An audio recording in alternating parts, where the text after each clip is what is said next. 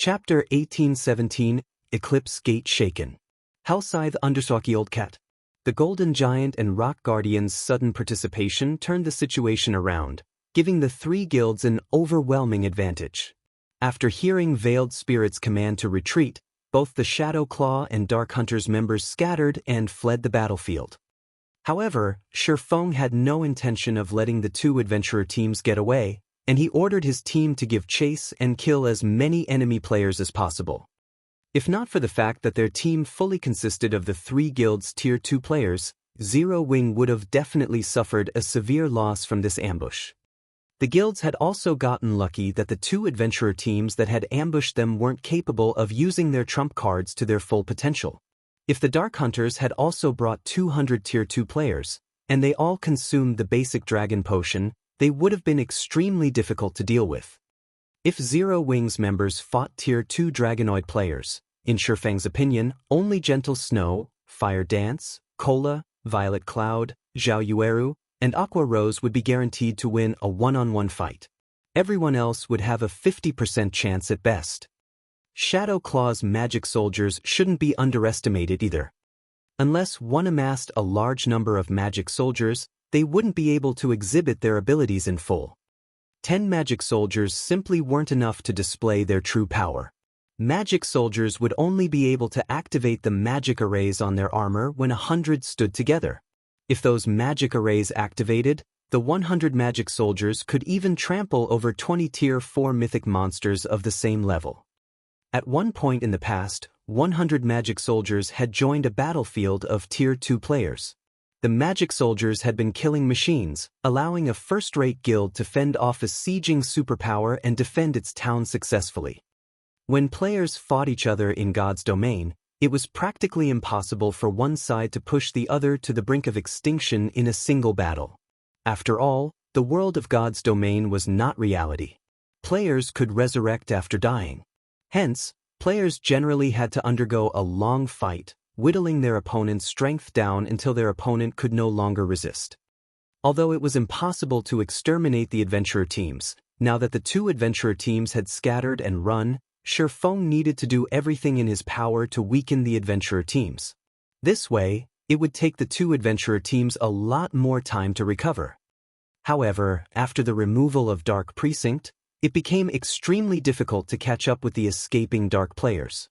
To make matters worse, the marshy forest's layout was extremely complex. As a result, the fleeing Dark players escaped the three guilds' pursuit very quickly.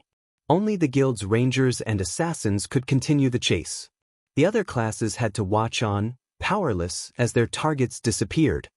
In less than a minute, the two Dark Adventurer team's members had thoroughly disappeared into the dense forest.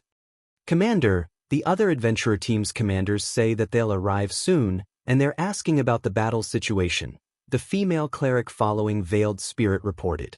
How should we respond to them? What's the situation? Veiled Spirit frowned, fury on her face as she continued, tell them that they can fight all they want. Shadow Claw will take no part in this. The female cleric was speechless. However, she more or less understood her commander's mood. Shadow Claw had suffered severe losses in this battle. This was the first time their adventure team had suffered so drastically. Moreover, the information the Starline Corporation had given to them had been painfully inaccurate. It was only natural for Veiled Spirit to be furious. The female cleric immediately conveyed Veiled Spirit's reply, word for word, to the commanders of the various approaching adventurer teams.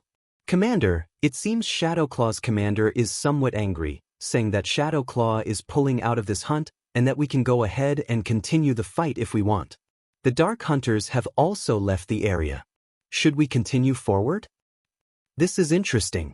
It seems both Shadow Claw and Dark Hunters have suffered quite a loss at the hands of Zero Wing. Since that is the case, let us return. When the other approaching adventurer teams received Veiled Spirit's reply, they all gave up on the thought of encircling Zero Wing. Both Shadow Claw and Dark Hunters were top-ranking adventurer teams in Dark Soul. If even these two adventurer teams had suffered a major loss after attacking Zero Wing, then their adventurer teams would definitely fail. Naturally, There was no longer a need to assault Zero Wing. Meanwhile, before the forest surrounding the Eclipse throne. Guild leader, they are simply too fast. They're like monkeys. We lost track of them as soon as they entered the forest, Blackie said, stomping his foot in frustration and anger when he could no longer see the two Dark Adventurer teams. This really is awful. I barely managed to kill 20 people. Hearing Blackie's words, Unyielding Soul and Dragon Phoenix Pavilion's members shot the Cursemancer's scornful looks. Every one of their opponents had been an expert, not an ordinary player. They had been fortunate to kill 3 to 5 players in this battle. Defeating an expert and actually killing one were two different things. Normally, one would be hard-pressed to stop an expert's escape. Some experts even had life-saving tools to help them flee dangerous situations. If the two adventurer teams heard Blackie's words, they'd cough blood in anger. All right, the battle's over. Everyone, loot the battlefield quickly. It's best if we don't linger, Shifeng said through the team chat. He knew a little about the Dark Hunters and Shadowclaw, both of which belonged to the Dark Alliance known as Dark Soul. The adventurer teams capable of joining Dark Soul were all top adventurer teams. During its peak, Dark Soul had included over 40 adventurer teams. The alliance had been stronger than any one of the 6 great dark guilds in God's domain in the past. Although Dark Soul had yet to reach its peak, it should have around 10 or so adventurer teams at the very least. Since 2 of Dark Soul's adventurer teams had appeared here, he could not rule out the possibility that the alliance's other adventurer teams would as well. His team was already exhausted. There were fewer than 140 players still alive. Trying to fight several more dark adventurer teams now would result in greater losses. Unyielding Heart and Phoenix Rain nodded in agreement. They then instructed their subordinates to clean up the battlefield swiftly and leave the area. Shortly after Shifeng's team left the area, several dozen players emerged the dense forest. However, these players were from the various dark adventurer teams. Rather, they were independent players that had come to the jungle to grind energy essence. Zero Wing is too amazing. That was the first time I've seen such an amazing battle. Indeed. Despite only having a 200-man team, Zero Wing repelled an army of over 2,000 experts. This result is simply absurd. Rumors really can't be believed. Zero Wing is way stronger than the rumors make it out to be.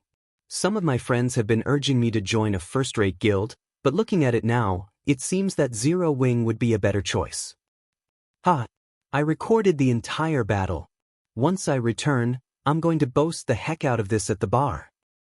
These independent players' eyes glowed with excitement as they looked at the direction Shifeng and the others disappeared to.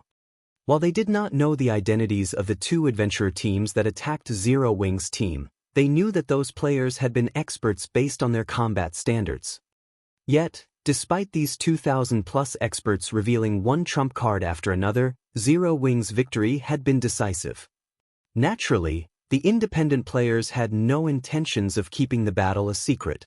Immediately, they posted the videos they had recorded on the official forums, allowing every player in the Eclipse Gate to view them. What's going on? 2 superpowers are fighting near the Eclipse throne? Wait, isn't that Zero Wing? Did some superpower try to ambush their team?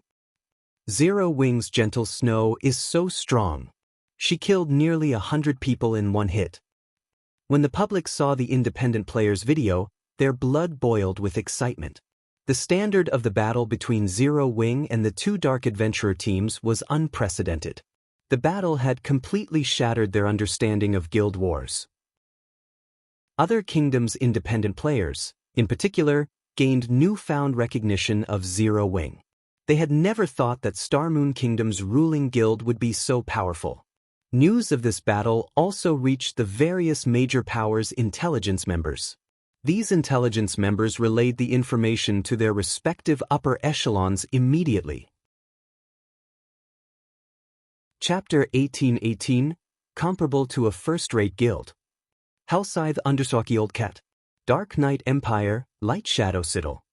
A lofty tower sat in the middle of the city, and hovering above this tower was a gigantic, dark purple crystal.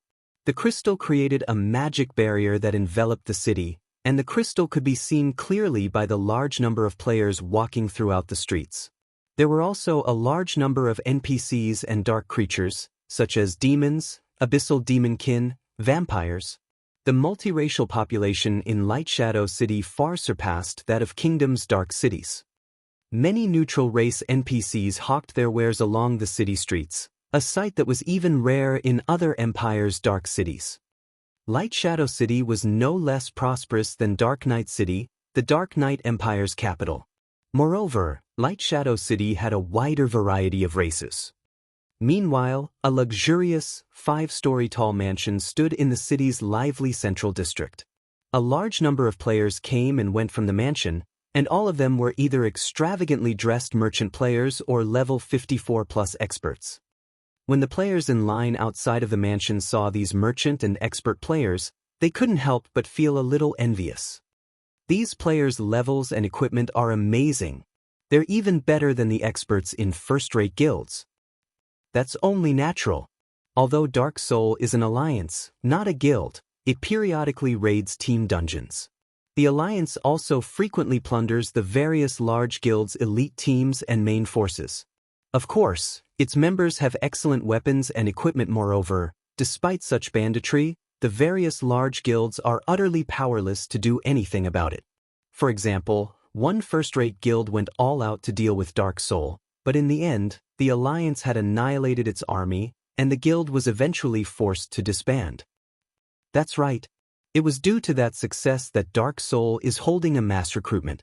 When I heard about it, I dropped what I was doing and came here. It would be great if I could join the alliance. If we get to join Dark Soul, we'll be able to move through the Dark Knight Empire and the several neighboring kingdoms unhindered. Even the various dark guilds will have to treat us with respect. In addition, if we join one of the top 5 adventurer teams after joining Dark Soul, such as Shadowclaw, the Copper Eagle Kingdom's #1 Dark Adventurer team, or Dark Hunters, which has recently become famous in the Dark Knight Empire, will be set for life. I hope I can get into one of the top 5 adventurer teams too. It's a pity that the requirements are extremely high. At the very least, you'll need to reach the Trial Tower's 6th floor or reach the 5th floor's late stage and have a specialty. The several thousand dark players outside of the mansion quietly discussed their desire to join Dark Soul. In the Dark Knight Empire and its several neighboring kingdoms, Dark Soul enjoyed a status rivaling that of super first-rate guilds and super guilds. Moreover, unlike most dark guilds and dark adventurer teams, Dark Soul wasn't afraid of a confrontation with the various large guilds. It even dared to challenge 2 super first-rate guilds simultaneously. To dark players, who were always forced into hiding, this was a freedom they hungered for. Now that Dark Soul was recruiting members, independent dark players like themselves couldn't miss this opportunity. Meanwhile, inside an office on the mansion's topmost floor, a young man stood by the office's window. As the young man observed the independent players outside of the mansion, a grin spread across his face. This man was none other than Tiger Breaker, Dark Soul's Alliance Master. Alliance Master, since we announced the recruitment, over 2,000 players have passed our test already. In addition, over 30 well-known adventurer teams have applied to join us. With these new recruits, once we receive the resources the Starline Corporation promised, we'll be able to nurture 2 or 3 well-equipped expert legions quickly, a level 55 male elementalist wielding a withered wooden staff reported. Good. Pathless, you've done well this time. As long as the other adventurer teams deal with Zero Wing, we won't have any problems acquiring the promised resources, Tiger Breaker said, smiling. Alliance Master, you can rest assured. I've heard that Black Shark and the others have discovered the whereabouts of Zero Wing's upper echelons. The Dark Hunters and Shadowclaw have already left to set up the ambush. I believe Zero Wing will suffer severely. Once we receive the confirmation, the Starline Corporation will definitely be satisfied with our performance and pay us a portion of the agreed resources up front, the level 55 elementalist named Pathless said, smiling. Once the Starline Corporation delivered the promised resources, Dark Soul would become the Dark Knight Empire's Dark Overlord. Once it achieved that goal, Dark Soul could then secure its sovereignty over all of God's domain's dark forces. While Tiger Breaker and Pathless conversed, Pathless received a message. After reading it, however, his complexion paled. Has something happened? Tiger Breaker asked curiously when he noticed Pathless' gloomy expression. I just received a message stating that the adventurer teams that went to Star Moon Kingdom to deal with Zero Wing are preparing to return, Pathless said. Return? They've dealt with Zero Wing already? Tiger Breaker could not help his surprise. No, that's not right. Zero Wing is a large guild, comparable to a first-rate guild. It is impossible to deal with it so quickly. What happened? Zero Wing has dealt a heavy blow to the Dark Hunters and Shadowclaw. Both adventurer teams have lost over half of their people. According to Veiled Spirit, the information Starline provided was horrendously inaccurate. The Zero Wing they encountered was an entirely different guild than what the reports had mentioned. Due to this unexpected development, the various adventurer teams' commanders have decided to return to Light Shadow City and discuss the matter further. Pathless said quietly. How is that possible? That's Dark Hunters and Shadowclaw we're talking about. They simply left to deal with Zero Wing's main force. How could they possibly lose? They even lost over half of their teams. Tiger Breaker stared at Pathless in shock. Also, what does Veiled Spirit mean that Zero Wing is a different guild? Alliance Master, these are the battle videos some of the players had recorded. Why don't you take a look? The situation confused Pathless as well. Following which, he forwarded the videos he had received from his subordinate to Tiger Breaker. Battle videos? Tiger Breaker began to examine the videos after he received them. The first video showed the 2,000+ members from the Dark Hunters and Shadowclaw adventurer teams using trump cards that even surprised Tiger Breaker. Another video showed a female berserker killing Black Shark in a matter of seconds. Said female berserker had also killed nearly 100 players with one attack. The final video showed Shifeng summoning a black dragon and killing a magic soldier in just a few seconds. The Swordsman had also summoned his personal guard, rampaging and slaughtering the two dark adventurer teams and forcing them into a disadvantageous position. This is Starline's so-called comparable to a first-rate guild? Tiger Breaker's face flushed with anger as he watched the videos. Are Starline's intelligence members sleeping on the job? How is this comparable to a first-rate guild? A first-rate guild's main force can wipe out two of Dark Soul's top-ranking adventurer teams.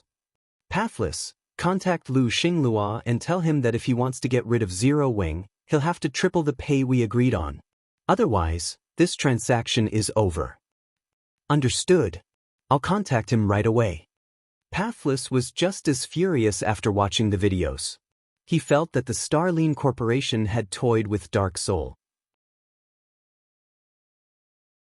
Chapter 1819, Advanced Smithy Dark Knight Empire, Dark Knight City. Hellscythe Undersaki Old Cat. The city's central district bustled with activity and traffic. Players also crowded the shops along the streets.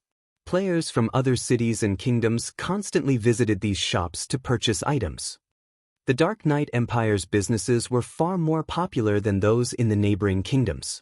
In those kingdoms' capitals, level 50 secret silver equipment was rare on the market, but in Dark Knight City, such equipment was common. Some shops even sold level 50 fine gold equipment only. The prices for those items were absurdly high, way above market value. Due to Dark Knight City's prosperity, many players from neighboring kingdoms brought their treasures here to sell. This made the city a hub for precious treasure. The various large guilds operating in the neighboring kingdoms had even stationed some players in Dark Knight City long-term to search for purchase opportunities. Kingdoms' capitals simply couldn't compare to the Dark Knight City's liveliness. Meanwhile, a towering guild hall loomed in the center of the city's central district. The guild residents occupied an area large enough to house a stadium that could accommodate tens of thousands of people. Not only would one need a high enough status to purchase such a large plot of land, but they'd also need a frightening number of coins. The land's base price was 50,000 gold, and it was one of the few spacious lands available in Dark Knight City's central district. This guild residence is so luxurious. The owner has even built a 5-story restaurant in it. This is ridiculous. I've heard it costs quite a lot to build a restaurant in a guild residence. Such a massive restaurant should cost at least 10,000 gold to build. 10,000 gold? Aren't you looking down on Starlink a little too much? The Starlink Corporation established the guild. Including the building's various accessories, Starlink has spent a total of 20,000 gold to build this restaurant. The guild also built training rooms with magic array enhancements. I've heard that the mana density inside these training rooms is much higher than that of the outside world. You'll be far more efficient when training in those rooms. It's a pity that only Starlink's members can enjoy this benefit. Then, why don't we just join Starlink? A newcomer like you? Join Starlink? Starlink is one of the top 3 guilds of the Dark Knight Empire. It's no weaker than super first-rate guilds like Crimson Emperor or Unyielding Soul. Although Starlink is mass recruiting right now, it is still out of reach for a newbie like you. While the players near Starlink's residence discussed the guild, a team of 100 players atop leopards turned onto the street. The 100-man team wore exquisite uniforms and radiated majestic auras. Many experts watched the team of players enter Starlink's residence in awe, dreaming of joining that team in the future. The 100-man team was Starlink's main force, and not long ago, the main force had defeated a level 50, 100-man team dungeon's 4th boss. Now, the team only needed to defeat the final boss to complete the 100-man team dungeon. This raid progression could already rival that of the Dark Knight Empire's 2 super first-rate guilds. Meanwhile, 3 people stood in the guild leader's office in Starlink's guild hall. These 3 watched the guild's main force, which had just returned from a dungeon raid, from a window. Guild leader, we have now caught up with Unyielding Soul's raid progress.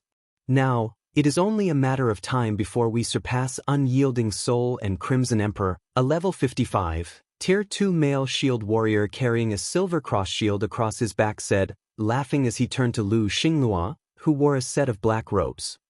Due to Starlink acquiring a share of the secret pavilion's magic crystal vein, the guild acquired a large number of magic crystals every day. This allowed the guild to sustain the magic arrays powering the guild's training rooms. With this, the guild's experts could continuously train and improve rapidly. Once the guild had accumulated enough Tier 2 players, it was only a matter of time before they obtained the first clear of the level 50, 100-man team dungeon they were raiding. Now that their guild didn't have to worry about magic crystals, they were able to nurture guild experts much faster. In 1 or 2 months, Starlink might even surpass Crimson Emperor and Unyielding Soul's expert count, becoming the Dark Knight Empire's #1 guild. Not bad. The struggle for the Thorn Fortress is about to start.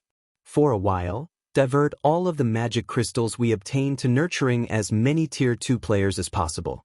I want to see how Crimson Emperor and Unyielding Soul intend to compete with Starlink when we obtain the management rights to Thorn Fortress, Lu Xinglua said, smiling.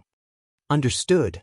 Guild leader, rest assured, I'll make sure that we have more Tier 2 experts than Crimson Emperor and Unyielding Soul by the time the struggle begins, the shield warrior promised. As Lu Xinglua was about to discuss their plans for the struggle over Thorn Fortress, he received a message notification. A message from Dark Soul? Lu Xinglua muttered when he noticed the sender's identity. By the time he finished reading the message, his expression had darkened. Have the people from Dark Soul gone mad? They're actually tripling their price to deal with a small guild like Zero Wing. Guild leader, we just received a message as well. It seems that Dark Soul's members have ambushed Zero Wing's main force. However, Dark Soul's members suffered a disastrous defeat and lost over half of its numbers. I suspect that this has something to do with their new demands. Dawn Webb, a level 55, Tier 2 female elementalist and the third person in the room, explained. You're saying that Dark Soul tried to ambush Zero Wing, but the guild turned the tables on them? For a moment, Lu Xinglua thought he had heard wrong. How is that possible? It's true. Some people have posted the battle videos on the Eclipse Gate's official forums. Almost everyone in the Eclipse Gate is talking about it, Dawn Webb said as she forwarded a few battle videos to Lu Xinglua. So, that is the case. Lu Xinglua could not help his frown as he watched the recordings. No wonder why a measly bug dares to oppose me. Guild leader, are we still going to take care of Zero Wing? Dawn Webb asked. Of course. Lu Xinglua said determinedly. But before we do, we have to secure the Thorn Fortress. Send a reply to Dark Soul, tell them that they can forget about tripling the price. I'm not going to triple their pay just because they got scratched. However, I am willing to tweak the conditions of our agreement. As long as they annihilate Zero Wing, I'll give them an additional 5% of Thorn Fortress's shares. Also, tell Tiger Breaker that Zero Wing doesn't have any backers. Since Zero Wing is so strong, it must have a massive secret. If he doesn't want that secret, he better not regret his choices once Starlink claims it. He was very familiar with the Dark Hunters and Shadow Claw's strength in Dark Soul. They were merely the 4th and 5th ranked adventurer teams in the Alliance.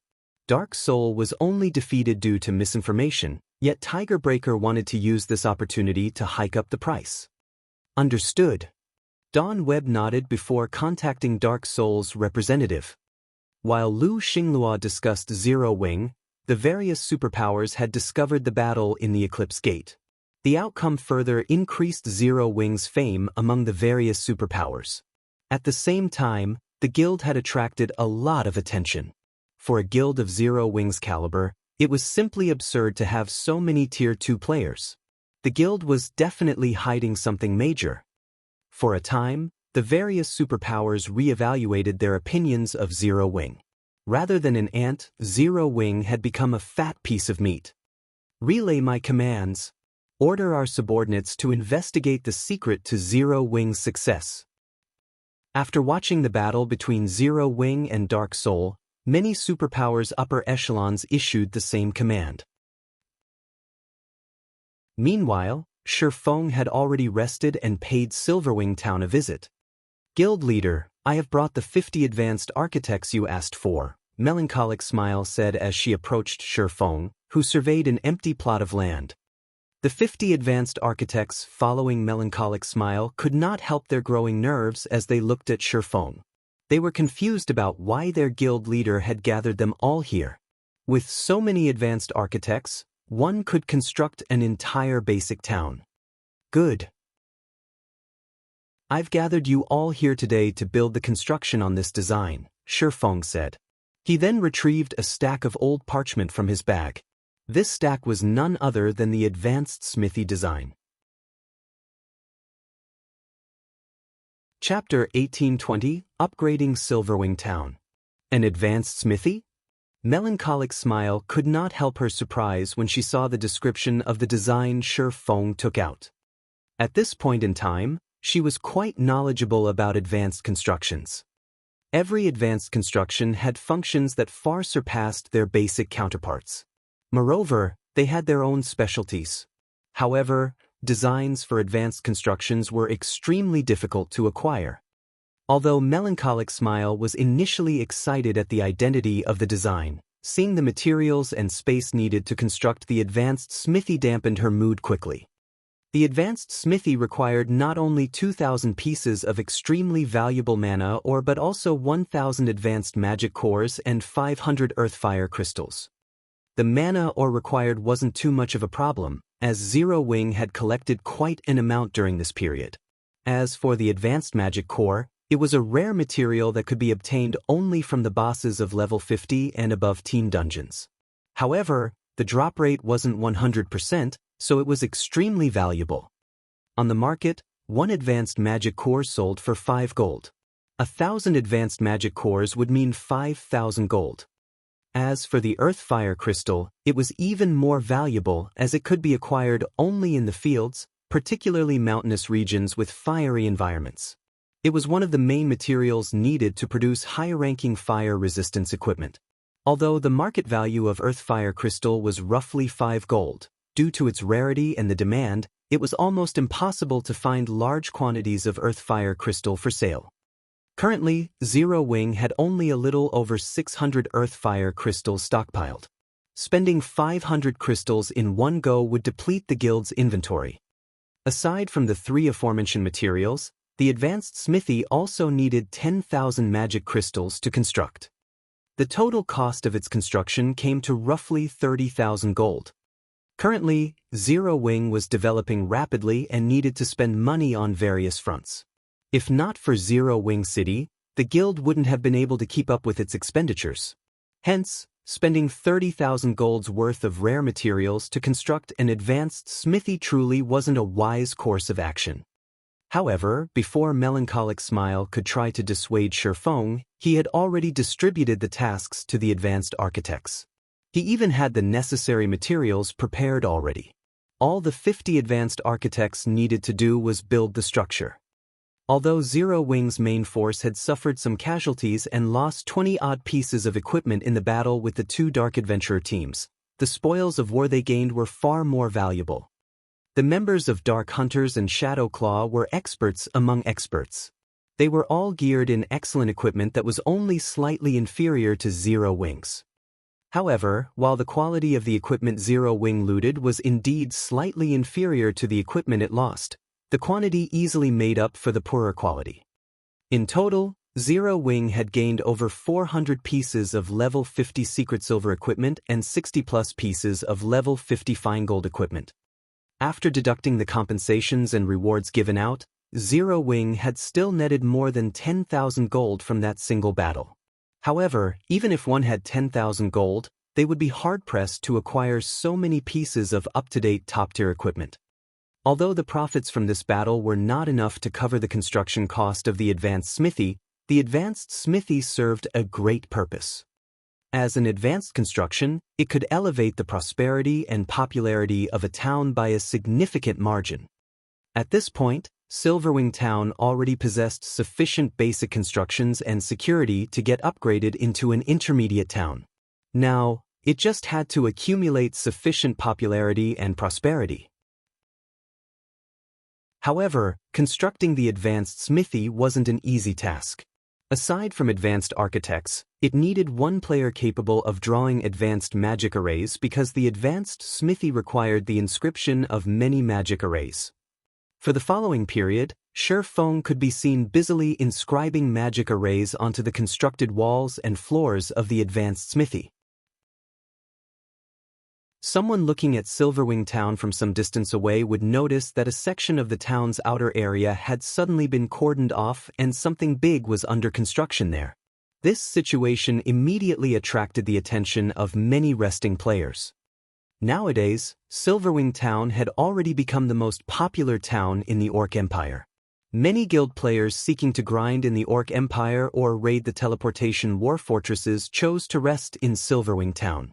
Even though the war fortresses in question were very far away from Silverwing Town, players still chose Silverwing Town over other guild towns in the Orc Empire.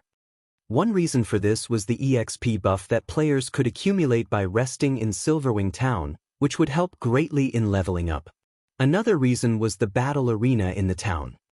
However, contrary to expectations, the high mana environment of Silverwing Town wasn't the reason why its battle arena was popular.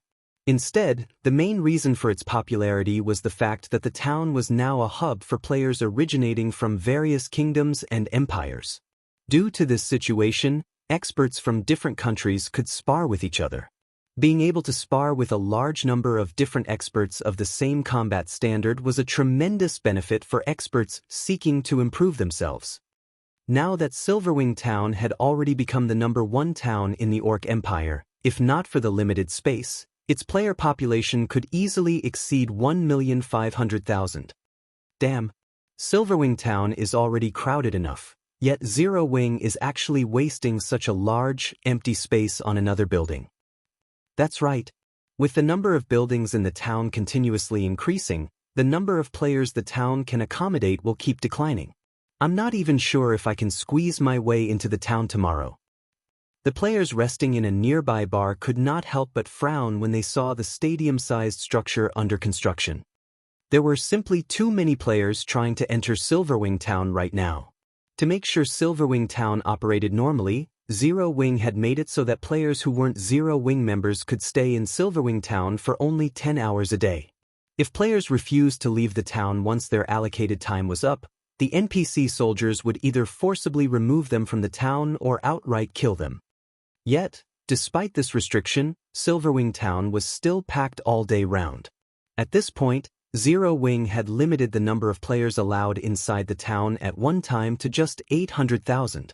If latecomers wished to enter the town, they would have to wait for someone to exit it.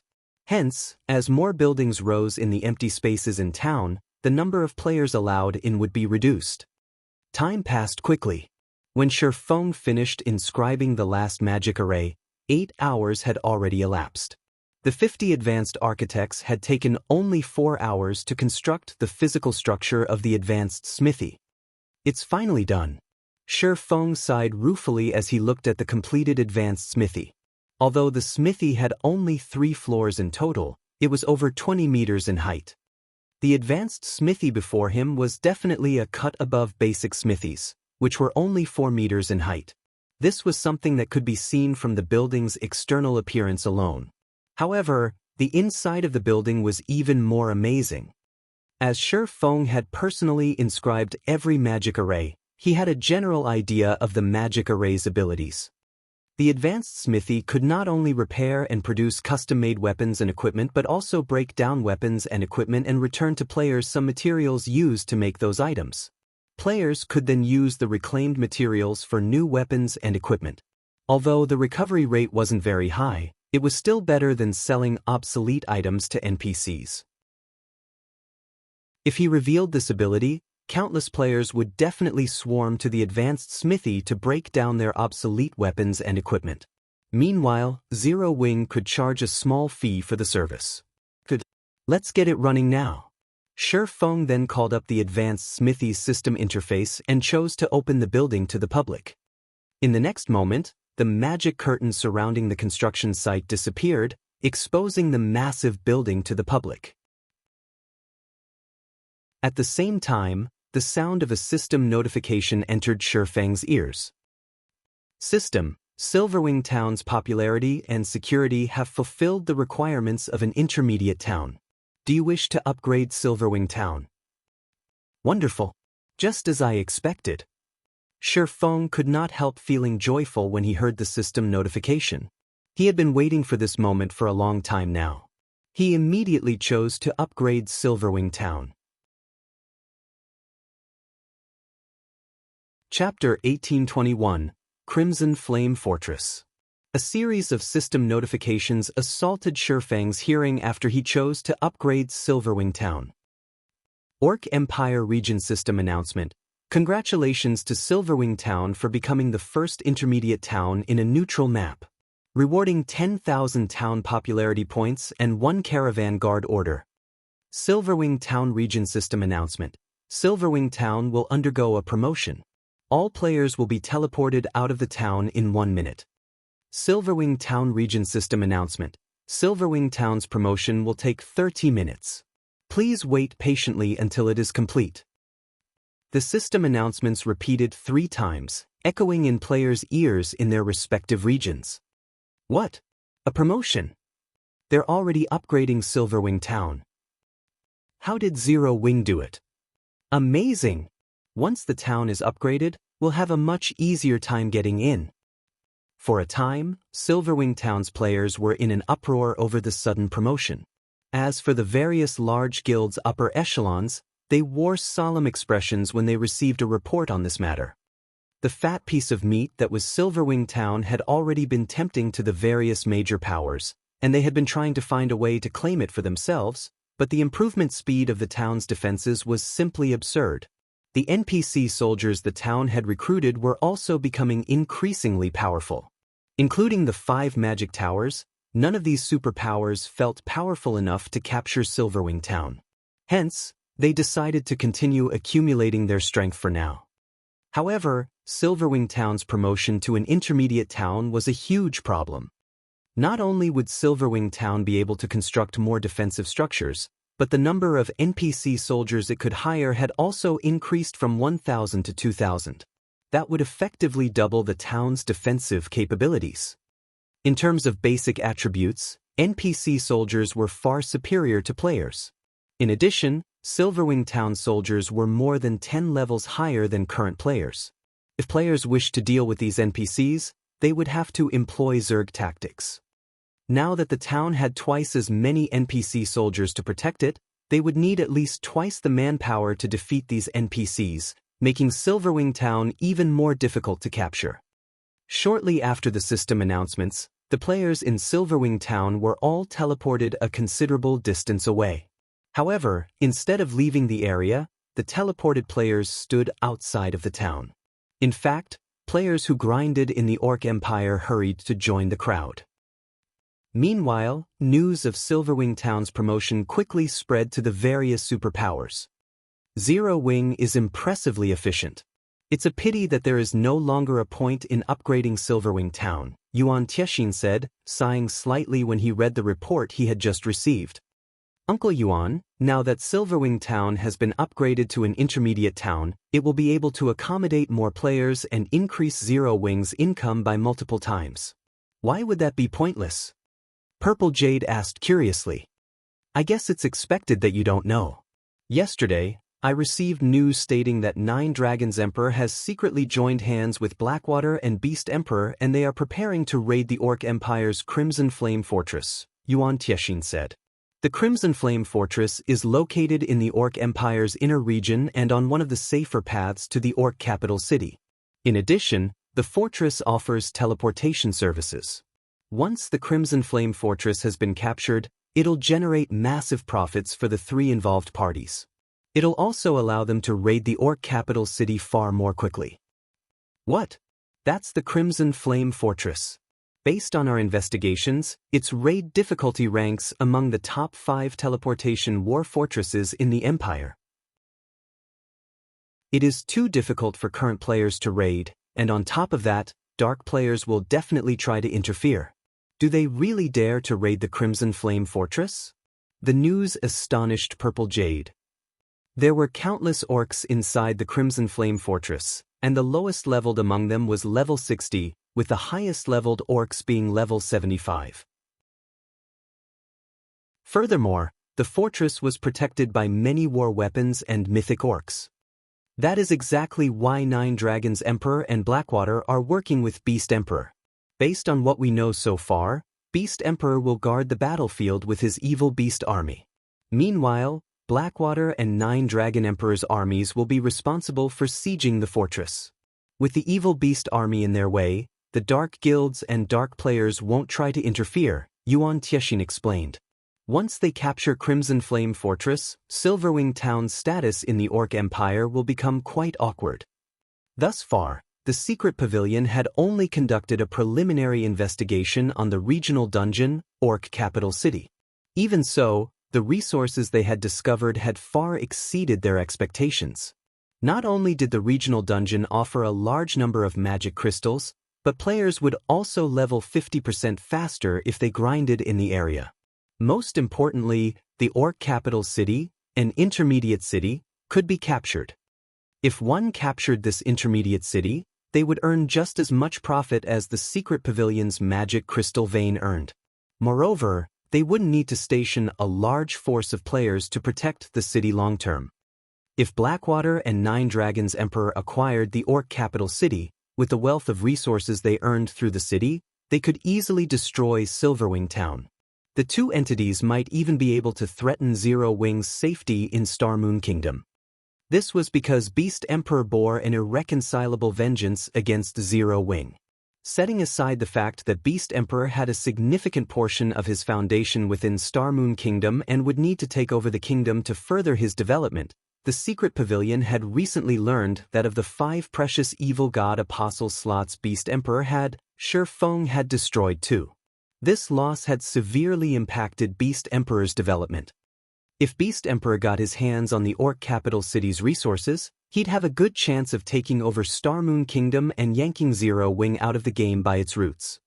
Uncle Yuan, why don't we notify Zero Wing? Purple Jade asked. Forget it.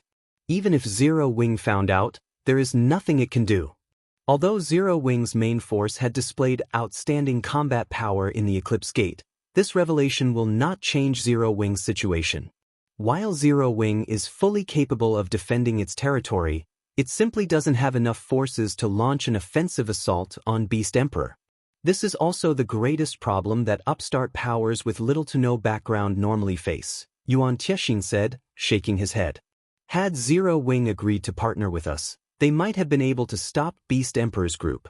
However, with Zero Wing's current forces, even if they gain the full support of Phoenix Rain, Beast Emperor is impossible to stop.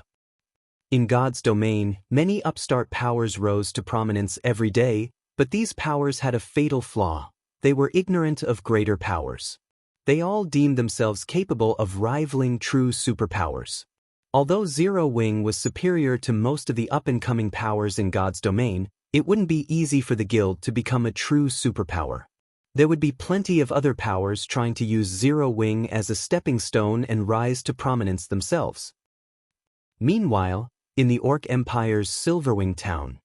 After a half-an-hour wait, the recently promoted Silverwing town appeared before the crowd. Silverwing town now occupied twice as much space as the old version.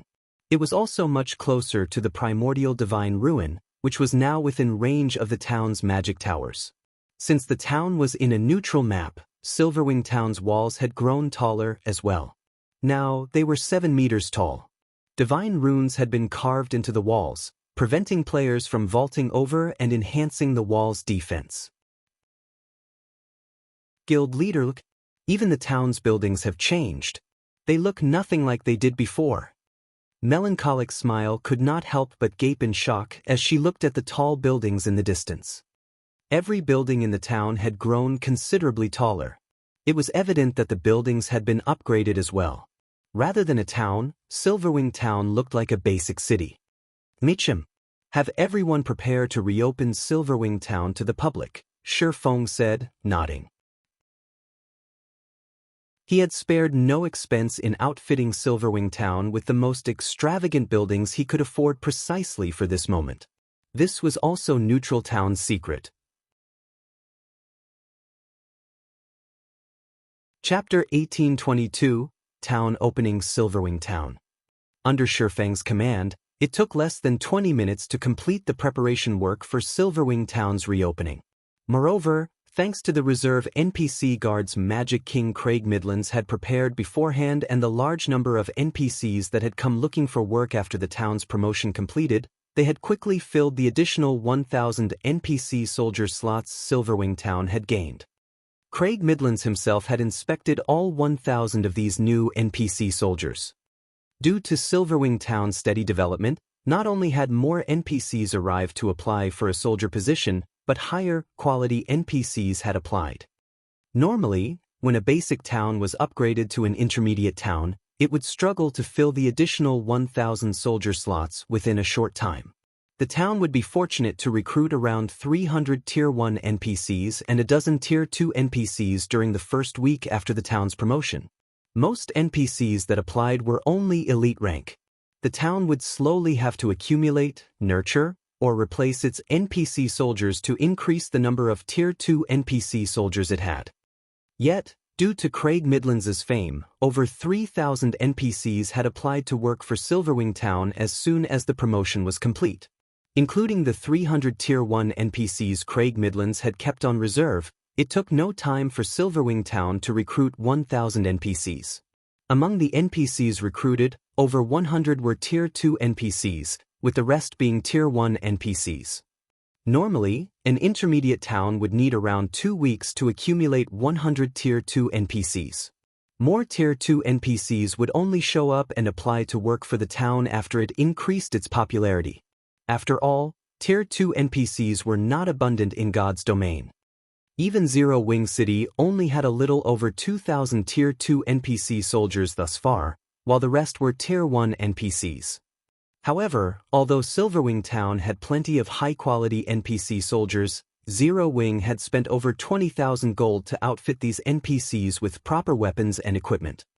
In God's domain, NPC soldiers did not come with their own items. Like players, they had to be armed. This was an important factor in strengthening a town's defenses. Of course, some NPCs would bring their own weapons and equipment when applying to become soldiers, but their items were usually low quality. They were much weaker than the standardized weapons and equipment the system provided. Naturally, The combat power these NPCs would be able to display would depend on the quality of their weapons and equipment. For example, an NPC with bronze equipment and an NPC in mysterious iron equipment would have around a 20% difference in combat power. While 20% might not seem like much to players, but it was a lot for NPCs who possessed much higher basic attributes. When Stone Forest Town and Zero Wing City had been constructed, Zero Wing had lacked funds. Shifeng had only been able to outfit his NPC soldiers with the cheapest bronze weapons and equipment available. He had only started to upgrade the NPC's gear after the guild had money to spare. A large fraction of the investments needed to develop a town had to be spent on the NPC soldiers' weapons and equipment. In addition, these weapons and equipment needed regular repairs, which would also cost a considerable amount of money. These reasons were why most of the various large guilds avoided owning too many towns. This even held true for the various superpowers. Although the superpowers occupied many towns, they would not arm every one of them to the teeth. Instead, they would focus on developing a few select towns. However, arming the NPC soldiers with better items was why many first-rate guilds' headquarters were able to withstand sieges from super first-rate and super guilds. The longer a town developed, the stronger the NPC soldiers guarding it would become. When fully equipped with top-tier equipment, NPC soldiers could even contend with players of a higher tier. Fortunately, with the exception of some extremely powerful top-tier equipment, the majority of the weapons and equipment NPC soldiers used could be purchased from the system with coins. There was no need for players to invest time and effort into farming weapons and equipment. Hence, Shifeng had spent over 20,000 gold to arm the newly recruited NPCs. A full set of level 50 to 100 bronze equipment would cost 2 gold coins.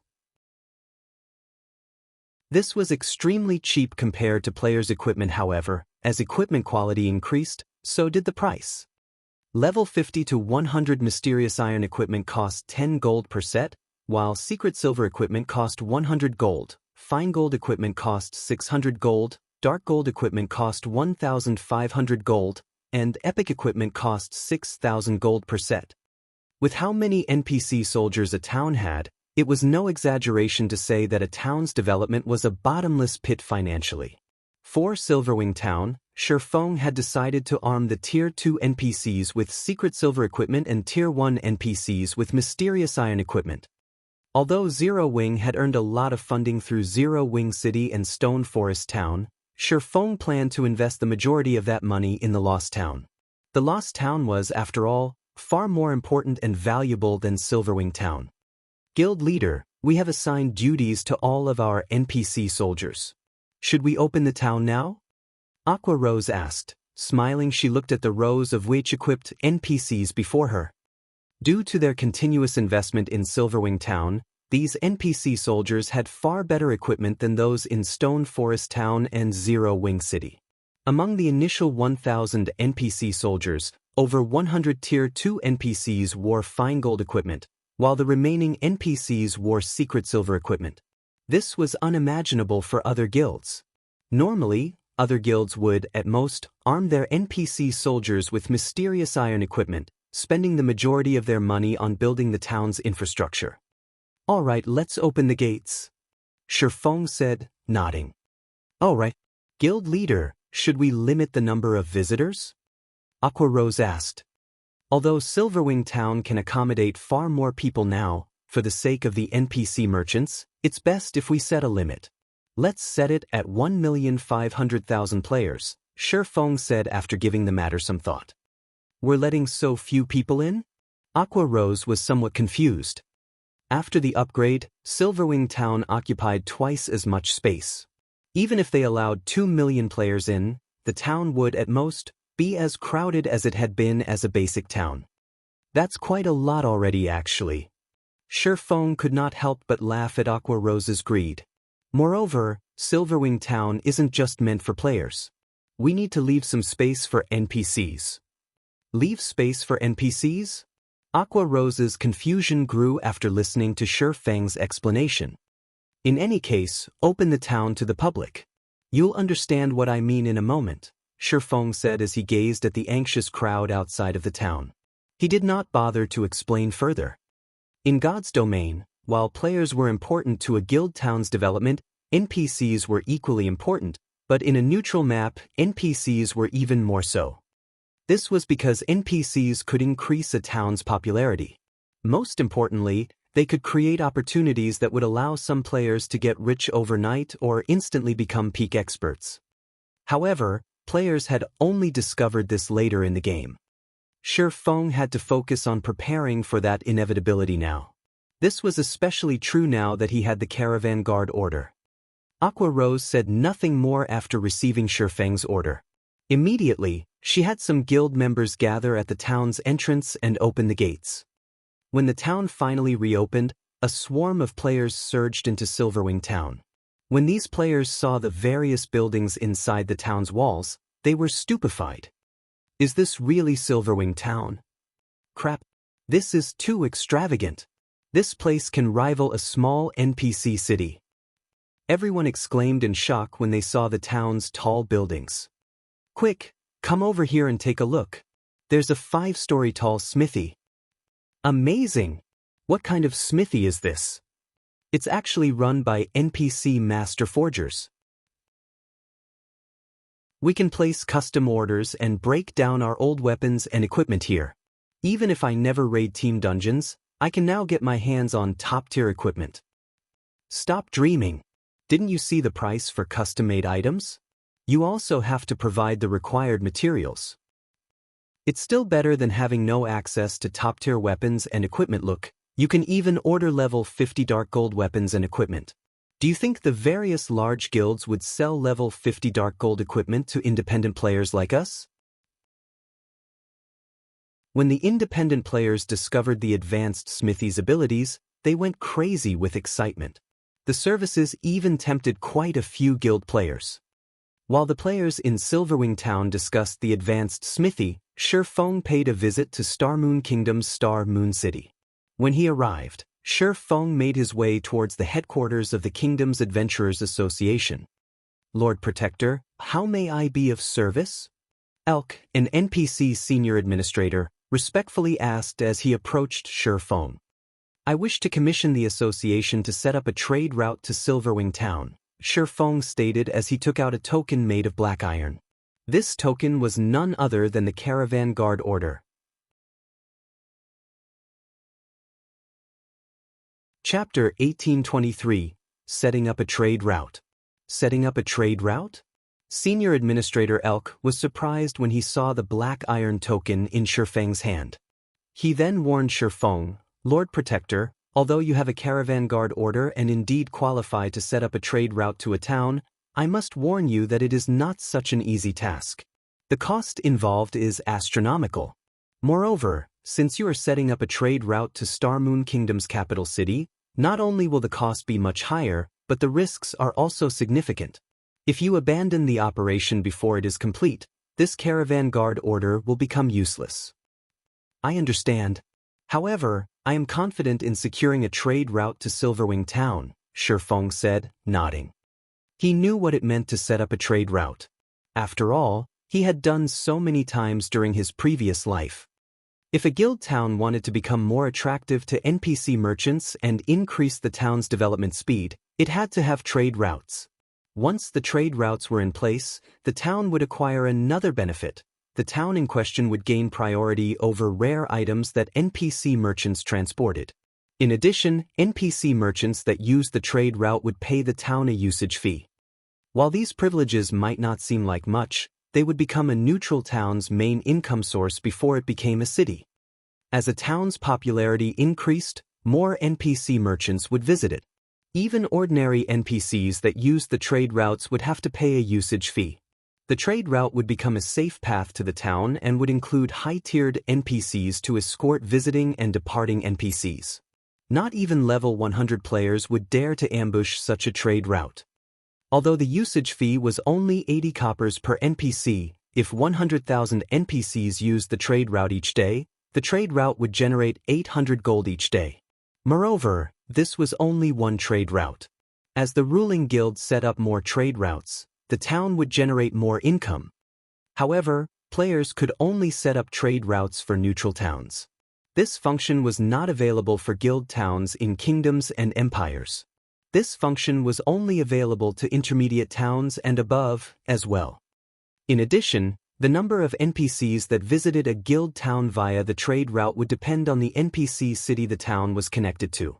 The more prosperous the NPC city was, the more NPC visitors a guild town would see. If players set up a trade route to a capital city, it was almost guaranteed that their guild town would see 100,000 to 200,000 visiting NPCs every day. If the trade route were connected to an ordinary NPC city, the town would only receive around 20,000 to 50,000 NPCs. However, the more prosperous an NPC city was, the more difficult it would be to set up a trade route.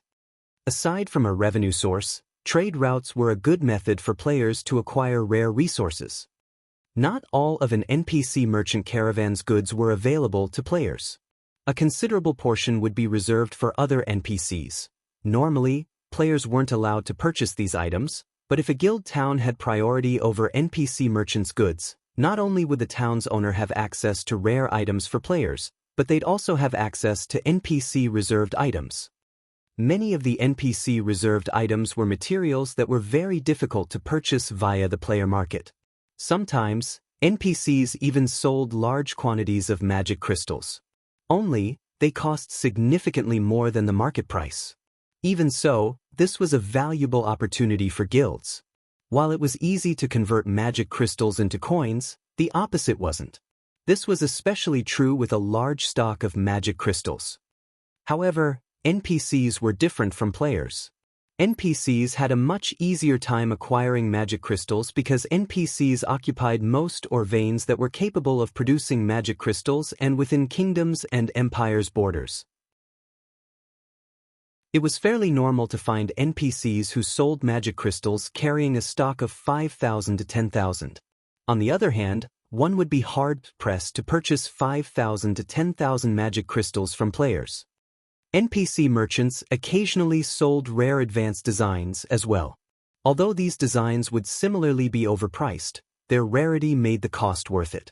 After all, it was almost impossible to purchase advanced designs from other players. If one were extremely lucky, they could even find NPC merchants that sold fragmented legendary items or clues leading to such treasures. Although such occurrences were ridiculously rare, based on player-collected statistics, the more NPCs merchants that visited a guild town, the higher the ruling guild's chances were of finding an NPC that carried such items and clues. Naturally, every clue that led to a fragmented legendary item was extremely valuable. Since there was a possibility to acquire fragmented legendary items, Feng wouldn't miss the opportunity. Since players in the past hadn't often spoken about how they had acquired their fragmented legendary items, Feng knew very few methods to do so. In fact, most players wouldn't even reveal the fact that they owned a fragmented legendary item. Hence, Feng only knew about the relatively famous fragmented legendary items. However, the methods of acquiring those items were incredibly demanding, so he couldn't hunt them down at this stage of the game. Since you understand the risks involved, that is fine. If you wish to set up a trade route to Silverwing Town, it will cost you a base fee of 10,000 gold and 5,000 magic crystals. As you possess an ordinary caravan guard order, you are only allowed to form a 100-man team. The team will require a minimum of one advanced magician to carve magic arrays on the route to repel monsters, Senior Administrator Elk explained. Lord Protector, may I know if you will need me to introduce you to some mercenaries to accompany on your journey? Of course, Feng said, nodding. The Caravan Guard order was a trigger to activate the special quest for setting up a trade route. While Feng could rely on players to complete this quest, he could also enlist the help of the Adventurers Association's mercenaries. At this stage of the game, NPC mercenaries were undoubtedly much stronger than players. Hence, players that acquired a Caravan Guard order at this stage of the game would generally hire mercenaries to aid them. Unfortunately, the price was quite high. In the past, some guilds had tried to save money, confident that their members would be strong enough to handle the task. However, while Zero Wing's main force was very powerful, the trade route he wanted to establish required crossing the border into the Or Empire. When establishing a trade route, the system would occasionally send monsters to interfere. These monsters would be 15 levels higher than the local monsters, and many of the Empire's monsters were level 60 or higher. In that case, the interfering monsters would be level 75 and above once he entered the Empire. These monsters were too high of a level for Zero Wing's main force members at this time, so they weren't suitable for this quest. Alright, here is a list of mercenaries willing to undergo this challenge with you, Lord Protector, Elk said before handing Shi Feng a list. The quest to set up a trade route was very special and very dangerous. Players couldn't simply hire whatever NPC mercenaries they wished. The available mercenaries would depend on the player's status in the Adventurers Association. The higher one's status was, the more NPC mercenaries they could choose from for the operation. Amazing! 4-star treatment in the Adventurers Association is really a great help when setting up a trade route. Shi Feng could not help his surprise when he read the list. During his previous life, he had only been able to recruit 3-star, Tier 2 NPCs at best. As a result, he had struggled to set up trade routes for Shadow's neutral towns. Now, however, even 2-star, Tier 3 NPCs had applied to join his quest, not to mention 3-star, Tier 2 NPCs. He had to admit that the Spirit Slayer Advanced title came with some awesome benefits. Without hesitation, Shi Feng spent over 15,000 gold to hire 97 mercenaries, spending almost every coin he had on hand. The weakest mercenaries he hired were level 80, 3-star, Tier 2 NPCs, with the strongest being level 83, 2-star, Tier 3 NPCs. Overall, his team had 15 Tier 3 NPCs. After Shi Feng handled the necessary procedures and learned how to draw the necessary advanced magic array, he summoned the level 85 Anna and level 83 Kite. With 97 other NPCs in tow, he grandly departed Star Moon City, riding secret silver transport carriages. The secret silver transport carriages were an extraordinary sight to behold. 5-meter-tall lightning-horned earth dragons pulled the carriages behind them. The earth dragons themselves were great lords, and watching the caravan move down the city streets was spectacular. What's going on? Is the city hosting some kind of event? That's not it. The lead transport carriage's driver is a player. Could this be a player-triggered event? That player is wearing Zero Wing's guild emblem. Zero Wing is so awesome. It can actually produce such powerful carriages? There are over 10 Tier 3 NPCs in the caravan. This is ridiculous.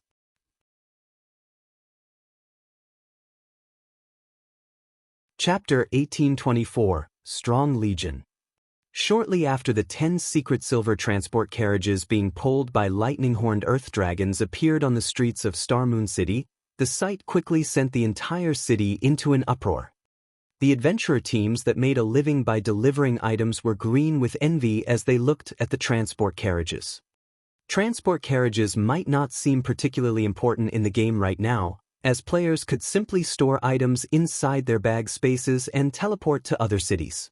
However, as players reached higher levels, transport carriages would become increasingly relevant.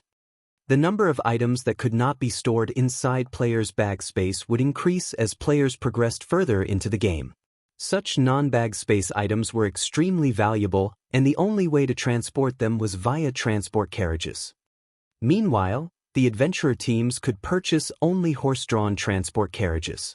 On the other hand, the secret silver transport carriages had great lord-ranked lightning-horned earth dragons pulling them. There was simply no comparison between the two. Just the aura of the earth dragons was enough to scare away the mobs one would normally come across out in the fields. Not to mention, the transport carriage itself was like a huge house. One could easily imagine how many non-bag space items the transport carriage could store in such a huge transport carriage. As expected of Star Moon Kingdom's #1 guild. I wonder when our adventurer team will be able to obtain a transport carriage like that? That's right. If we have a transport carriage like that, we can earn over 10 gold per delivery trip. The adventurer team members seated on the advanced transport carriages parked along the streets cast covetous looks at the lightning-horned earth dragons. Currently, The minimum price in the delivery business for transporting a non-bag space item was 1 silver coin. The price scaled up depending on the distance traveled. Meanwhile, the adventurer team members estimated that the secret silver transport carriage could carry over 100 non-bag space items. This assumption was because the advanced transport carriages they owned were only the size of an ordinary horse carriage but could already carry a maximum of 60 non-bag space items. No matter how they looked at it, the house-sized transport carriages should be capable of transporting at least 100 non-bag space items. Only Shifeng knew that the value of the secret silver transport carriage was actually not the slightest bit inferior to a secret silver speedboat. The secret silver transport carriage could carry 350 non-bag space items and 30,000 bag space items. The 10 transport carriages lent to him this time were meant to convey the materials needed to carve special magic arrays. Each of these materials took up 1 non-bag space slot. Moreover, in terms of speed, the lightning-horned earth dragons were superior to even dark gold mounts. While the players on the streets were talking about the secret silver transport carriages, the lightning-horned earth dragons took only a few seconds to disappear from everyone's sight as they galloped toward the city's main gate. Although some members of large guilds tried to follow Shifeng and investigate his actions, their mysterious iron mounts could only eat the earth dragon's dust as they watched the secret silver transport carriages disappear from view. Sure enough, secret silver transport carriages are really fast. If Zero Wing can acquire one, transporting diamond wood and 7 luminaries crystals on land would be a lot easier. Shifeng could not help but be astonished as he looked at the scenery rapidly flashing by. If a transport carriage possessed such speed, even robbing it would become a very tough proposition. However, during his previous life, first-rate guilds would be very fortunate if they could acquire even bronze transport carriages, let alone secret silver transport carriages. After traveling for about half an hour, Shifeng arrived at a crossroads. He then stopped the caravan and had all the NPCs stand guard. Someone traveling from Starmoon City to Silverwing Town on a dark gold mount wouldn't be able to complete the journey even after traveling continuously for 5 or 6 days. Not to mention, one would have to cross many high-level regions during the journey. Fortunately, he was only setting up a trade route, so he didn't need to travel its entire length. All he had to do was connect some trade routes that previously were unconnected. By doing so, he would be able to bypass a few high-level regions and carve out a trade route to Silverwing Town that would come across monsters no higher than level 80. If this task were left to a first-timer, creating such a safe path without several days' worth of research would be impossible, due to a lack of familiarity with the existing trade routes of Starmoon Kingdom. Shifeng, however, knew the trade routes present within the kingdom like the back of his hand. After all, back when he was serving as Shadow's guild leader, he had been the one responsible for setting up the majority of the trade routes owned by Shadow. Hence, he was well aware of which existing trade routes would get him from Starmoon City to the borders of the Orc Empire safely and swiftly. Shifeng spent about 10 minutes to carve out a magic array in the middle of the crossroads. When he activated the magic array, a blue ripple spread out from the magic array and stopped only after covering a 30,000-yard radius. The monsters close to the crossroads immediately started distancing themselves from it. After a short moment, a safe path was established between the route he currently stood on and a nearby trade route. After completing this task, he led his caravan toward the nearest NPC town. He then used the teleportation array there to travel to another NPC town and continued connecting other independent trade routes. Throughout his journey, he caused quite a commotion across the entire Starmoon Kingdom. The various major powers based within the kingdom grew restless and confused at Shifeng's actions, unable to figure out what Zero Wing was trying to do. After running around for a day or so, Shifeng successfully created a new trade route that connected Starmoon City and the border between Starmoon Kingdom and the Orc Empire. For the remainder of the trade route, due to the absence of existing trade routes within the Orc Empire, Shifeng had no choice but to create an entirely new one by himself. When the various guild players grinding and questing in the Orc Empire's outer area saw the secret silver transport carriages approaching, they involuntarily gaped in shock.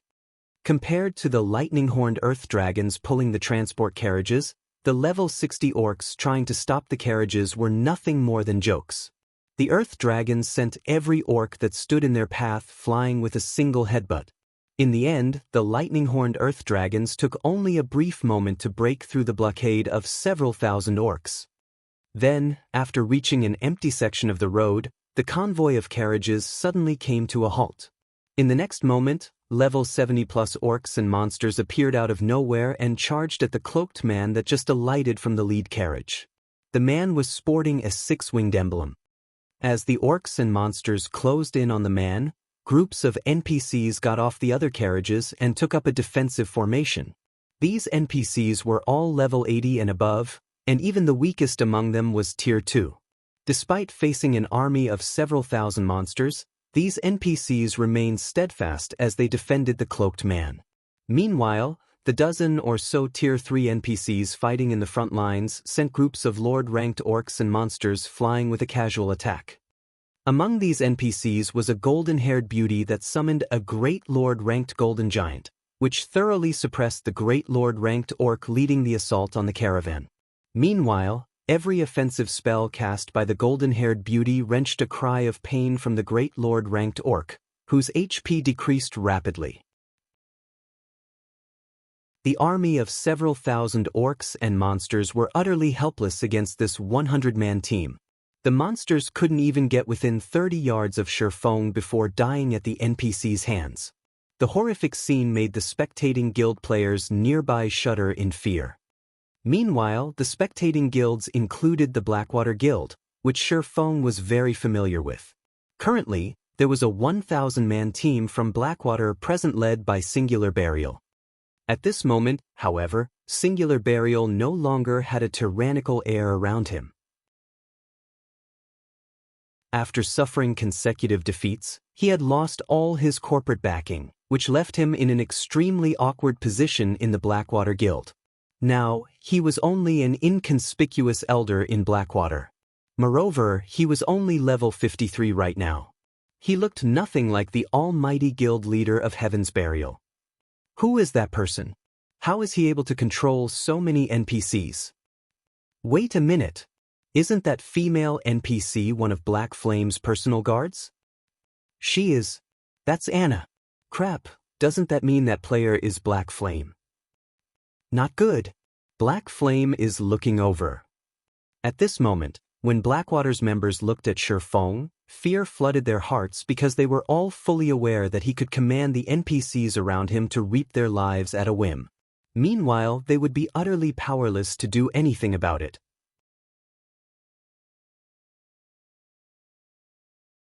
Chapter 1825. One success was built atop the sacrifice of thousands. As the NPC legion pushed back the approaching orc and monster army, a wall of corpses quickly formed on each side of the road.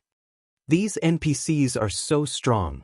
I get the feeling that this NPC team can even raid an ordinary guild town. I know, right? Just look at those Tier 3 NPCs going. They are throwing level 70+ Great Lords with a single hit. Their individual combat power is likely even higher than Grand Lords of the same rank. Even if these Tier 3 NPCs aren't enough to raid a guild town, they're more than enough to kill every one of us. As expected of Star Moon Kingdom's #1 expert. With the ability to control so many powerful NPCs, Black Flame could easily annihilate armies of tens of thousands of players. It's no wonder why the various superpowers are helpless against Zero Wing. The various spectating guilds and adventurer teams gulped as they watched the fight between the NPCs and monsters.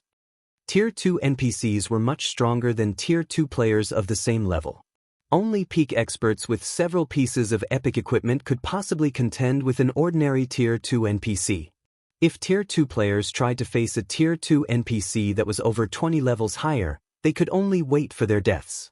As for Tier 3 NPCs, they would only need a few moves to finish off Tier 2 players.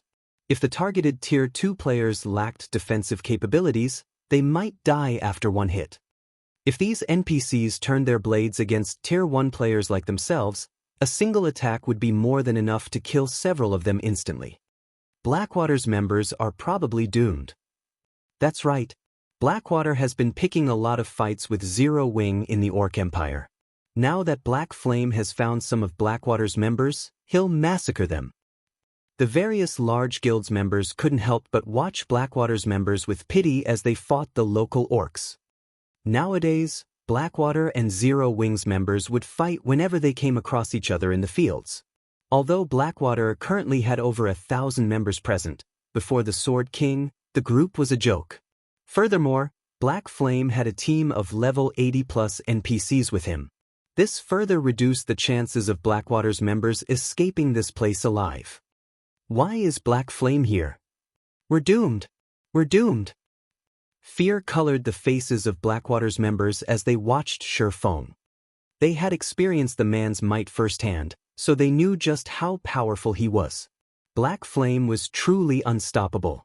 He could easily single out and kill a specific player while surrounded by an army of tens of thousands. Although their team currently had over 1,000 well-equipped elite and expert players, Black Flame could annihilate them all by himself. Their only option was to run. If others heard their thoughts, they'd be a laughingstock. If 1,000 elite players simultaneously attacked a single expert, one move should be enough to end the battle. Even a peak expert would try to avoid a 1,000-man enemy elite team. How could a lone player possibly defeat an army of elite players? However, they knew very, very well that the likelihood of such a situation was high. Not only did Black Flame possess multiple large-scale destruction spells, but he also had ridiculous movement speed.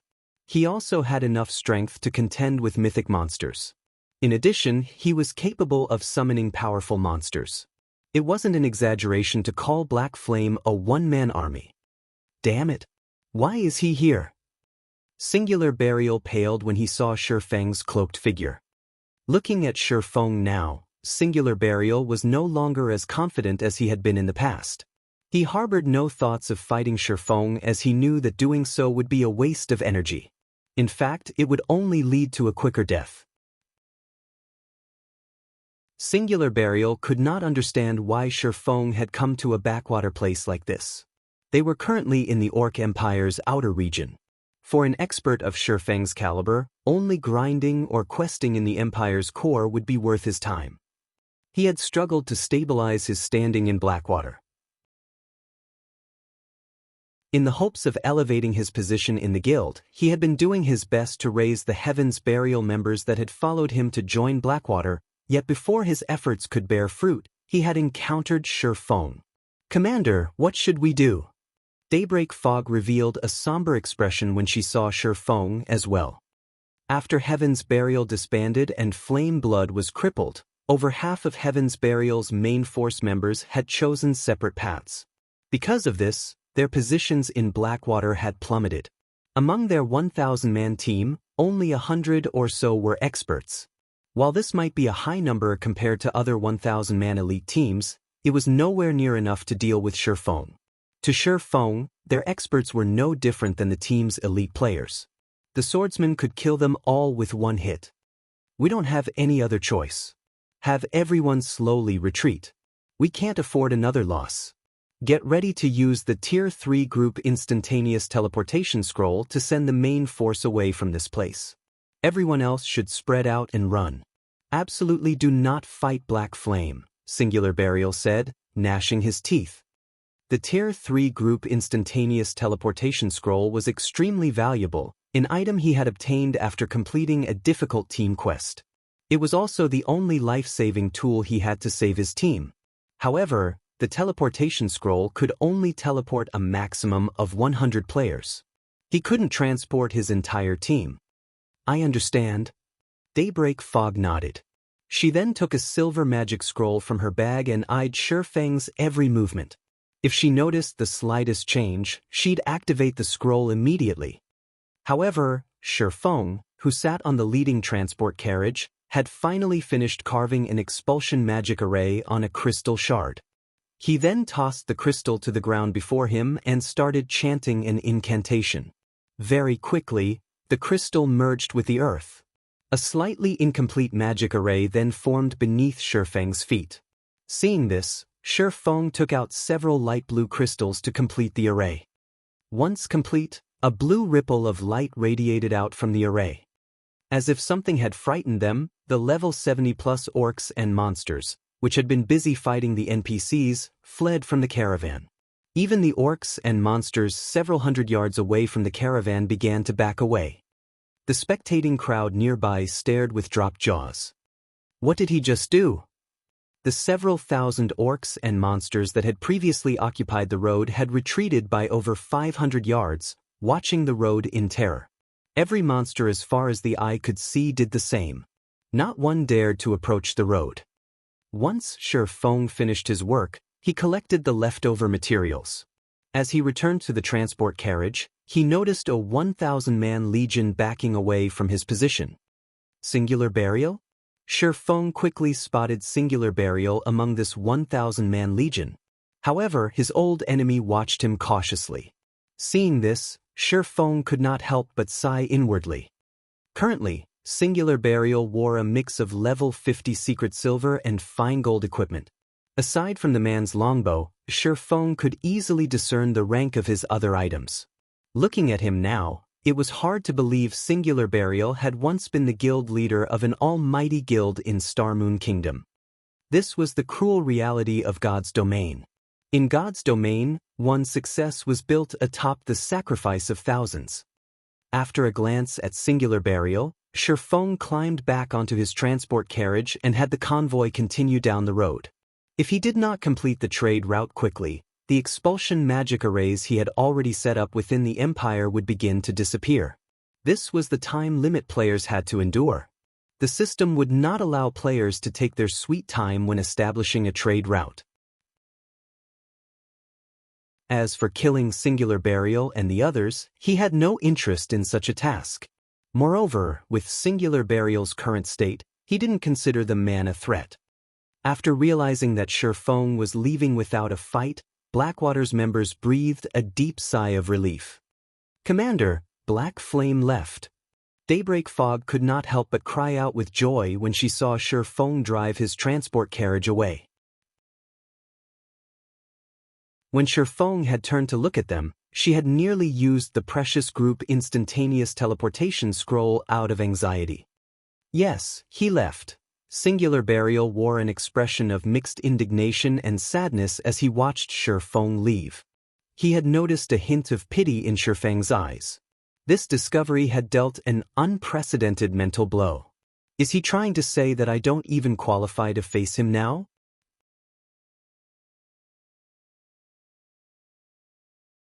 Chapter 1826, Vulcan Sigh. After Feng left, all of the various large guilds' members visibly relaxed. Black Flame is leaving just like that? He doesn't intend to deal with Blackwater's members? My guess is that Black Flame finds it beneath him to deal with them. I've watched the battles that occurred at the Primordial Divine Ruin. Black Flame had soloed a mythic monster. Then he sent both Blackwater's army and the Evil Beast army running with their tails tucked between their legs. A measly 1,000-man elite team probably isn't worth his effort. Black Flame is too strong. His presence alone was enough to make the various large guilds shrink back with fear. It's no wonder why Black Flame is recognized as Starmoon Kingdom's #1 expert. He is far stronger than those famous peak experts. The adventurer teams watching from a short distance away were shocked when they looked at the various guild players, who watched the departing convoy cautiously. They had never thought that the presence of a single player would be enough to deter so many guild players. They had all heard many rumors about Black Flame, but they had assumed the rumors were jokes and baseless assertions. However, they simply treated those rumors as jokes and baseless assertions. However, after seeing the man in person today, they finally understood that the rumors were actually true. In fact, Black Flame was even scarier than the rumors made him out to be. Because of this discovery, many of these independent players, who hadn't been interested in joining any guild, began to have second thoughts. They all considered joining Zero Wing, especially the Swordsman players. This was especially true for Swordsman players. Unbeknownst to Feng, his casual action of sparing Blackwater's members had made many independent players in the Orc Empire reconsider their position about joining his guild. At the same time, news of Shifeng's appearance in the Orc Empire had reached the various dark players hiding in the Empire. "Commander, we have discovered Black Flame." "Where?"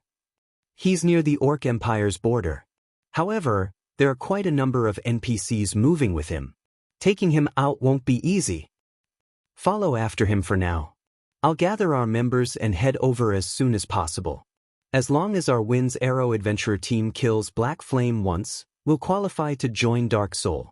We cannot miss this opportunity, so follow him closely." "Understood."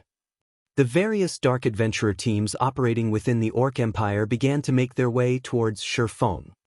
Some time ago, the Dark Knight Empire's Dark Soul had placed a bounty on Zero Wing. For each Zero Wing upper echelon killed, one could earn a Dark Mutation slot. If one managed to kill Zero Wing's guild leader, regardless of whether an individual or an entire team completed the task, both would be welcomed to join Dark Soul. Individuals would be given command of a new adventurer team in Dark Soul. To players that operated in the dark, Dark Soul's reputation was equivalent to that of a super guild. Joining the Dark Alliance and become one of its commander-level figures was no different than becoming the vice guild leader in a super guild. Why wouldn't such an offer be tempting? The various Dark Adventurer teams and several Dark guilds began an enthusiastic search for Black Flame. Although Black Flame was very powerful, even giants would fall against overwhelming numbers. God's Domain also had many special methods to kill players. Dark Soul had not specified a requirement to defeat Black Flame with raw strength. The lightning-horned earth dragons dashed down the Orc Empire's gravel roads. As Shifeng ventured deeper into the Orc Empire, stronger monsters and orcs showed up to hinder his progress. Initially, most of the monsters had only been chieftains, but now, lords began to target his caravan. If not for the lightning-horned earth dragons being level 80 great lords, the monsters in their way would have stopped the caravan long ago. Sure enough, it really is difficult to set up a trade rule in a land ruled by the dark forces.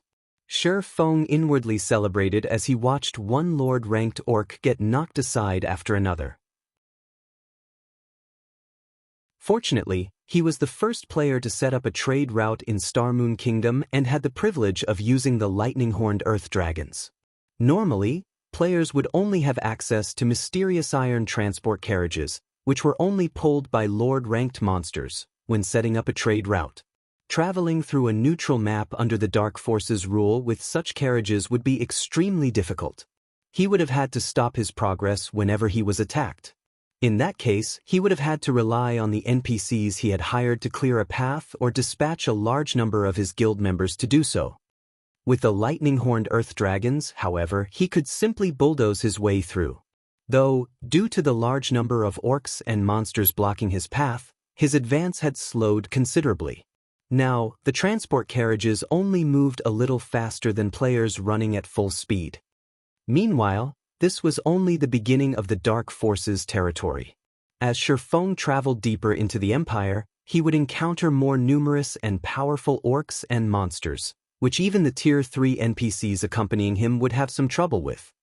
After about 8 hours, Shifeng arrived before an orc fortress. According to the system map, the fortress was the final point for the trade route. This quest, does it really want me to build the expulsion magic array inside the fortress? As Shifeng watched the patrolling orcs on the fortress's walls, he wondered if he had read his system map wrong. This was nothing like the orcs he had faced on the road earlier. On his way here, he had faced wild orcs or orc patrols, but these orcs were members of the Orc Empire's well-trained army. Fortunately, due to his quest, the fortress only had around 3,000 orc guards, far fewer than normal. In return, however, their levels and rank had increased significantly. Now, the weakest orc guarding the fortress was a chieftain, with the majority of the orcs being lords. The leader of these creatures was even a level 80 mythic-ranked orc general. After spotting Shifeng's caravan, the orc general raised its greatsword with one hand and loosed a furious roar. Suddenly, the army of 3,000 orcs stationed inside the fortress flooded out of the fortress's gates and marched towards Shifeng's caravan. Sturdy, shield-wielding orcs occupied the front line while agile, bow-wielding orcs moved at the rear. The orc army's approach even made the NPCs with Feng nervous. Feng could see well over 100 Great Lord-ranked orcs and over a dozen Grand Lords.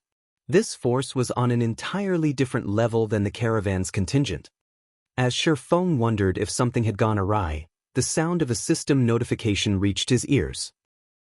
System, you have triggered the epic trade route quest Orc King's Ambitions. You may choose to accept or abandon this quest. If you complete this quest, you will receive a commendation from Starmoon Kingdom and qualify to build an airport. Abandoning this quest will not affect your original trade route quest. If you choose to abandon this quest, the system will designate an alternative path for the trade route. You have 3 minutes to consider. An epic trade route quest? Feng was stunned when he read the system notification, but after seeing the quest rewards, he couldn't help his growing excitement. Could this be the reward for being the first player to set up a trade route? The qualifications to build an airport. Countless guilds in neutral maps dreamed of acquiring this qualification, but very few succeeded in doing so. In the past, not a single guild had revealed how they had managed it. Meanwhile, the sensational scene at the Orc Fortress stupefied the various Dark Adventurer teams and Dark Guilds following Feng. Crap, what's going on? Is Black Flame trying to raid the fortress? Does he intend to raid a fortress by himself? Is he crazy? Black Flame is insane. That's an orc fortress we're talking about. Although he can stand against a mythic monster for some time, capturing a fortress is a different story entirely. Even if he has some NPCs to support him, ambushing a fortress is impossible. As the Dark players watched the distance between the Orc army and Feng's caravan decrease, they were dumbfounded. They had watched many guilds try to raid one of the Orc Empire's fortresses before, but this was the first time they had seen a single player attempt it. Commander, what should we do? Should we attack Black Flame? These orcs are too high-leveled. Moreover, there's a mythic orc among them. If we attack carelessly, we might get dragged into the fight. Let's wait. It won't be too late to take action once the Orc army pushes Black Flame and his NPCs back. All of the Dark Adventurer teams and Dark Guilds following Feng came to the same decision. Meanwhile, as the Orc army approached the caravan, Feng and his NPCs prepared for battle. Let's give it a try, Feng decided after analyzing his current combat power and the challenge. The quest had only mentioned that he needed to set up an expulsion magic array in the fortress, not capture the fortress. There was a huge difference between the two tasks. Naturally, the former was far easier. Moreover, this was a valuable opportunity. It would be a huge waste to give it up. Grinding his teeth, Feng accepted the quest. He then pulled a magic scroll with crimson divine runes from his bag.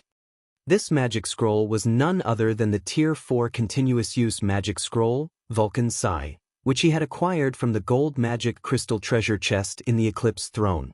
The magic scroll was even more valuable than ordinary epic equipment. Vulcan Sigh was also an extremely rare summoning scroll. He had hoped to save the scroll as a trump card for any future guild wars, but using it to complete this epic trade route quest was worth the expenditure. Following which, Feng injected 1,000 magic crystals of mana into the magic scroll and activated it. In the next moment, a crimson, threefold magic array manifested beneath Feng's feet. The sky also began to transform, and the earth started to quake. Why did the sky suddenly go dark? Everyone noticed dark clouds block out the sun. A moment later, the space around Feng began to freeze. The spectating Dark players felt a powerful aura assault their minds and bodies.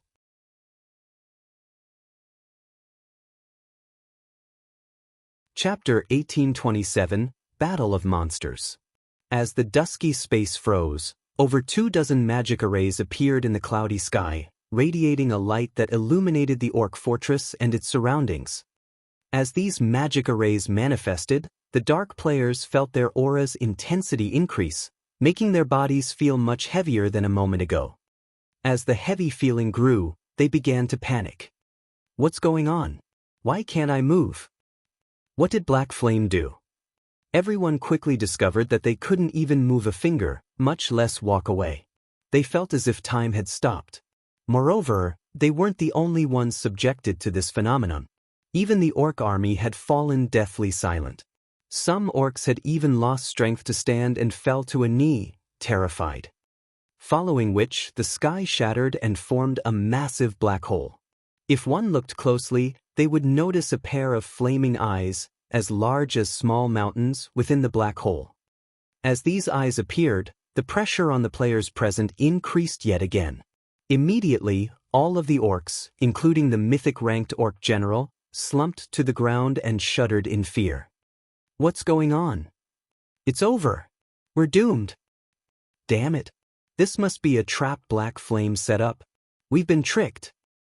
As the dark players looked up at the massive pair of eyes, they sensed their impending death and destruction. They weren't even ants before the owner of those eyes. As long as the creature willed it, its aura alone would slay these players. It wouldn't even need to attack. The players from the various Dark Adventurer teams and Dark Guilds suddenly regretted their decision to target Silverwing. Just as everyone cowered before their doom, the pair of flaming orbs vanished abruptly before fire began to pour from the black hole, raining down on the Orc Empire like meteors. Boom. A series of explosions shook the Orc fortress and the area. The ground trembled so violently that the dark players, who stood quite a distance away, nearly lost their footing. The shower of fire continued for 6 seconds, transforming the earth under the orc army into a burning hellscape. By the time flames stopped pouring out of the black hole, the chieftain-ranked orcs had been wiped out while the lords sustained heavy injuries. The several thousand dark players gasped when they saw this outcome. With one attack, Silverwing had obliterated half of the entire orc army. However, before the crowd could recover from their shock, the fire on the battlefield converged and transformed into easily over 100 flame giants. The weakest among these flame giants was a level 80 High Lord, whereas the strongest 5 were level 82 Grand Lords. Vulcan's Sigh is actually so powerful? Even Silverwing was astonished as he gazed at the flame giants. He had assumed that he'd be lucky to summon even one Grand Lord. He had never expected for Vulcan's Sigh to summon such a powerful legion of flame giants. After the single activation of Vulcan's Sigh, Silverwing noticed that the magic scroll had lost half of its durability. In other words, Vulcan's Sigh was a continuous use magic scroll that could only be used twice. Moreover, he would have to wait 2 natural days before he could use the scroll again. He could not use it consecutively. However, Silverwing was very satisfied with the result. Although most Tier 4 continuous-use magic scrolls could be used 4 to 6 times, their effects couldn't compare to Vulcan's Sigh. The Flame Legion's arrival instantly disrupted the Orc army's formation. The 20-meter-tall Grand Lord-ranked flame giants sent over a dozen orcs flying with a single slap. In terms of strength, even the Grand Lord-ranked orc warriors were no match for the Grand Lord-ranked flame giants. For a time, the Legion of Flame Giants brought chaos to the orc army. The battle between the flame giants and orcs was earth-shattering. Sounds of slaughter and explosions echoed across the barren plains that surrounded the orc fortress, stupefying the dark players that hid in the distant forest. Although the battle only involved several thousand monsters, it was no less intense than a battle between tens of thousands of players. If players joined this fight, even the shockwaves from the orcs and flame giants clashing would vaporize them. While the orc army tangled with the Flame Legion, Silverwing used the opportunity to lead his NPC mercenaries past the orc army and towards the orc fortress. He did not need to exterminate the orc army to capture the fortress. He only needed to set up the expulsion magic array inside of it. Moreover, Silverwing did not think that he could defeat the orc army. The army was led by a mythic orc, after all. Although the flame giants were powerful, a mythic-ranked creature could easily suppress them. Furthermore, the Flame Legion was badly outnumbered. It was only a matter of time before the orcs wiped the Legion out. When Silverwing was within 500 yards of the fortress, the level 80 orc general discovered his group. With a roar, the Orc General raised its greatsword, firing a chilling beam attack at the Grand Lord-ranked Flame Giant before it. The attack sent the Flame Giant flying back as a layer of ice formed on the ground before the Orc General. The Mythic Orc then led a group of subordinates as they ran down the icy path its attack had created to block the fortress's entrance with their bodies. Other orcs also began to abandon their fights with the Flame Giants, charging towards Shifeng's group. Sure enough, they won't let me through so easily. Shifeng smiled bitterly as he looked at the Orc General before the fortress's entrance. He then turned toward Anna and ordered, "Do it." Nodding, Anna began to chant as she approached the Orc General. When less than 100 yards separated the two, Anna finished her spell and pointed her staff at the Orc General. Suddenly, a level 85, Tier 4 Valkyrie descended from the sky. Using an advanced instantaneous movement, the Valkyrie instantly appeared before the Orc General and swept the lightning spear in her hands at the Mythic Orc. Boom! Failing to react in time to the strike, the Orc General and a dozen or so Great Lord-ranked orcs got sent flying over 100 yards to the side. The Valkyrie's frightening strength had even shattered the ground before her, creating a small ravine. Good. Shifeng then led his group into the fortress, commanding his NPC mercenaries to guard the entrance while he headed for the system-designated location to set up the expulsion magic array. The fortress's entrance wasn't particularly large. 20 NPCs would be more than enough to form a barricade. Fortunately, the fortress's walls had been enhanced with magic runes, and not even mythic monsters would be able to jump over them. Now, the orcs could only enter the fortress if they destroyed its walls or the NPCs guarding the entrance. The fortress walls were quite sturdy, and it would even take a mythic monster some time to destroy them. By the time the Orc General created an opening, Shifeng would have long since completed his task. The only way the Orc General could get into the fortress before Shifeng finished was through the main entrance. Hence, stationing guards would be enough. Very quickly, Shifeng found the targeted location. Wasting no time, he immediately took out a large, blue crystal from his epic-ranked spatial bag and began to engrave the expulsion magic array. As the seconds ticked by, more orcs tried to force their way into the fortress. The Tier 2 NPCs defending the entrance began to die, one after another. Only the Tier 3 NPCs barely held their ground against the Grand Lord-ranked orc warriors. The Valkyrie fought a fierce battle against the Orc General outside of the building, doing her best to injure the Mythic Orc. Meanwhile, the Orc General was utterly powerless to stop the beating. Although the Orc General was a level 80 Mythic-ranked creature, the Valkyrie was a level 85 Mythic-ranked angel. There was a massive difference between the two beings' life ratings. The Valkyrie completely overpowered the Orc General, and it took everything it had just to block the Valkyrie's attacks. Occasionally, the Orc General slipped up and the Valkyrie's attacks sent it flying. The watching Dark players were flabbergasted.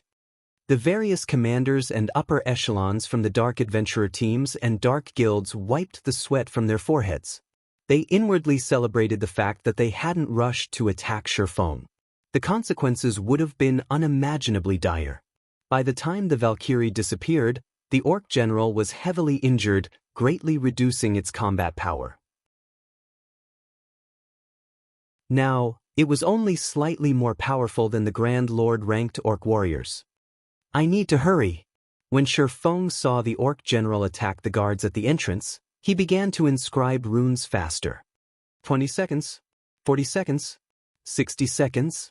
Once the Orc General rejoined the fight, more NPC mercenaries began to fall. In just 60 seconds, over 10 Tier 2 NPCs had died. One of the Tier 3 NPCs had even sustained heavy injuries.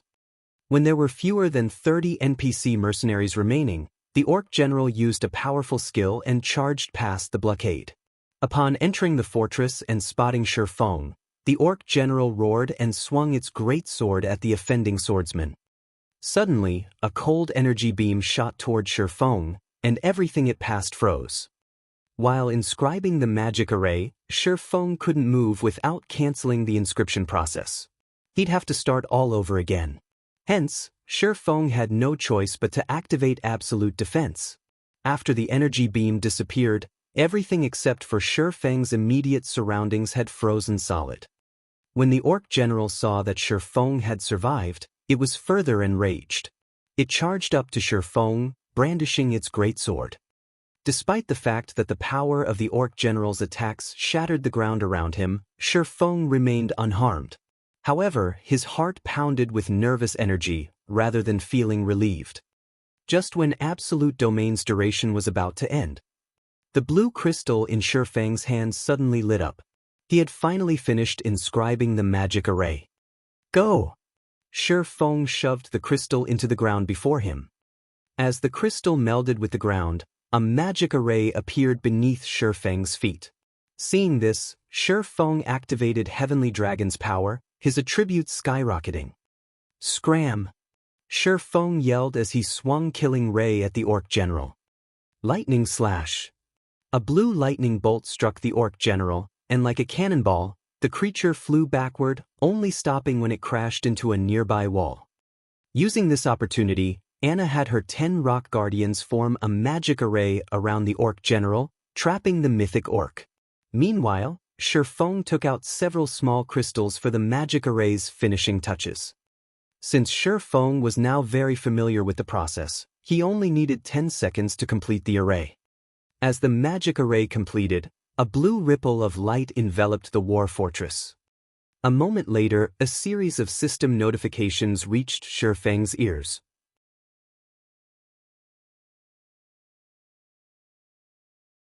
Chapter 1828, Advanced Manager. System, congratulations! You have completed the epic trade route quest Orc King's Ambitions.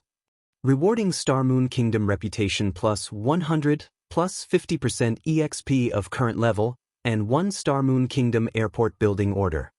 Orc Empire Region System Announcement. Congratulations to Zero Wing's Silverwing Town for becoming the first town in the Orc Empire to set up a trade route.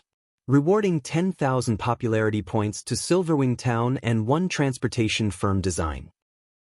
The system announcement echoed 3 times in the ears of every player within the Orc Empire. Set up a trade route? What's that? It should be something that can lure in more NPC merchants. If that's true, doesn't that mean we can obtain even more rare items from the NPCs of Silverwing Town now?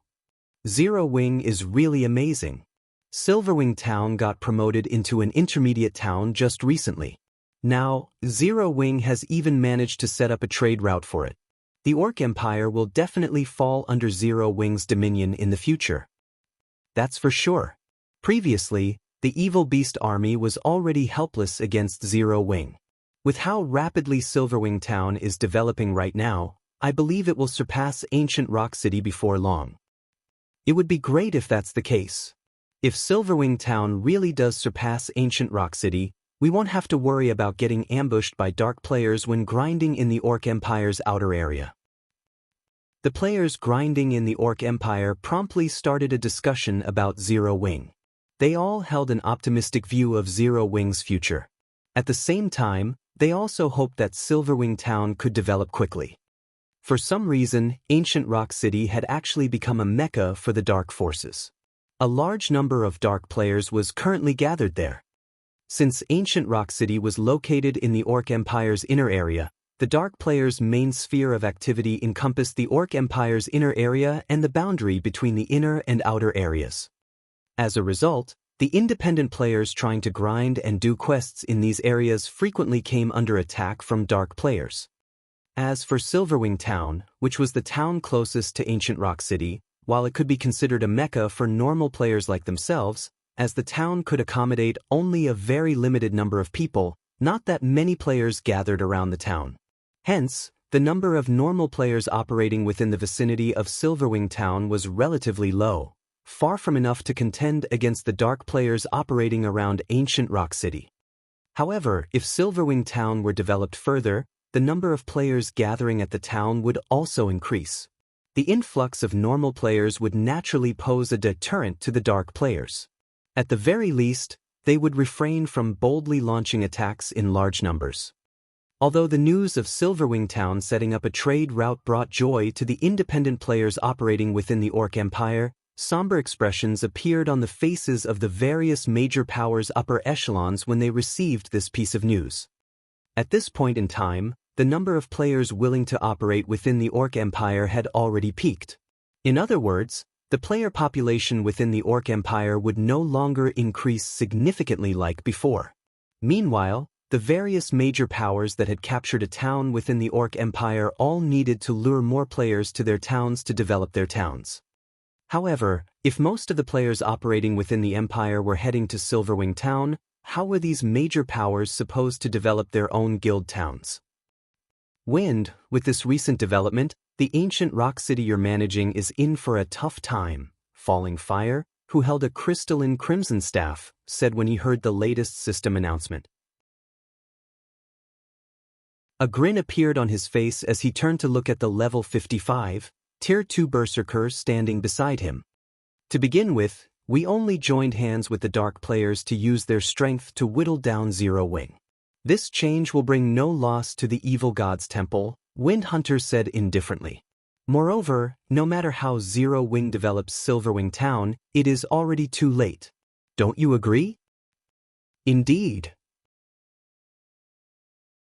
While Zero Wing's black flame is indeed very scary, unfortunately for him, a guild can't become strong just by relying on one person. At the end of the day, a war between guilds is decided by the financial strength and foundations both sides possess, Falling Fire said as he looked at the Crimson Flame Fortress, whose defensive magic array had already been shattered. We'll let Zero Wing maintain its arrogance for now. As long as we capture the Crimson Flame Fortress, Zero Wing's existence will be over. The Crimson Flame Fortress was one of the most important fortresses within the Orc Empire's inner area. It was also one of the relatively safe transport hubs in the Empire. Capturing the Crimson Flame Fortress would be equivalent to taking control of the majority of the players heading to the regional dungeon Orc capital city. The amount of coins and resources they could earn from the fortress would easily surpass that from ancient Rock City at its peak. At the same time, their control of the Crimson Flame Fortress would essentially allow them to bar Zero Wing from entering the Orc capital city. This would render all of Zero Wing's efforts in the Orc Empire useless. In the long run, their alliance would grow increasingly stronger in the Orc Empire, whereas Zero Wing would weaken. After accumulating sufficient strength, they could then capture Silverwing Town and destroy Zero Wing, permanently relegating the guild to history. Elsewhere, due to Sherfong completing the expulsion magic array, the Orc army trying to kill him was subjected to a powerful pressure from the magic array. Even the Orc general's reactions turned sluggish under the pressure, allowing the swordsman to evade the Orc general's attacks, albeit barely. Just as Sherfong was trying to think of a way to escape, a series of war cries suddenly came from outside the fortress. In the next moment, an army of NPCs suddenly appeared roughly 1,000 yards away from the fortress and charged toward it. Although there were only 1,000 NPCs in this army, they were all very high-leveled, at least level 100. In God's domain, level 50 was a major turning point. Likewise, level 100 was also a very important turning point. A level 100, Tier 2 NPC would make short work of a level 95 Great Lord. Meanwhile, among the NPCs galloping over, the weakest one was a level 100, Tier 2 NPC. Claude, the NPC leading the charge, was even a level 120, Tier 3 Knight Captain.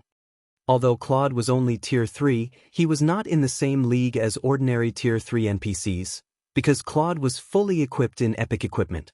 The silver spear he wielded was even a fragmented legendary weapon. His combat power was no doubt at the peak of Tier 3. He could even go toe-to-toe with ordinary Tier 4 mythic monsters. Shortly after these NPCs appeared, they quickly engaged the Orc army in battle. Riding atop a one-horned beast, Claude swung his spear at the Orc warriors that were trying to force their way through the entrance.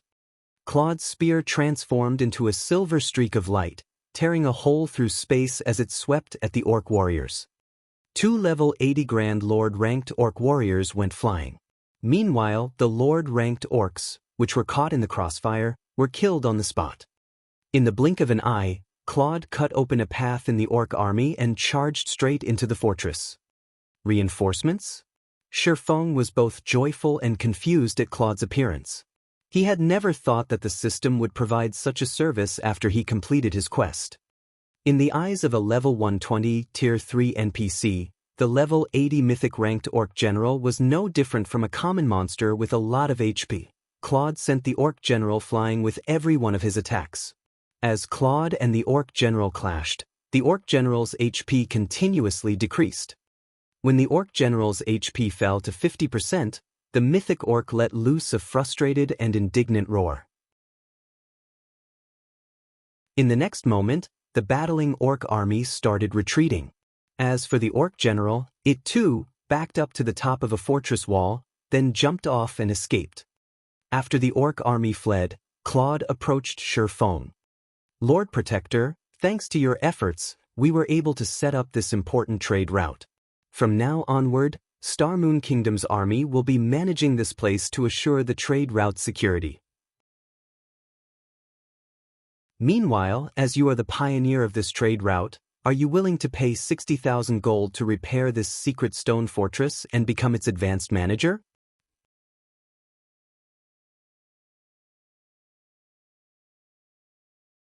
Chapter 1829, Secret Stone Fortress. Advanced Manager? Feng was ecstatic upon hearing Claude's words. In God's domain, becoming a fortress town's manager was akin to becoming a noble of an NPC town or city. Players would gain the authority to manage a portion of the shops in the fortress town and would be able to determine its development direction. However, an NPC fortress town wouldn't have only one manager. Just like Thunder Island, there could be multiple managers overseeing a single fortress town. An advanced manager possessed more authority than a basic manager. An advanced manager was close to being the deputy mayor of a fortress town. They would be able to manage important establishments such as the auction house, teleportation hall, and adventurers association, not just a bunch of shops. Although becoming an advanced manager was inferior to fully occupying a fortress town, since an NPC fortress town would be partially operated and guarded by NPCs, barring special situations, it was much safer than a guild fortress town. For example, currently, so long as the secret stone fortress was being garrisoned by level 100 NPCs, even if Beast Emperor sent his entire evil beast army over, he wouldn't be able to take down the fortress. Unless Beast Emperor had some way to reduce the garrisoned NPCs' levels, capturing the fortress would be impossible. Lord Claude, must the 60,000 gold be paid right now? Feng asked. 60,000 gold was no small sum. This was especially true for Feng right now, as he had already spent most of his funds on this expedition. 60,000 gold is indeed a lot of money. Moreover, it'll take some time to get the necessary materials to repair the secret stone fortress, Claude said, nodding. It'll take 4 days at the quickest for the kingdom's army to arrive. It is fine so long as you gather the 60,000 gold within these 4 days. System, you have triggered the quest, Secret Stone Fortress. Collect 60,000 gold within 4 days. Failure to do so will result in the loss of the opportunity to become Secret Stone Fortress's advanced manager. Wonderful! Feng breathed out a sigh of relief upon seeing the system notification. While it might be difficult for ordinary first-rate guilds to collect 60,000 gold in 4 days, some might even have to sell some of their lands to do so, this was not a problem for Feng. After all, he had a business deal with the Dragon Phoenix Pavilion and Unyielding Soul. Both these super first-rate guilds had shown great interest in the Dark Corrosion set. They had also placed an order for a large number of all-round devices and elven silver. If he offered to let the two guilds pay for a portion of the all-round devices and elven silver using coins, instead of magic crystals, the two guilds would definitely be more than happy to do so. After Feng was done speaking with Claude, he immediately left for Silverwing town. While collecting 60,000 gold in 4 days posed no problem, the money he needed amounted to far more than just 60,000 gold. After completing the Orc King's Ambitions quest, he had acquired the extremely precious Star Moon Kingdom Airport Building Order as well as a transportation firm design. Both these items were priceless treasures. The Star Moon Kingdom Airport Building Order was akin to a permit to open up an air route. However, he would need a lot of funds to build an airport. Fortunately, the construction of the airport did not require a design, only money. Even so, building a small airport still cost 50,000 gold. However, once he set up an air route from Starmoon Kingdom to Silverwing Town, not only would it expedite the transport of NPC merchants' goods, but players from Starmoon Kingdom would also have an easier time getting to Silverwing Town. Although air travel wasn't as fast as teleportation, it was still many times faster than traveling on land on a mount. Moreover, the transportation fee one had to pay was also much cheaper than that for a teleportation array. In the past, a large part of the reason why many superpowers were able to develop their neutral towns into an advanced city was their possession of an airport. Although many first-rate guilds possessed great financial strength, the neutral towns they developed only managed to reach the basic city standard. They simply couldn't become an advanced city no matter what. Only the first-rate guilds that succeeded in building an airport were able to develop their neutral towns to the advanced city standard. This was because an airport was capable of bringing a town or city immense popularity and prosperity. Not only could an airport help NPC merchants enter a town or city much more easily, but it also provided the ability to transport cargo safely and swiftly. A delivery trip that normally took 1 or 2 days by land could be completed in just a few hours by airship. Moreover, in God's domain, some NPC trading firms restricted their development to towns and cities with airports. In addition, there was the recruitment of NPC soldiers. As neutral maps were located very far away from human civilization, many NPCs were unwilling to travel to neutral towns and cities. However, if a neutral town had an airport, the number and quality of NPCs willing to work as a soldier for that town would also increase.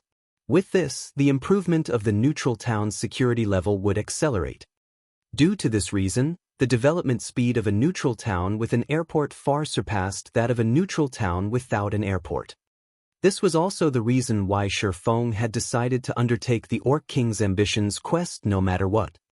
As for the transportation firm, its construction cost 20,000 gold. The transportation firm was something that would be of great help to the players developing in the town where the firm was based. Once he constructed it in Silverwing Town, players would be able to pick up transportation quests in Silverwing Town. When players completed these quests, they could not only obtain a large sum of coins but also accumulate transportation firm contribution points. Players could then spend the CPs and coins they earned to purchase items that were exclusively traded between NPCs. To players that were incapable of raiding high-difficulty team dungeons, this was a good opportunity to acquire top-tier weapons, equipment, and tools. In the past, the transportation firm was actually much more popular than even the auction house. Normally, NPC auction houses hosted auctions only once a week. However, the transportation firm would stock up on new items every day. Moreover, the more prosperous the town or city a transportation firm was based in, the better the quality of the items sold. Hence, in the past, any guild town or city that housed a transportation firm had become a holy land for independent players. Meanwhile, the airport and transportation firm would complement each other. If he could build both in Silverwing Town now, he might not even need a month to upgrade Silverwing Town into an advanced town. However, building these two constructions would cost an astronomical number of coins. Hence, he needed to take action as soon as possible. The moment Shifeng exited the secret stone fortress, the members of the various Dark Adventurer teams and Dark Guilds immediately shifted their gaze to him. "Commander, should we move out now?" a level 54 assassin asked, licking his lips as he turned to look at the level 54, Tier 2 ranger standing beside him. The other adventurer teams and guilds seemed to be getting ready to take action as well. After the battle with the orcs ended, the NPCs following Shifeng had also disappeared. The various dark players hiding in the forest grew restless at this development. Although they had seen Black Flame's strength, the remuneration offered by Dark Soul was simply too tempting, so much so that they were willing to risk attacking Black Flame. After all, so long as they succeeded, what awaited them was a life of glory and financial security.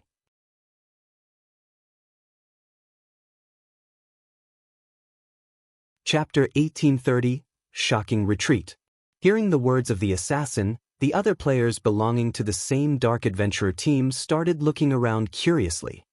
Just like the assassin had said, their adventurer team wasn't the only one taking action. The members of the 24 or so other adventurer teams and several dark guilds around them had also started sneaking closer to Sherfone. It was obvious that these dark adventurer teams and dark guilds were growing impatient. In God's domain, the dark forces were constantly oppressed. During the early stages of the game, players belonging to the dark forces had a much more difficult time getting by than normal players. After all, the dark forces were still incapable of contending against the various kingdoms and empires right now. Meanwhile, dark adventurer teams and dark guilds with the potential to become a superpower were extremely rare. The conditions to join one such power were extremely stringent. Powers like Dark Soul, which was as strong as a superpower and also offered its members the freedom of an adventurer team, were even rarer. Joining Dark Soul would definitely bring plenty of benefits to their future development. They also wouldn't have to worry about getting hunted just because they killed the members of certain guilds. Moreover, they could grind in the high-resource maps occupied by Dark Soul and not make do in poor maps. Commander! The assassin could not help but call out to the silent Tier 2 Ranger once again. If we don't make a move now, I'm afraid we'll lose this chance to the other adventurer teams. Fine. In for a penny, in for a pound. Even if we fail, at worst, we'll lose a level. If we succeed, we'll become members of Dark Soul in the future and instantly join the upper ranks of the Dark Forces, the gruff man carrying an exquisite crystalline longbow said, nodding. A hint of killing intent flashed across his eyes as he looked at Sherfone. Dark players had a much more difficult time getting by than normal players. The difficulty of finding a strong support to rely on as a dark player was also much greater than what normal players faced when trying to join the various superpowers. Now that there was an opportunity to join Dark Soul, how could he possibly let this chance get away? When the 24 or so members of the adventurer team heard their commander's words, they immediately revealed fierce expressions. They then followed their commander and slowly inched their way toward Sherfone. At this moment, aside from this one adventurer team, the several thousand other dark players hiding in the forest were also entering a combat-ready state. Some stealthed assassins had even gotten within 200 yards of Sherfone already. Black Flame has many means of escaping. We must not let him get away from us. First, form an encirclement around him. Then, use War Bondage to trap him here. Once the battle starts, use your silencing skills on him right away. We must finish him in the first exchange. A level 54, Tier 2 assassin clad in dark gray robes said to the 30+ assassins around him through the team chat. As long as we kill Black Flame, everyone in our Poison Blade Guild will get to join Dark Soul. Then, we'll be able to live like kings in the Dark Knight Empire. We won't need to fear even super first-rate guilds. When their leader said that, the eyes of the 30+ level 53 and level 54 assassins glowed with excitement. Their guild, Poison Blade, was a relatively ordinary dark guild in the Dark Knight Empire. Normally, they could fight only second- and third-rate guilds. When facing first-rate guilds, they had no choice but to run away. As for super first-rate guilds, these existences were no different from gods to them. Let alone provoking one, they didn't even dare to come into contact with one. When they thought about how they wouldn't need to fear Crimson Emperor and Unyielding Soul after joining Dark Soul, they could not help but feel excited. As they entertained visions of such a future, their footsteps as they approached Sherfone became much lighter than before. Their auras also became gentler. At this moment, one could say that their focus had reached unprecedented levels. Only Sherfone existed in their eyes right now. 150 yards. 100 yards. 80 yards. As these assassins closed in on Sherfang's rear, they also grew increasingly nervous. When the assassins were within 50 yards of Sherfang, a low voice suddenly entered everyone's ears and echoed loudly in everyone's mind. Scram! Before anyone could react, Sherfang abruptly turned around and unsheathed Killing Ray. He then swung the sacred sword at the air before him. Suddenly, countless arcs of lightning formed before Shifeng and joined together to form a blue river. Like a primordial beast, the blue river of lightning scorched everything in its path, spreading out in a cone covering an 80-yard radius. Before the stealthed assassins could even react, countless arcs of lightning had already devoured their bodies. After a brief moment of exposure, the assassins' bodies then transformed into streaks of light and disappeared from the area. As the lightning river gradually dissipated, the other dark players, who were still a distance away, could not help but gasp. In just one hit, Shifeng had killed over 70 stealthed assassins. Right now, numerous pieces of shiny equipment littered the scorched ground. Meanwhile, due to Shifeng's sudden attack, the footsteps and breathing of the other stealthed assassins turned chaotic, their bodies becoming exposed to everyone. This is the Sword King's strength? A Tier 2 assassin wearing dark gray leather armor gulped in fear as he looked at the scorched ground that was just a few centimeters beside him. Compared to the players hiding in the distance, he had managed to get a much clearer view of Shifeng's attack just now. From the moment Shifeng started activating a skill until the time the skill had fully activated, he, a Tier 2 assassin, had actually failed to react. By the time he realized Shifeng had attacked, the blue river was already shooting out from Shifeng's sword. Moreover, despite him being able to clearly see the approach of the blue river, his body had been unable to react at all. This situation was just too frightening. His mind could not process how Shifeng had executed such an attack. An ordinary expert player might not understand the implications of such a situation, but he did. The requirement for activating a life-saving skill was for players to think the skill's name. Only after doing so would the life-saving skill activate. However, if one could attack a player before the said player could have such a thought in their mind, then even having the most powerful life-saving skill in the game would be meaningless. In other words, Shifeng could kill an assassin, the class that was famed for having the most life-saving skills, in one attack whenever he wanted. This discovery instantly crushed any thoughts the assassin in dark gray leather armor had of fighting Shifeng. In reality, though, Shifeng's inconceivable attack wasn't entirely impossible to block, especially for experts who understood the principles of the realms of truth. This was because the move Shifeng had just executed applied the realms of truth's basics, moving the body before moving the mind. Unless one trained arduously to go up against attacks executed using such quick reaction speeds, reacting to such an attack was simply impossible. After executing Lightning Edge, Shifeng took a look at everyone present. Upon seeing no new challengers moving up to him, he sheathed Killing Ray before turning around and leaving. Due to Shifeng's attack, the remaining 100+ assassins no longer dared to approach him. They simply stood still as they watched him leave the battlefield. Guild leader, Black Flame is leaving. Are we still not moving? A level 54, Tier 2 shield warrior could not help but ask as he looked at the level 54, Tier 2 ranger beside him. You want to go? Be my guest, the Tier 2 ranger said, rolling his eyes at the shield warrior. The Tier 2 shield warrior shrank his neck back instinctively and shook his head. The fact that he was able to get promoted to Tier 2 at this stage of the game proved that his combat standard was much better than ordinary experts. However, Black Flame's attack inspired dread even in him. He definitely wasn't confident of blocking the attack Black Flame executed just now. Meanwhile, even after Shifeng's figure disappeared from the battlefield, the thousands of dark players remained standing quietly at their original positions with pale expressions. Some independent players that were passing by the area were stupefied when they saw this scene. Too strong. With just one attack, Shifeng had deterred several thousand dark players from making a move.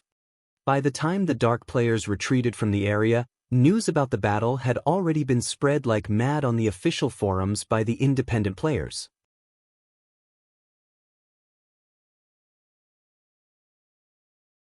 Chapter 1831, or Empire's number 1 Swordsman or Empire, Silverwing Town. After Shifeng shook off the dark players' pursuit, He immediately returned to Zero Wing's residence in Silverwing Town to make arrangements for the transport and purchase of products from NPC merchants. Although he had already set up the trade route, the collection of usage fees from the NPCs who used the trade route would have to be carried out by both players and NPC soldiers. In addition, players would need to be present in person to purchase the goods that were meant to be sold to NPCs. Hence, he would need to assign considerable manpower to handle these tasks. Moreover, in order to make sure the items purchased were useful, he would have to send knowledgeable personnel to deal with the NPC merchants. However, as soon as Shifeng returned to the guild residence, he was greeted by a boisterous scene. Currently, guild members were chatting happily and excitedly with each other inside the guild hall. "Guild leader, you're back.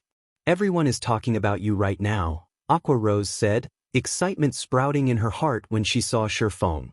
"Because of your performance over at the secret stone fortress, many people have already started titling you as the Ore Empire's #1 swordsman.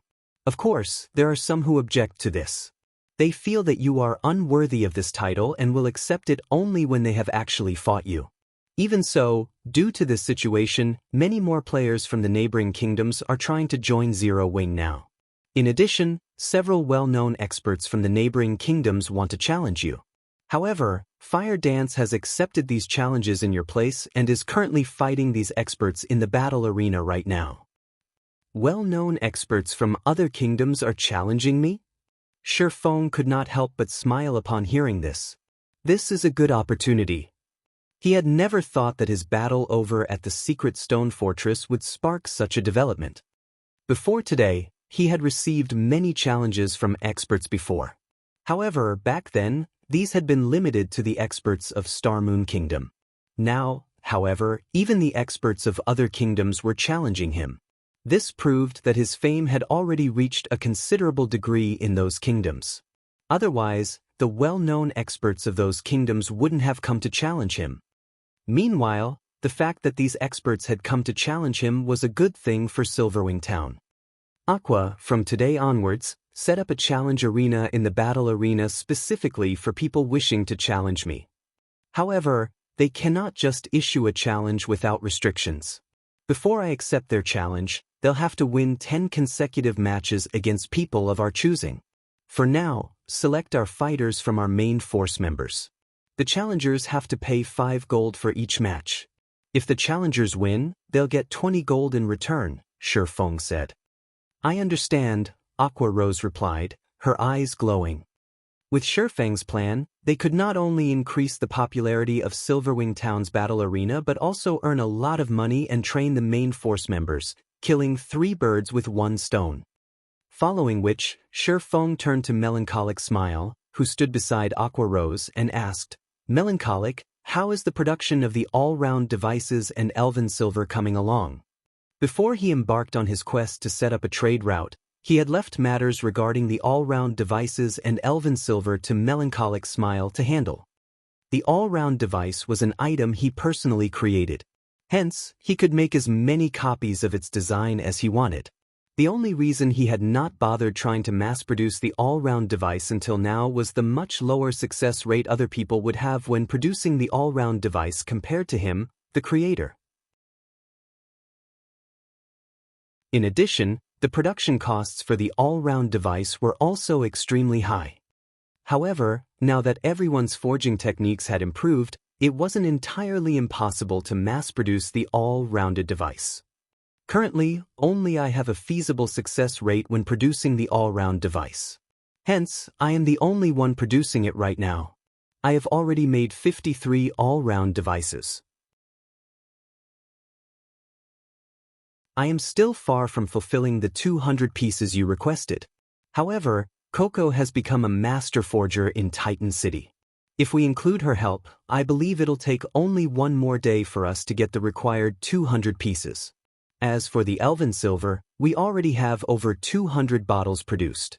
We can deliver them to you at any time, Melancholic Smile reported joyfully. Coco has already been promoted into a master forger?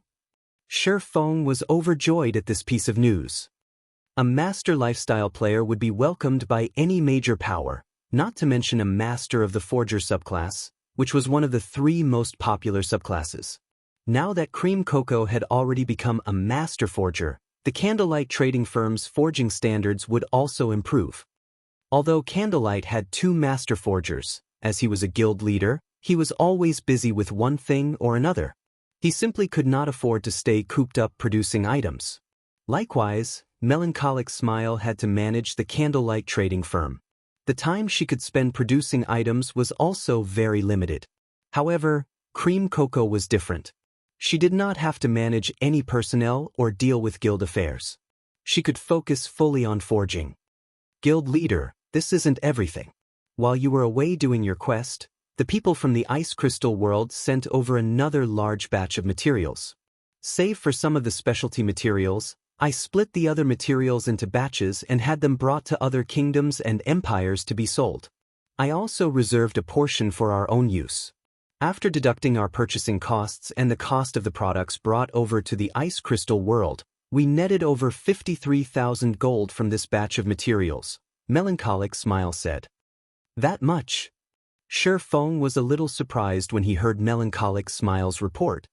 While it had been several days since he returned from the Ice Crystal world, he had emptied the market of all the rare materials he could find in the 2 NPC cities before leaving. He had never imagined that the players there would refill the market with materials so quickly. He had to admit that the wealth earned by selling the rare materials obtained from other worlds was truly amazing. Of course, a large part of the success this time was due to the Azura Adventurer Team and Adventurer Alliance. Without these 2 organizations, collecting so many rare materials from the Ice Crystal world wouldn't have been possible. Meanwhile, they had already generated such massive wealth despite occupying only 2 NPC cities. If they could occupy the entire Ice Crystal world, the wealth they could generate would be many times more than even what the Secret Pavilion's magic crystal vein could provide. It was no wonder the various superpowers fought heavily over other worlds during his previous life. Back then, the intense competition for other worlds didn't allow second- and third-rate guilds to poke a hand into the competition. Even first-rate guilds could only fight for the scraps left behind by the various superpowers. All right, I got it. After pondering for some time, Feng turned to Aqua Rose and said, Aqua, contact Phoenix Rain and Unyielding Heart and tell them that we'll have their items ready by tomorrow. If they are lacking in magic crystals, they can pay a portion of the bill using coins. I'll notify them right away. Aqua Rose nodded. After Feng was done dealing with these matters, he promptly headed to Silverwing Town's Advanced Smithy. Currently, the Advanced Smithy was overcrowded with players. The majority of these players were here to disassemble their obsolete weapons and equipment, after which, they would use the materials they obtained to order custom-made weapons and equipment. Whenever these players used the services offered by the Advanced Smithy, 10% of the total bill would go into Zero Wing's coffers.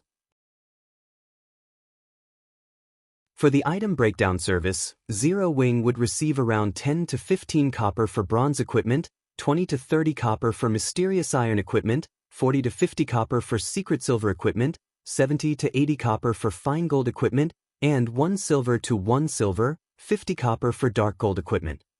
While this might not seem like much, there were tons of people coming to get their old equipment disassembled. Including the money received from repairs and custom orders, Zero Wing earned over 400 gold from the Advanced Smithy every day. However, this was only the beginning. As players reached higher levels and the fame of the Advanced Smithy spread, more and more players would come to order custom-made equipment. At that time, the Advanced Smithy could earn 1,000 to 2,000 gold per day. After Feng took a look at the Advanced Smithy's situation and had his weapons and equipment repaired, he used a return scroll and teleported back to White River City. He then made his way to Star Moon City's Adventurers Association. Star Moon Kingdom, Star Moon City. Inside one of the Adventurers Association's VIP rooms. Lord Protector, how may I be of service to you today? The NPC Senior Administrator asked as he looked at Feng. I wish to construct a transportation firm in Silverwing Town. Here is the design for it. I hope that you can start construction as soon as possible, Feng replied before placing the transportation firm design on the table before him. Previously, As his funds had been insufficient, he had planned on setting the transportation firm aside for the moment. However, now that he was rich again, he naturally had to get it constructed as soon as possible. That won't be a problem. The construction fee will be 20,000 gold, the senior administrator said, nodding after confirming that there was nothing wrong with the design Feng presented. Feng then took out 20,000 gold and handed the sum over to the senior administrator. After Feng completed the transaction, a system notification suddenly entered his ears.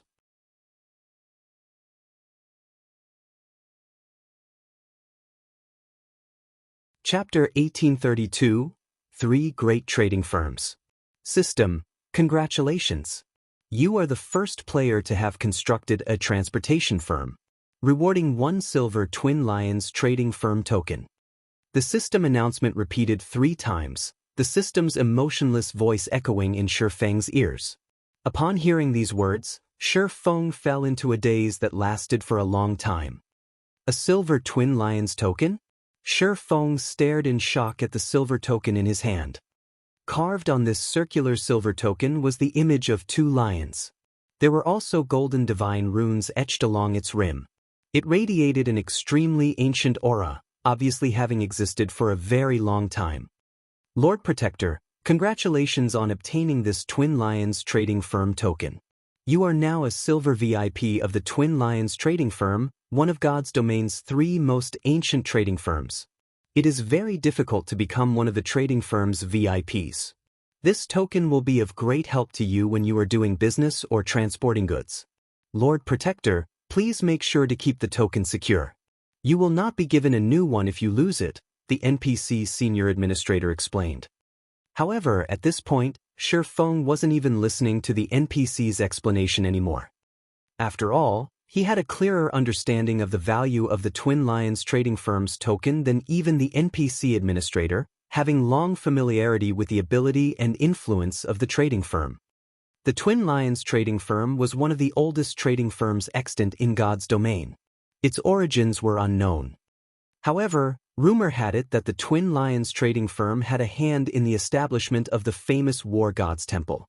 Although the Twin Lions trading firm currently did not possess as extensive an influence as the War God's Temple, whose influence spanned the entire continent of God's domain, it was still more influential than an ordinary empire. Only the 4 great empires of God's domain could possibly rival the trading firm in influence. Meanwhile, to guilds, the Twin Lions trading firm was much more important than even the 4 great empires. In fact, the trading firm's importance to guilds surpassed the War God's temples. This distinction was because the Twin Lions trading firm's trade routes covered over half of the entire continent. Anyone ferrying non-bag space items would prefer to use the trade routes of the trading firm, as these were much safer than the trade routes operated by players. Aside from the greater danger, player-operated trade routes were far less efficient. By using the Twin Lions trading firm's trade routes, one could save more than half the travel time they would normally need when using a player-operated trade route. However, getting to utilize the Twin Lions trading firm's trade routes was not an easy task. One had to be a member of the Twin Lions trading firm. In other words, they needed to obtain one of the trading firm's tokens. Only then could they transport goods through the trading firm's trade routes. Hence, the various large guilds and merchant players in the past all sought to join the Twin Lions trading firm. Of course, the benefits and treatment one received depended on one's status in the Twin Lions trading firm. VIPs not only got more discounts but also had access to trade routes that were normally not open to lower-ranking members. This was especially true for trade routes in neutral maps. In addition, higher-ranking members also had the privilege of hiring NPC escorts from the Twin Lions trading firm. For example, in the past, due to Shadow's low ranking in the Twin Lions trading firm, Feng had no choice but to lead the guild's delivery runs himself. As a result, they frequently came under attack from NPC bandits. Had Shadow's ranking been enough in the Twin Lions trading firm to hire NPC escorts to serve as a deterrence, the guild's caravans wouldn't have come under attack so frequently.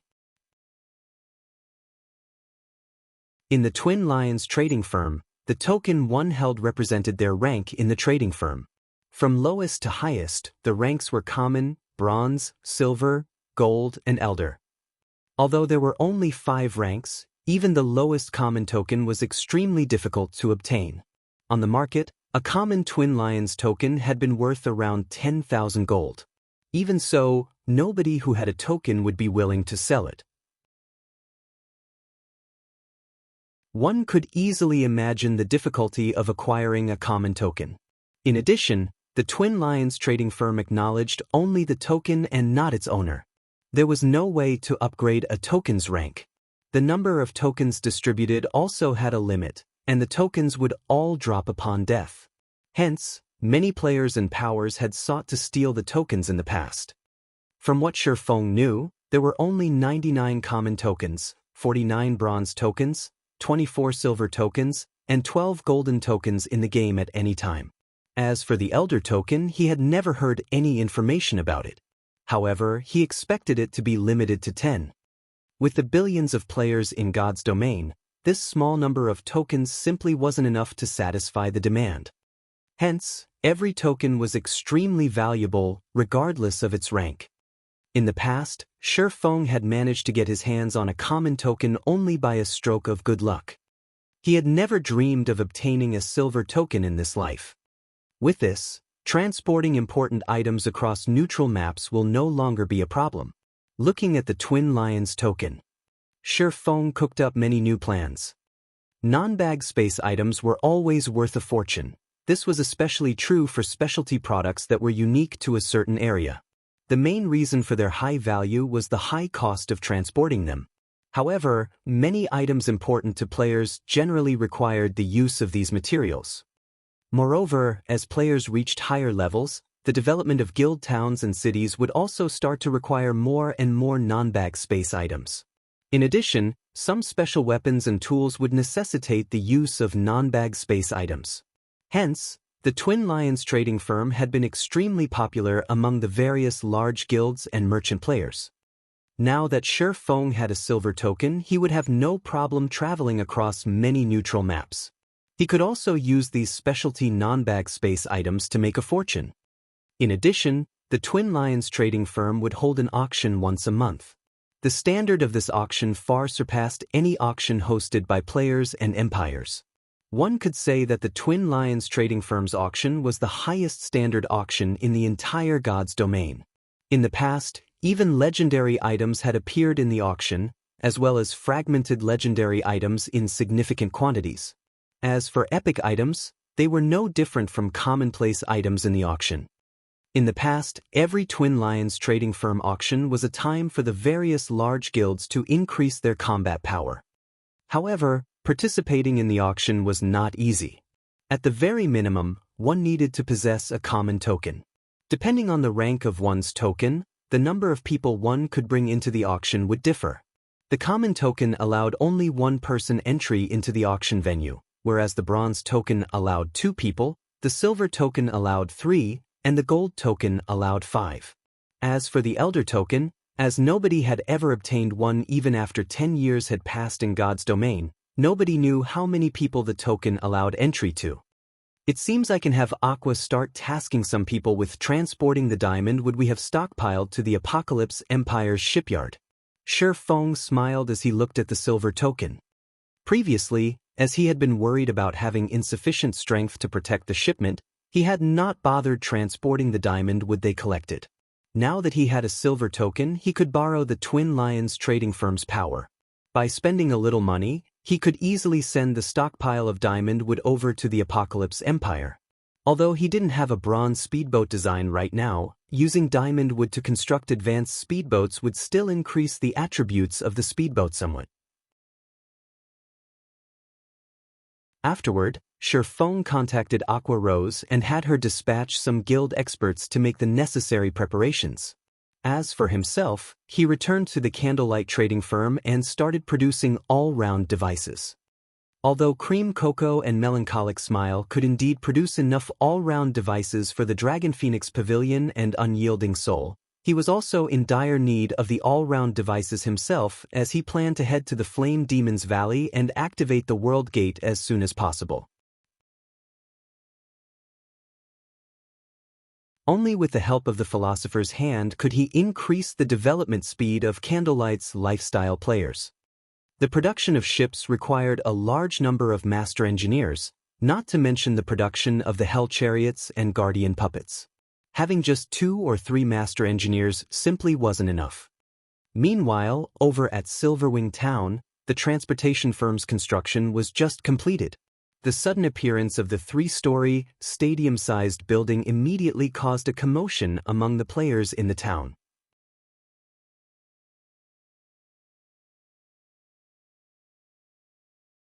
Chapter 1833, Gathering at Silverwing Town. The 3-story tall transportation firm was located close to Silverwing Town's main entrance. Meanwhile, 10 level 100 NPC guards stood before the entrance, one of which was a Tier 3 guard captain. The guard captain carried a great sword on his back and wore silver armor.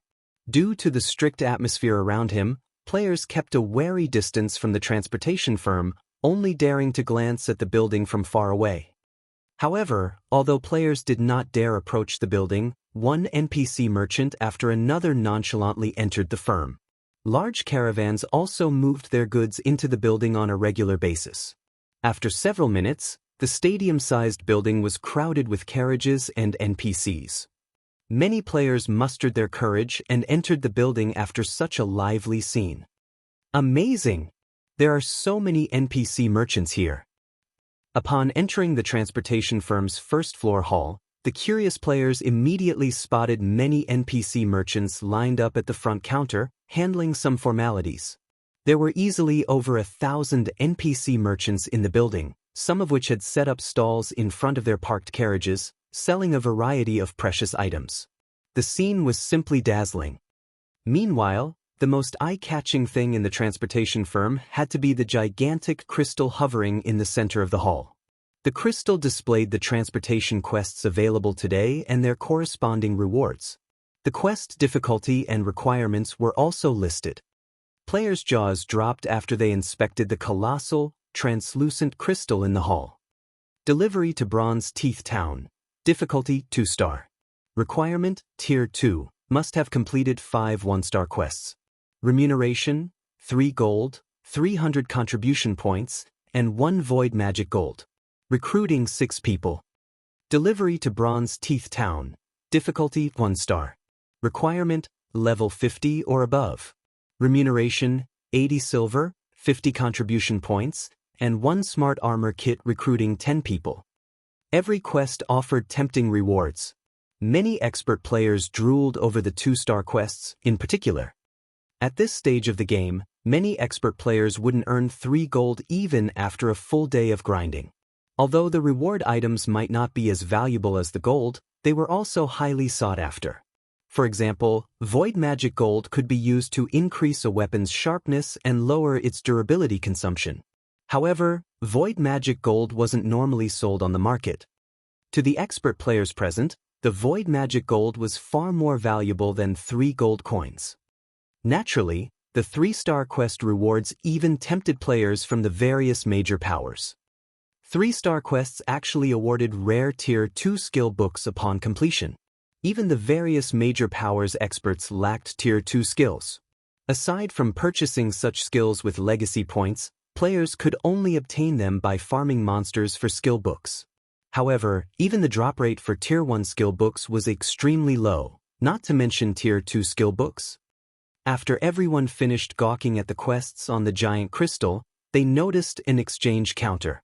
This exchange counter allowed players to spend the contribution points and coins they earned to purchase rare items the NPC merchants sold. The available rare items were impossible to purchase elsewhere. In fact, the NPC merchants even had epic items for sale. Upon seeing these items, the players in the hall immediately went into an uproar. Quick, notify the guild leader. We must get those epic items before the other guilds. The members of the various major powers immediately contacted their respective guilds' upper echelons and notified them about the transportation firm. As for the independent players present inside the transportation firm, their eyes glowed with excitement upon seeing the item list. Epic items. Independent players only dreamed of obtaining such items, yet as long as they earned enough coins and contribution points, they could purchase these items. In other words, they now had the possibility of acquiring an epic item. For a time, news of the transportation firm spread like a plague throughout the Or Empire and the neighboring countries. We can purchase epic items just by collecting enough contribution points from quests? There's no status restriction. In that case, our adventurer team can contend with the various large guilds for these epic items. The rewards for Silverwing Town's transportation quests are actually so bountiful. That's at least triple the amount we get from the usual transportation quests. We need to head to Silverwing Town to develop right this instant.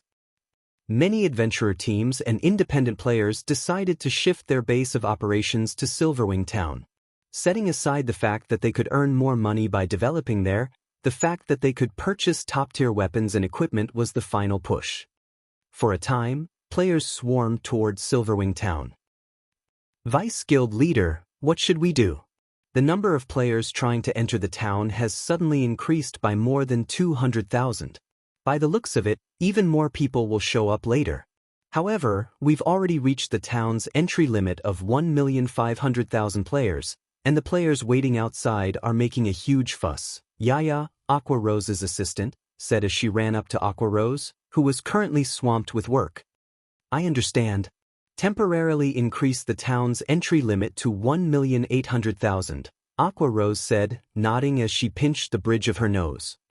Due to the transportation firm's appearance, many merchant players had contacted her, expressing their interest in renting a shop in Silverwing Town long-term. Some top adventurer teams had even asked to garrison in Silverwing Town. These top adventurer teams had declared their willingness to purchase private houses at a high price and sign a garrison agreement with Zero Wing. She never thought that Silverwing Town would become the focal point of the Or Empire and its several neighboring countries. This had all happened so suddenly, and she hadn't been prepared. Meanwhile, Shi Feng, who currently forged all-round devices in the Candlelight trading firm, remained ignorant of the situation. He simply focused on forging and increased the pile of all-round devices on his table. After working for more than half a day, Shi Feng received joyous news. Liang Jing, his temporary assistant, had finally come to a compromise with Xiao Yu and would officially join God's domain today. Moreover, she had already joined Zero Wing and used a guild transfer scroll to teleport to White River City's guild residence. To help her acclimate to God's domain, Shi Feng decided to have her assist Melancholic Smile in managing White River City's Candlelight trading firm for the moment. This way, Melancholic Smile could somewhat relax. So, this is the Candlelight trading firm? Liang Jing, who wore a set of long, white robes and held a wooden staff, couldn't help but gape at the towering building before her. In her opinion, a virtual reality game was only a form of entertainment. However, after logging into God's domain, she discovered that this game was no different than reality. In fact, she felt that her senses in the game were much sharper than her senses in the real world. If not for the diamond markers and HP bars hovering above the players around her, she'd even have suspected that she had been transported into another world. Aside from God's domain's realism, the number of players she saw in the city also shocked her. She had never thought that White River City would have so many players. The city's commercial district where she currently stood was even livelier than Jean High City's commercial district. Meanwhile, the most eye-catching building in the district actually belonged to Zero Wing. This was simply inconceivable. Are you Liang Jing, the person the guild leader mentioned?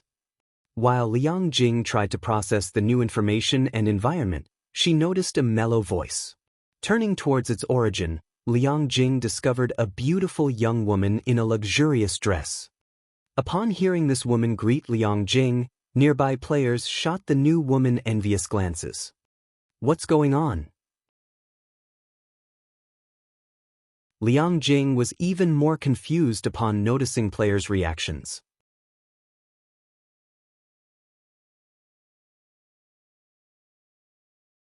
Chapter 1834, Frightening Zero Wing.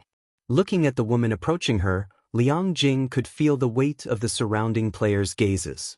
The long line of players waiting to enter the Candlelight trading firm turned to look at her, as well. If these people were focused on the woman approaching her, she could, more or less, understand their reactions. After all, the woman before her was tall and elegant, with a face and temperament to match. It was only natural that such a graceful woman would attract attention. But these players were focused on her, not this woman. A moment ago, these people had ignored her, yet she had instantly become a sensation the moment this beautiful young woman had called out to her. The beauty greeting Liang Jing was none other than Melancholic Smile. According to Shifeng, he had found her a capable assistant, although her guild leader had asked that she show Liang Jing the ropes first. "Hello, I am Melancholic Smile. I will be helping you learn about the Candlelight trading firm and all there is to know about our business. If there is anything you don't understand, feel free to ask me." Melancholic Smile introduced herself. After Melancholic Smile's introduction, the nearby players went into an uproar. "Crap! Who is that woman?" Melancholic Smile actually came out to greet her? Could she be some sort of master lifestyle player? That can't be it. She's only level 10, and she isn't wearing a lifestyle insignia. She's definitely a newbie, but she must be someone important if Melancholic came to welcome her personally. Maybe she is the heiress of some major corporation, here to visit the Candlelight trading firm? For a time, the lifestyle players seeking to join the Candlelight trading firm quietly discussed Liang Jing's identity, glancing at the woman with envy and admiration. Not only was Melancholic Smile the Candlelight trading firm's manager, but she was also a master forger. She was one of Zero Wing's core upper echelons. Rumors had it that many superpowers and major corporations had even offered astronomical prices to hire her, but she had rejected them all. Melancholic Smile was an idol to lifestyle players like them. Not only was she very beautiful, but her forging standards also ranked at the apex of God's domain. They all dreamed of a life like the one Melancholic Smile enjoyed. That was also the reason that so many lifestyle players had come from neighboring kingdoms to join Candlelight. Meanwhile, overhearing the nearby lifestyle players' discussions, Liang Jing was inwardly shocked as she examined the player before her. She never thought that this woman held such a high position. She also blushed with embarrassment as she heard the players guess her identity. The heiress of a major corporation? She was only the assistant of the Big Dipper Group's chairman. She was insignificant compared to an heiress. After Melancholic Smile and Liang Jing introduced themselves, they entered the Candlelight trading firm. White River City's Candlelight trading firm was the sole 3-star shop in Star Moon Kingdom. When Liang Jing entered the building, she felt as if she had stepped into a modern shopping mall. Only, the shop had magical elements, unlike a mall in the real world. Customers crowded the first-floor hall, stupefying Liang Jing. She hadn't imagined that a shop in God's domain could be so lively. Melancholic Smile simply smiled at Liang Jing's reaction before leading the new recruit to the 3rd floor. The 3rd floor and up were not open to the public, only Candlelight's members had access. Currently, the Candlelight trading firm has over 20,000 lifestyle players. They're split across multiple branches. Among them, over 4,000 have officially signed a contract to become internal members. You could say that Candlelight is the bona fide #1 trading firm throughout Star Moon Kingdom. This shop alone houses a little over 2,000 lifestyle players. In the future, you will manage this shop and its employees, Melancholic Smile explained as she gestured to the various workshops, which contained Candlelight's lifestyle players hard at work. Although you won't have to manage a lot of people at first, once you get used to the job and perform well, I'll have you take over managing Silverwing Town. Things are getting hectic in Silverwing right now. We just increased the entry limit to 1,800,000 people. We'll have to increase this number slowly in the future, so we have a lot to do. As Liang Jing listened to Melancholic Smile's explanation, she wondered if she had heard wrong. Candlelight had over 20,000 employees.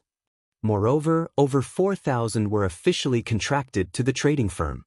In other words, there were over 4,000 players working as full-time employees for Candlelight. This was several times more than the Big Dipper Group's employees. Later, she'd even have to manage a town with 1,800,000 players. This was simply madness. If the situation was as melancholic Smile had described, as the assistant of the Big Dipper Group's chairman, she was certain that Zero Wing was far wealthier than the Big Dipper Group. There was simply no comparing the two. She had always wondered why Feng acted so nonchalantly towards the Big Dipper Dojo's offers. It had offered a salary and benefits that countless people dreamed of, yet Feng had settled for a temporary position, focusing his efforts on God's domain. Now, she finally understood. It turned out that the Big Dipper Group's offers, which it had deemed quite generous, were little more than a farce to Feng. He had only been working for the Big Dipper as a pastime. Meanwhile, Feng had offered her a position with Zero Wing in God's domain because he had appreciated her management skills, and Xiaoyu wanted to use the opportunity to learn more about Feng's affairs. Whether she chose to work for the Big Dipper Group or Zero Wing Workshop in the future would be up to her. However, right now, she had no idea how she was supposed to report her discoveries to Chairman Xiao. What Liang Jing did not know was that Silverwing Town wasn't Zero Wing's most populated territory. Rather, Starmoon Kingdom's Zero Wing City saw far more traffic with a player population several times higher than Silverwing Town. Elsewhere, Feng, ignorant of Liang Jing's thoughts, still focused on forging all-round devices. Finally, after a full day of work, he had crafted over 100 all-round devices. He had also made quite a few standard level 50 fine gold and dark gold weapons. Thanks to all the EXP from forging, he had finally reached level 68. Although he had killed plenty of monsters when setting up the trade route, due to the NPC's participation, the EXP reward had been significantly reduced. He had only received a lot of EXP after he completed the quest. Even so, it hadn't been enough to push him to level 68. However, compared to his recent level up, the Philosopher's Hand's ability truly surprised Feng. When he used the Philosopher's Soul to help guide him in forging level 50 fine gold and dark gold weapons, the designs he had obtained from Titan City, the finished products had ranged between level 50 and 55. It was a massive improvement. Although a standardized level 55 fine gold weapon was slightly weaker than level 55 fine gold equipment acquired from monsters, it was still considerably stronger than a level 50 fine gold weapon. This was also the case for standardized level 55 dark gold weapons. The highest leveled players in the various large guilds were currently level 55. Hence, trying to acquire level 55 weapons was extremely difficult. Currently, most of these level 55 experts still used level 50 fine gold weapons. If given the choice, these experts would definitely wield a standardized level 55 dark gold weapon. If he sold these standardized dark gold weapons in bulk, he could fetch a higher price than normal. Suddenly, Melancholic Smile contacted Feng and reported, "Guild leader, the representatives from the Dragon Phoenix Pavilion and Unyielding Soul have arrived. They're waiting in the second-floor VIP reception room." "All right, I'll head over now." Nodding, Feng collected his forged items and headed to the reception room.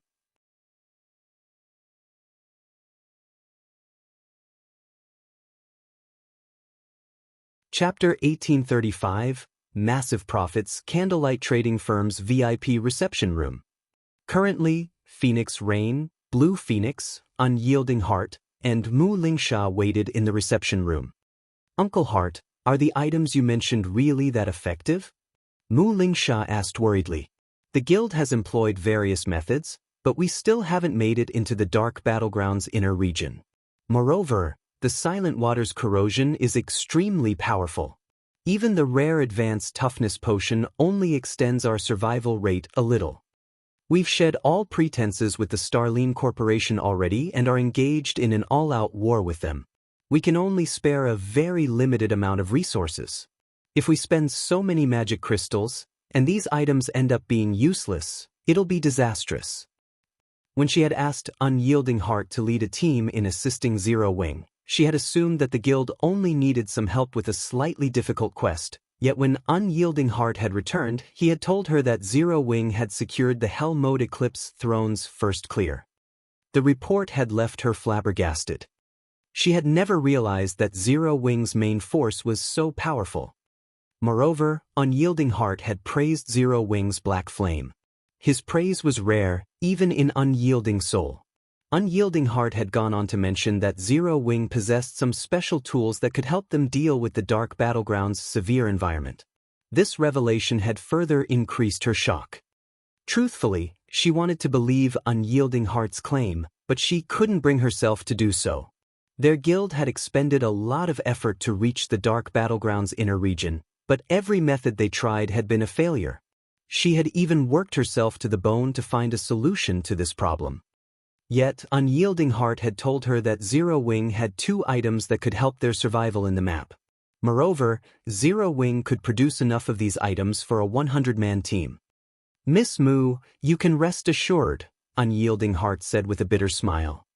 Over the past few days, Mu Lingsha had repeatedly asked him the same question, yet no matter how many times he explained the situation, the young lady refused to believe him.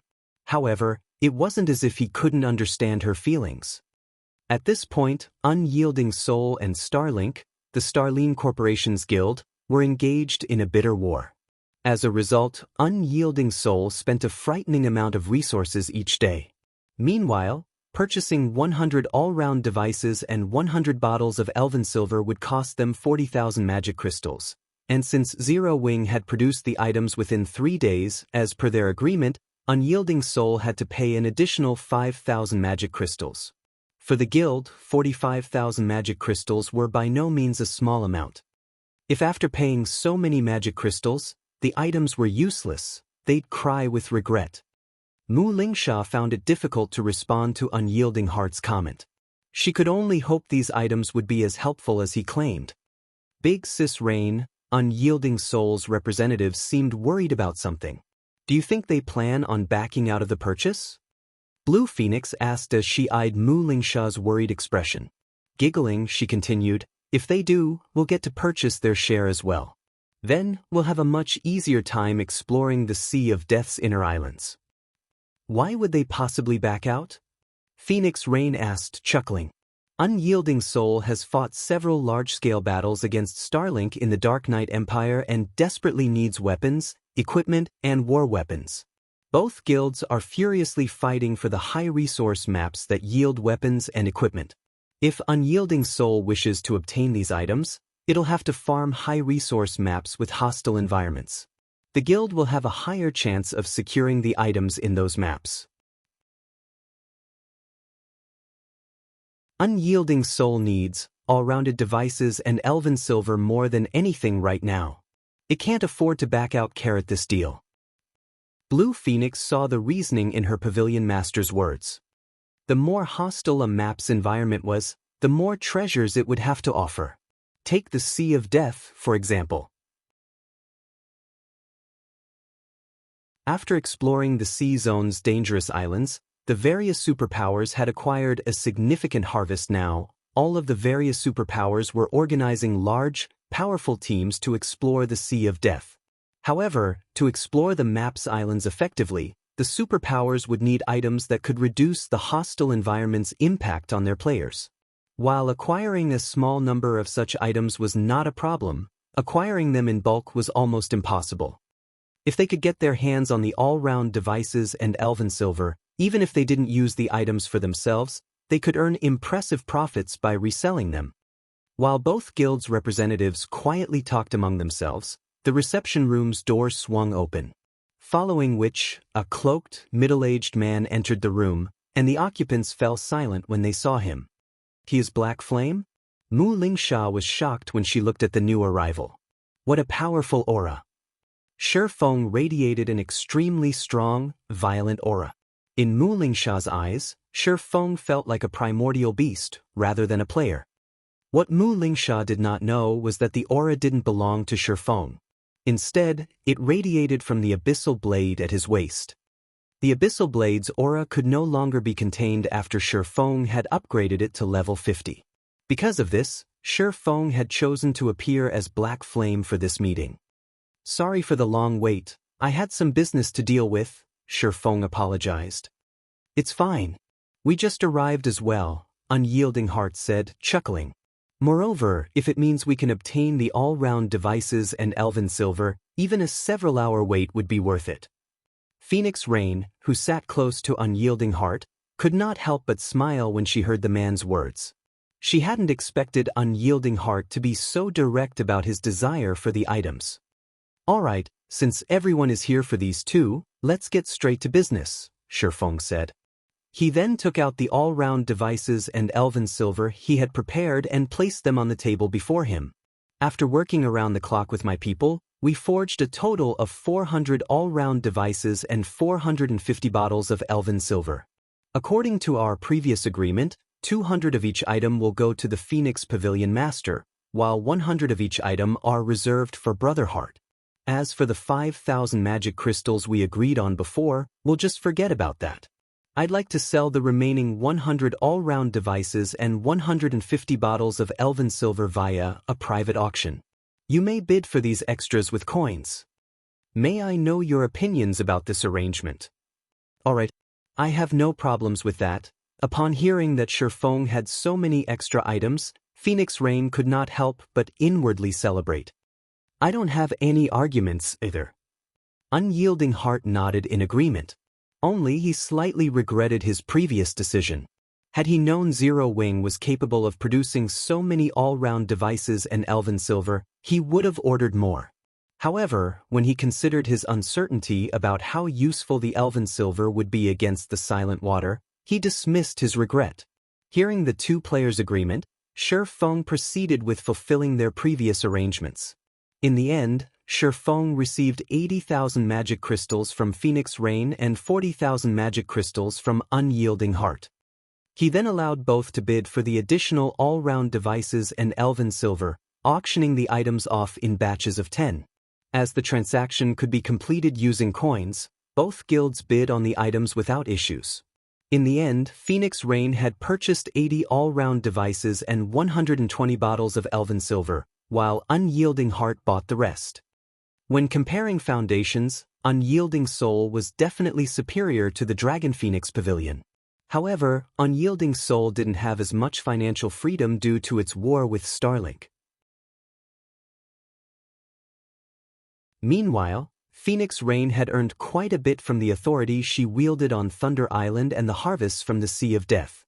Hence, in terms of financial strength, the Dragon Phoenix Pavilion was currently stronger than Unyielding Soul. After selling the extra items, Shifeng had made over 20,000 gold. Both super first-rate guilds were also quite satisfied with the outcome.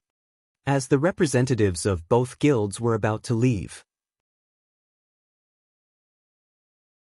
"Since we've sold the all-round devices and elven silver, let us start the auction for today's main course," Shifeng said, intentionally dragging out his statement. "Main course? You have something even better than the all-round devices and elven silver?" Phoenix Rain and Unyielding Heart gave Shifeng confused looks. How could he possibly have something more valuable than the two items? "Correct." Shifeng then began to pull the standardized level 55 dark gold weapons from his bag, putting them on display before his guests.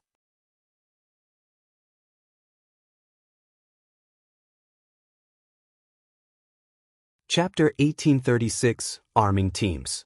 The one-handed saber Shifeng placed on the table looked quite modest, like a very ordinary weapon, yet it radiated the glow unique to dark gold weapons. A dark gold weapon that can be used up to level 55. When Phoenix Rain and Unyielding Heart looked at the dark gold weapon, they could not help their confusion. In terms of attributes, it was only slightly better than a level 50 dark gold weapon. While it might be very tempting to ordinary expert players, to guild upper echelon like themselves, it was nothing special. Although a level 55 dark gold weapon was indeed very valuable, in terms of usefulness, there was simply no comparison between it and the all-round device or elven silver. Not to mention, the level 55 dark gold weapon Shifeng just took out did not possess any special traits. It neither added any resistances nor granted extraordinarily high attributes. Hence, they found it truly confusing that Shifeng was treating this weapon as the finale item. Just as Phoenix Rain and Unyielding Heart were wondering what Shifeng's intention was by taking out such a plain dark gold weapon, Feng took out another weapon from his bag and placed it on the table. This time, it wasn't a saber but a great sword, instead. He's selling 2 items? Blue Phoenix, who was watching from the side, was also baffled by this situation. Let alone 2 level 55 dark gold weapons, even 2 epic weapons wouldn't be enough to tempt representatives of super first-rate guilds like Phoenix Rain and Unyielding Heart. However, just as Blue Phoenix was having such thoughts, Feng proceeded to take out another weapon from his bag. Moreover, he showed no signs of stopping, even after revealing the 3rd weapon. 8. By the time 10 level 55 dark gold weapons were laid out on the table, Phoenix Rain's and Unyielding Heart's expressions had changed. While level 55 dark gold weapons were not that easy to obtain, with the current strength Zero Wing's main force possessed, they understood that Zero Wing definitely could acquire some. If it were only 2 or 3 dark gold weapons, they wouldn't have felt particularly surprised by the situation. However, having 10 level 55 dark gold weapons was an entirely different story. As you can imagine, I am able to obtain quite a number of these level 55 dark gold weapons. These 10 articles are merely samples for you to see. What do you think of these weapons? Feng asked, smiling as he looked at the 2 people wearing serious expressions before him. Currently, he had produced only 10 level 55 dark gold weapons. It wasn't that he did not wish to produce more but that he lacked the materials to do so. While the materials needed to produce these weapons were not very rare and were available in the market, they were not usually sold in large quantities. Collecting a sufficient amount would take considerable time. This was also the reason why the various large guilds that could produce dark gold weapons made only a very limited quantity. In the current God's domain, having 10 level 55 dark gold weapons was already a staggering feat. You still have more of these? Phoenix Rain asked, pleasantly surprised. May I know how many more of these weapons Brother Black Flame has? Unyielding Heart asked hurriedly. A single level 55 dark gold weapon was indeed nothing significant to them because one weapon could improve the combat power of only one player. The improvement would be minimal. However, after reaching a certain quantity, these level 55 dark gold weapons would have much more of an impact. With enough of these weapons, one could elevate the combat power of a team to a whole new level. Meanwhile, this increase in combat power would be very useful when a team was raiding field bosses. Not many, Feng said. Raising 3 fingers, he added, I only have enough to equip a 300-man team. May I know if the 2 of you are interested in this transaction? Guild Leader Black Flame, you're not joking, right? Enough to equip a 300-man team? Doesn't that mean you have over 100 level 55 dark gold weapons? Mu Lingsha, who sat at a side, asked, her face twitching involuntarily.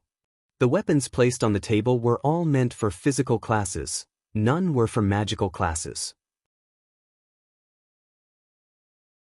Even so, trying to equip every physical class in a 300-man team would still require over 100 weapons. Currently, she wasn't even certain whether the various superpowers possessed level 55 dark gold weapons. At the very least, Unyielding Soul definitely did not. No matter how she looked at it, she simply could not accept that Zero Wing could actually take out over 100 of these weapons. Meanwhile, Phoenix Rain's and Unyielding Heart's lips also twitched slightly when they heard Feng's words. This revelation truly came as a shock to them. With so many level 55 dark gold weapons, they could construct 3 very powerful 100-man teams. So long as each team had sufficient Tier 2 players, even raiding level 50, 100-man team dungeons wouldn't be a problem. If they had 3 teams capable of consistently raiding level 50, 100-man team dungeons, their guild's income of weapons and equipment would increase drastically. They could even acquire level 50 dungeon set equipment within 1 cooldown cycle. May I know how Brother Black Flame plans on selling these weapons? Unyielding Heart asked, a passionate flame burning in his eyes. Right, Guild Leader Black Flame, how do you plan on selling these weapons? Phoenix Rain asked in a serious tone as well. She could not help but admit that this finale item was truly a finale among finales.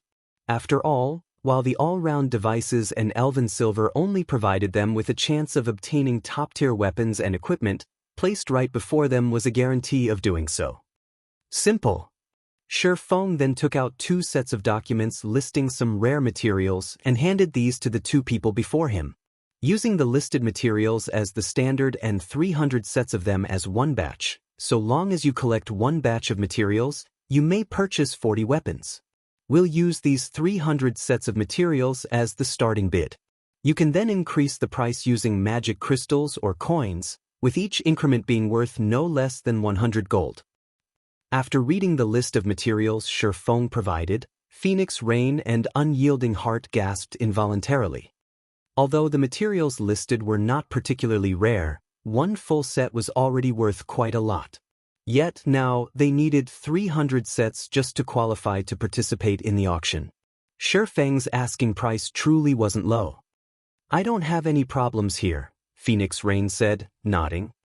A first-rate guild would indeed face great difficulty collecting 300 sets of the listed materials. It wasn't a matter of money but of the rarity of the materials.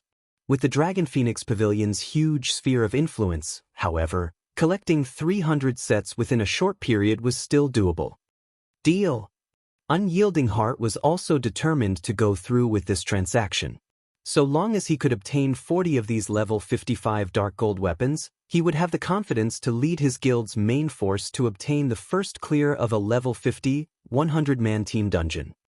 Moreover, in terms of ability to collect resources, his side was much stronger than Phoenix Rain's. After all, the Dragon Phoenix Pavilion was an alliance of 2 guilds. Phoenix Rain could mobilize only half of the guild's resources at most. "Since both of you are fine with this, let us start the auction now then." Upon seeing that both sides found his proposal acceptable, Feng grew even more joyful. Truthfully, even he felt that the amount of materials he was asking for was a little excessive, and he expected that the 2 guilds might balk at the condition. After all, even the current Zero Wing wasn't capable of collecting 300 sets of the materials at short notice. However, when he thought about how both the Dragon Phoenix Pavilion and Unyielding Soul were super first-rate guilds, he concluded that acquiring 300 sets of the materials shouldn't be impossible for them, although it would hurt their pockets slightly. By setting such a high price in the first place, so long as he could acquire 300 sets of the materials required, given his production success rate, which was above 30%, he could instantly earn not only his cost but also quite an amount of materials to arm Zero Wing. Now, however, it would seem that he had somewhat underestimated the foundations of the 2 super first-rate guilds. After all, the 2 representatives before him didn't even frown as they agreed to his proposal. Apparently, they were more than capable of acquiring over 300 sets of the materials.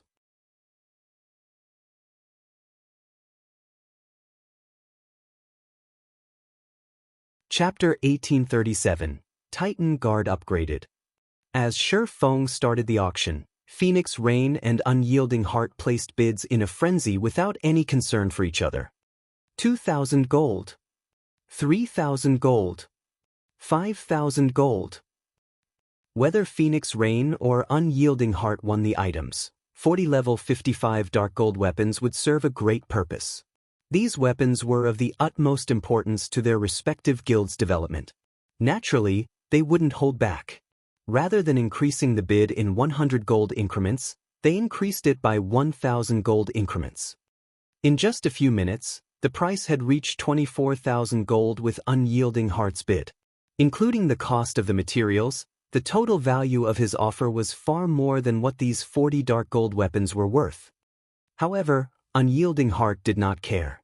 Even Mu Lingsha had hinted that Unyielding Heart had to acquire the weapons regardless of the cost.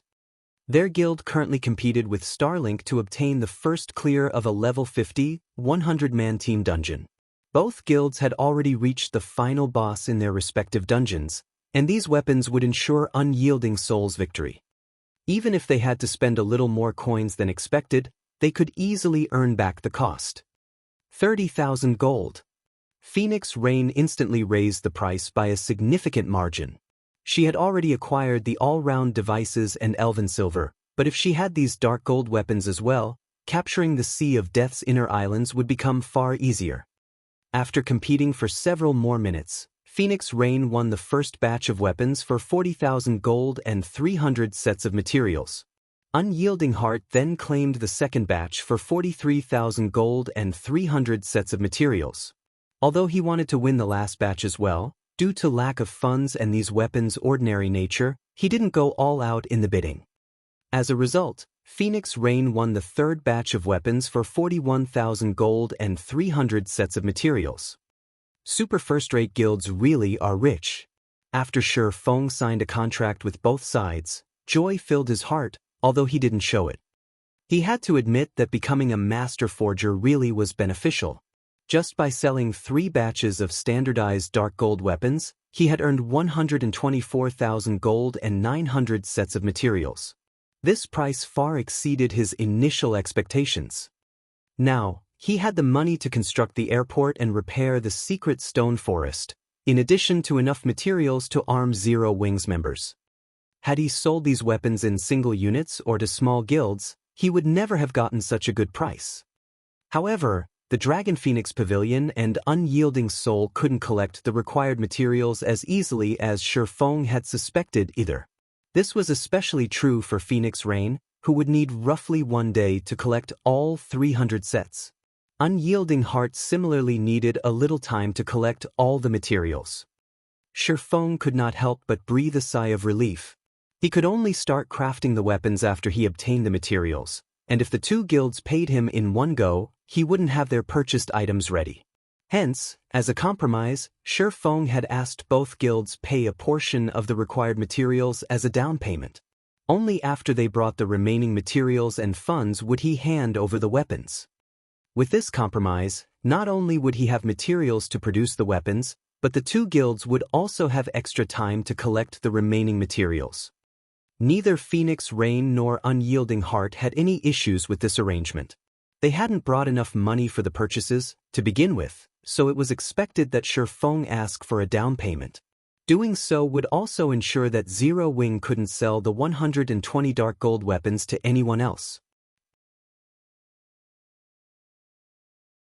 Neither Phoenix Rain nor Unyielding Heart had suspected that Zero Wing had crafted these weapons. They had assumed that the guild had acquired the items from farming monsters. Since their guilds didn't have the full payments ready, a down payment was understandable. Phoenix Rain and Unyielding Heart had their subordinates deliver the agreed-upon down payment, which was 30% of the full amount. In return, both guilds would be granted a full day to collect the remaining funds and materials. When the 270 sets of materials were delivered, Shi Feng recruited Melancholic Smile and Cream Cocoa to help him craft the weapons. Although standardized level 55 dark gold weapons required a lot of time to produce, with 3 master forgers working around the clock and the Philosopher's Hand's guidance, it took them no time at all to complete the 120 weapons. After less than half a day, the 3 had used all 270 sets of materials and produced 114 weapons. Including the original 10 Shi Feng had made, they had a total of 124 level 55 dark gold weapons now. Once the weapons had been forged, Shi Feng left the transaction's follow-up work to Melancholic Smile. He then contacted Aqua Rose and had her gather 20 main force members. He planned to head to the level 70 neutral map, Flame Demon's Valley. After his trade with the Dragon Phoenix Pavilion and Unyielding Soul, Shi Feng realized that he had to prioritize unsealing the Philosopher's Hand fully. Partially unsealing the Philosopher's Hand had already been so profitable. If he could fully unseal it, he could nurture a large number of master lifestyle players. Not only would he be able to arm Silverwing Town to the teeth, but he'd also be able to fortify the Lost Town. Then he wouldn't have to worry about the Evil God's Temple, which grew stronger with each passing day in the Orc Empire. He wouldn't have to worry about Blackwater either. He could definitely afford a battle of attribution with both the Evil God's Temple and Blackwater simultaneously. After all, war was a competition of wealth and resources. Thinking up to this point, Shi Feng felt even greater need to head to the Flame Demon's Valley. In less than half an hour, Aqua Rose had gathered Cola, Fire Dance, Violet Cloud, and the other core upper echelons. As the group approached the guild's meeting room, they chatted and discussed the recent challengers they had faced in Silverwing Town's battle arena. After Shifeng had set the battle arena's new rules, quite a few famous experts from the neighboring kingdoms and empires visited Silverwing Town to challenge Zero Wing's guild leader. Some experts had also visited the town purely to spar with Zero Wing's experts. The battle arena's popularity in Silverwing Town had skyrocketed, and it was now even more popular than the battle arena in Zero Wing City. Meanwhile, Cola and the others' arrival in White River City's guild hall had caused a commotion among the other guild members. Now that I'm so close to them, I can really feel how powerful our guild's main force members are. Commander Fire Dance is especially powerful. Recently, I've heard that of all the challenges she accepted, she won every single one of them. I've even heard that she defeated the 5th-ranked assassin in the Black Dragon Empire. Commander Fire Dance has a 3-digit winning streak. That's right. I've also heard that on the latest issue of the God's Domain Experts list, Commander Fire Dance ranks as the 319th expert thanks to her excellent battle records. But I still think that she hasn't revealed all of her strength yet. Her rank will definitely climb in the future. That's only natural. However, the current God's Domain ranking list has changed. Now, if you want to earn a spot on the list or improve your rank, you have to be strong enough and have a dazzling battle record. I wonder when I'll become a main force member. I really want to train directly under Commander Fire Dance. The guild holds a qualifying tournament once a month. You can participate as long as you become a core member. Right? I'll work hard to become a core member first. As the players in the guild hall talked about Fire Dance and the other main force members of the guild, a desire to join Zero Wing's main force overwhelmed them. Meanwhile, Shifeng, who had hidden his appearance under a black cloak, couldn't help but chuckle as he overheard the various conversations. He then made his way toward the guild hall's meeting room. "Guild leader, are we going on a major operation this time?" Cola asked eagerly after Shifeng entered the room. He had improved significantly in the battle arena lately and itched to display his new strength. "Of course. However, we have to replace your equipment first," Shifeng said, nodding. "Replace my equipment?" Cola was confused. He currently wore the Dark Corrosion set, the best available Dark Gold set equipment in the game right now, and quite a few of his other pieces were epic rank. He didn't understand what Shifeng wanted to replace. "Give me your shield first," Shifeng said. "Shield?" Cola revealed an excited expression as he guessed, "Could it be?" "That's right. We didn't have enough magic crystals before, but we do now," Shifeng said, nodding. Cola eagerly handed his Titan Guard to Shifeng, anticipation filling his eyes. Although he had been saving his own magic crystals, it would take him forever to collect 100,000 on his own. Moreover, the guild always needed magic crystals, making it almost impossible for him to upgrade his shield. After Shifeng received the Titan Guard, he immediately chose to upgrade it.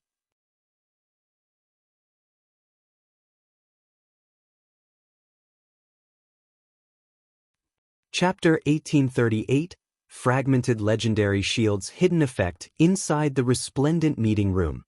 After Shifeng clicked to upgrade the Titan Guard, the shield began to glow with a brilliant light that forced the players in the room to close their eyes. By the time everyone reopened their eyes, they felt a horrific pressure wash over them. Instinctively, these players took up a defensive stance. What's going on? What's with this powerful aura? Could it be from that shield? This can't be possible, right? This aura is as intense as that of a mythic monster. All of these players were experts, and they had experienced countless life-or-death battles. They had long since developed senses that surpassed that of a wild beast. If they hadn't known that they were absolutely safe in this meeting room, they would have pulled out their weapons and prepared for combat. Once the intensity of the Titan Guard's aura reached its peak, it began to fade. So, this is a fragmented legendary shield? Feng was inwardly shocked as he felt the Titan Guard become lighter than it had been. Although the shield had never been particularly heavy, holding it still restricted his movement. Now, however, the Titan Guard was as light as a feather. It felt as if the cold, tough metallic frame were merely an illusion. The shield's hidden effect was truly frightening. It was common knowledge in God's domain that shields were so large so the MTs could effectively block a boss's attacks. In return, the shields were considerably heavy. Of course, there were lighter shields, such as wooden or steel bucklers. Although a buckler was easier to use and gave MTs more freedom of movement, its flaws were apparent with a buckler's small size. Blocking attacks properly was strenuous. This was especially true during a high-speed fight. Hence, the various large guilds' MTs usually used large, heavy shields. However, now, not only did the Titan Guard possess a huge defensive area, but it was also light. It was a dream shield for any MT.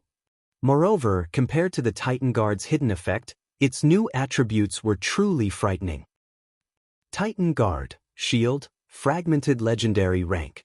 Minimum Equipment Level, 50 Equipment Requirement, Strength 1400 Attributes adjust according to user's level. Defense plus 9450, level 50. Block rate, 39%. Strength plus 245. Endurance plus 224. Agility plus 190. Defense skill plus 3 levels. Reaction ability plus 2. Strength increased by 35%. Agility increased by 30%. And endurance increased by 30%. Ignore levels plus 20. All item level requirements reduced by 5 levels. When equipped, all magic damage received reduced by 50%. Reaction speed increased by 20%. Paralysis effects reduced by 40%. Frontal damage received reduced by 30%. All resistances increased by 30%. Additional passive skill 1-. Guardian Shield automatically generates a layer of guardian energy, which can block an attack and absorb a portion of the attack's strength to recover user's stamina every 10 seconds. Additional passive skill 2-. Iron Wall reduces the impact from incoming attacks by 50%. If attacks are of a lower tier than user, reduces damage by 70%. If attacks are of the same or higher tier than user, reduces damage by 30%. Additional active skill 1-. Titan's Heart generates 3 layers of protective energy that absorbs damage equivalent to 10 times of wielder's maximum HP, increases physique by 30%, reaction speed by 20%, and movement speed by 20% for 45 seconds. During this period, battle recovery improved by 800%, and healing received increased by 100%. Cooldown, 5 minutes. Additional active skill 2-. Titan's Will becomes immune to all control effects. Reduces all damage received by 95% and weakens negative effects by 90%. Increases attack speed by 100% and movement speed by 30%. Starting movement speed set at 80% of maximum movement speed. Duration, 30 seconds. Cooldown, 3 minutes. Cannot stack with other defensive skills. Additional active skill 3-. Titan's Domain. Every non-friendly target within a 100-yard radius will increase wielder's basic attributes by 2%, reduces damage received by 1%, and heals wielder by 0.1% HP every second. Duration, 1 minute. Cooldown, 2 hours. Maximum number of targets, 100. With these attributes, an ordinary MT could immediately become a peak MT by equipping the Titan Guard.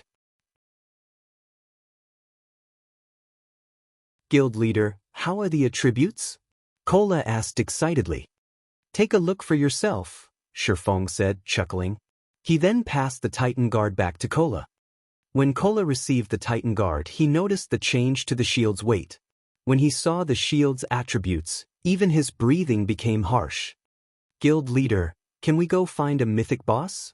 Kola asked, staring at Feng with desire in his eyes.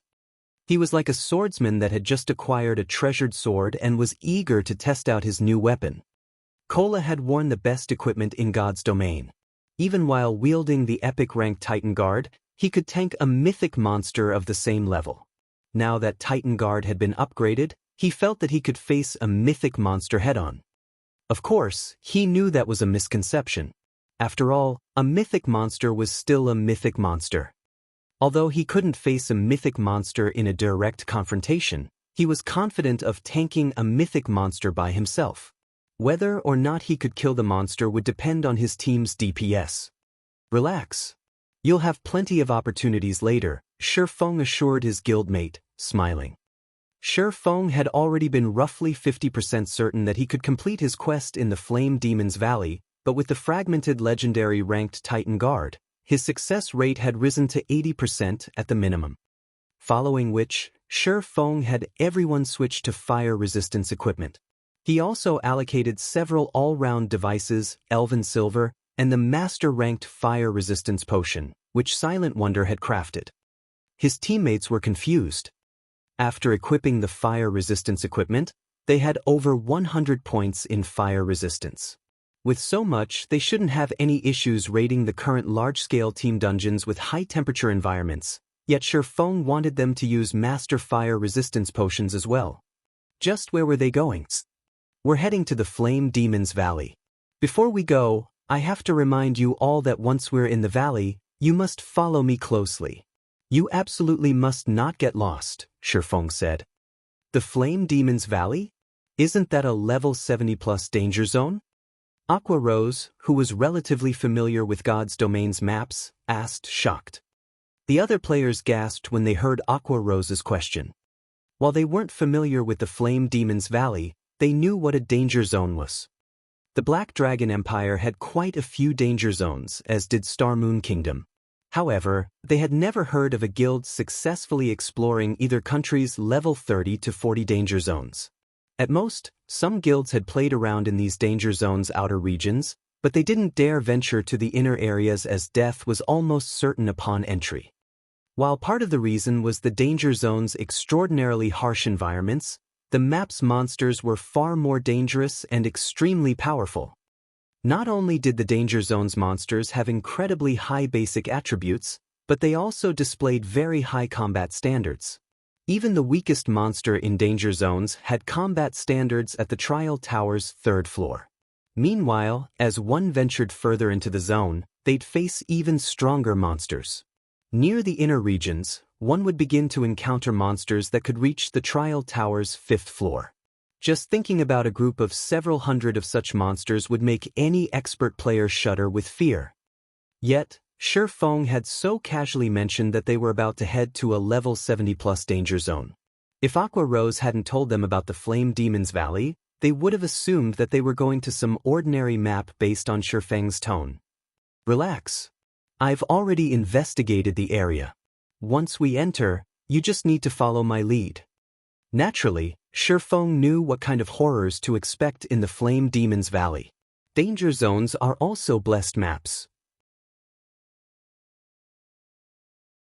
They are the best places to refine your skills. Don't you want to grow stronger? Hearing Shifeng's explanation, everyone's eyes glowed with excitement and anticipation. While they had fought in Silverwing Town's battle arena, they had realized how vast God's domain truly was. Although many of the challengers hadn't been famous, their combat standards had been extraordinary. They had only managed to defeat these experts thanks to their superior equipment.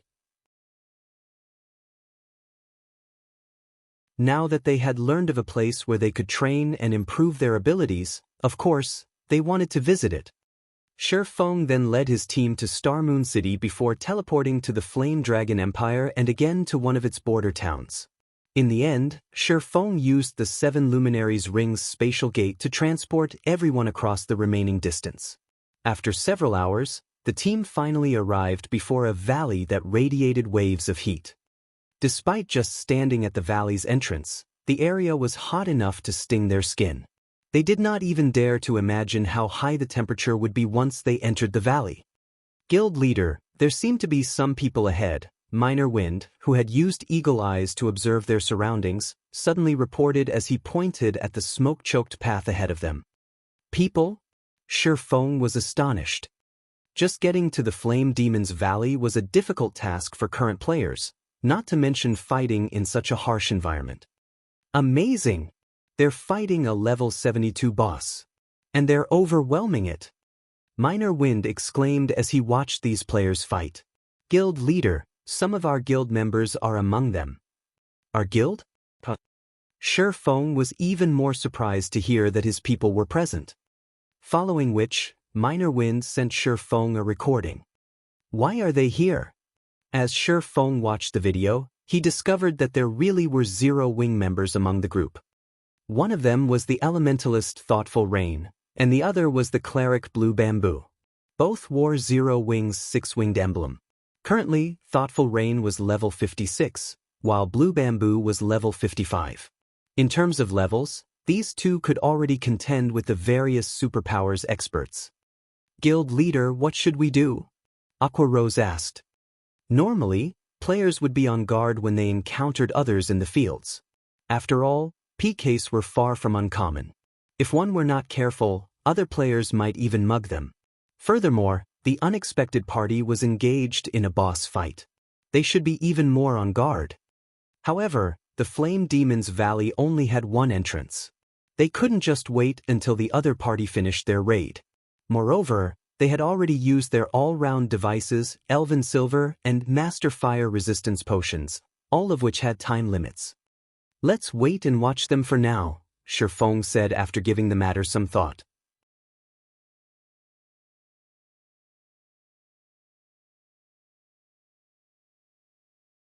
Chapter 1839, Neutral Races. Piles of large rocks decorated the scorching valley. Due to the constant screen of black smoke from within the valley, it was extremely difficult to examine the area with the naked eye. One would be fortunate if they could see up to 200 yards away. Even those with stronger physiques would only see an additional 20 or 30 yards. Only with skills like Eagle Eyes could players see up to 700 to 800 yards. While 700 or 800 yards might seem far, it was nothing to monsters in a level 70+ danger zone. These monsters could normally see up to 500 yards. Due to the level difference between these monsters and 0 Wings players, the monsters would have an easier time discovering them. If they were not careful, the monsters might even notice them from 800 yards away. Under Feng's lead, 0 Wing's team quickly moved to 200 yards away from Thoughtful Rain's team. Rocks and smoke obscured their position, so the other team would find it difficult to notice their presence. Isn't that Rain? Aqua Rose was a little surprised as she watched Thoughtful Rain in battle. Her combat standard has improved by quite a bit. Thoughtful Rain dealt with 3 level 70 Lord-ranked Flame Demon Guards, which moved alongside the boss monster, by herself, yet despite being out-leveled and outnumbered, she faced the 3 lords on equal footing. She had thoroughly distracted the 3 flaming humanoids, allowing her teammates to focus on the boss. It was evident that her combat standard had already reached the refinement realm. However, Thoughtful Rain's teammates were even more surprising. None of these players were human, but foreign races. They were either half-beastmen with tiger ears and tails or half-elves with snowy white skin and pointed ears. What is going on? They're not actually human?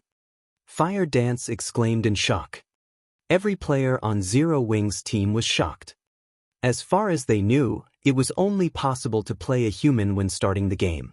There weren't any other races to choose from. Although they had encountered demon players and monster players, they were transformations.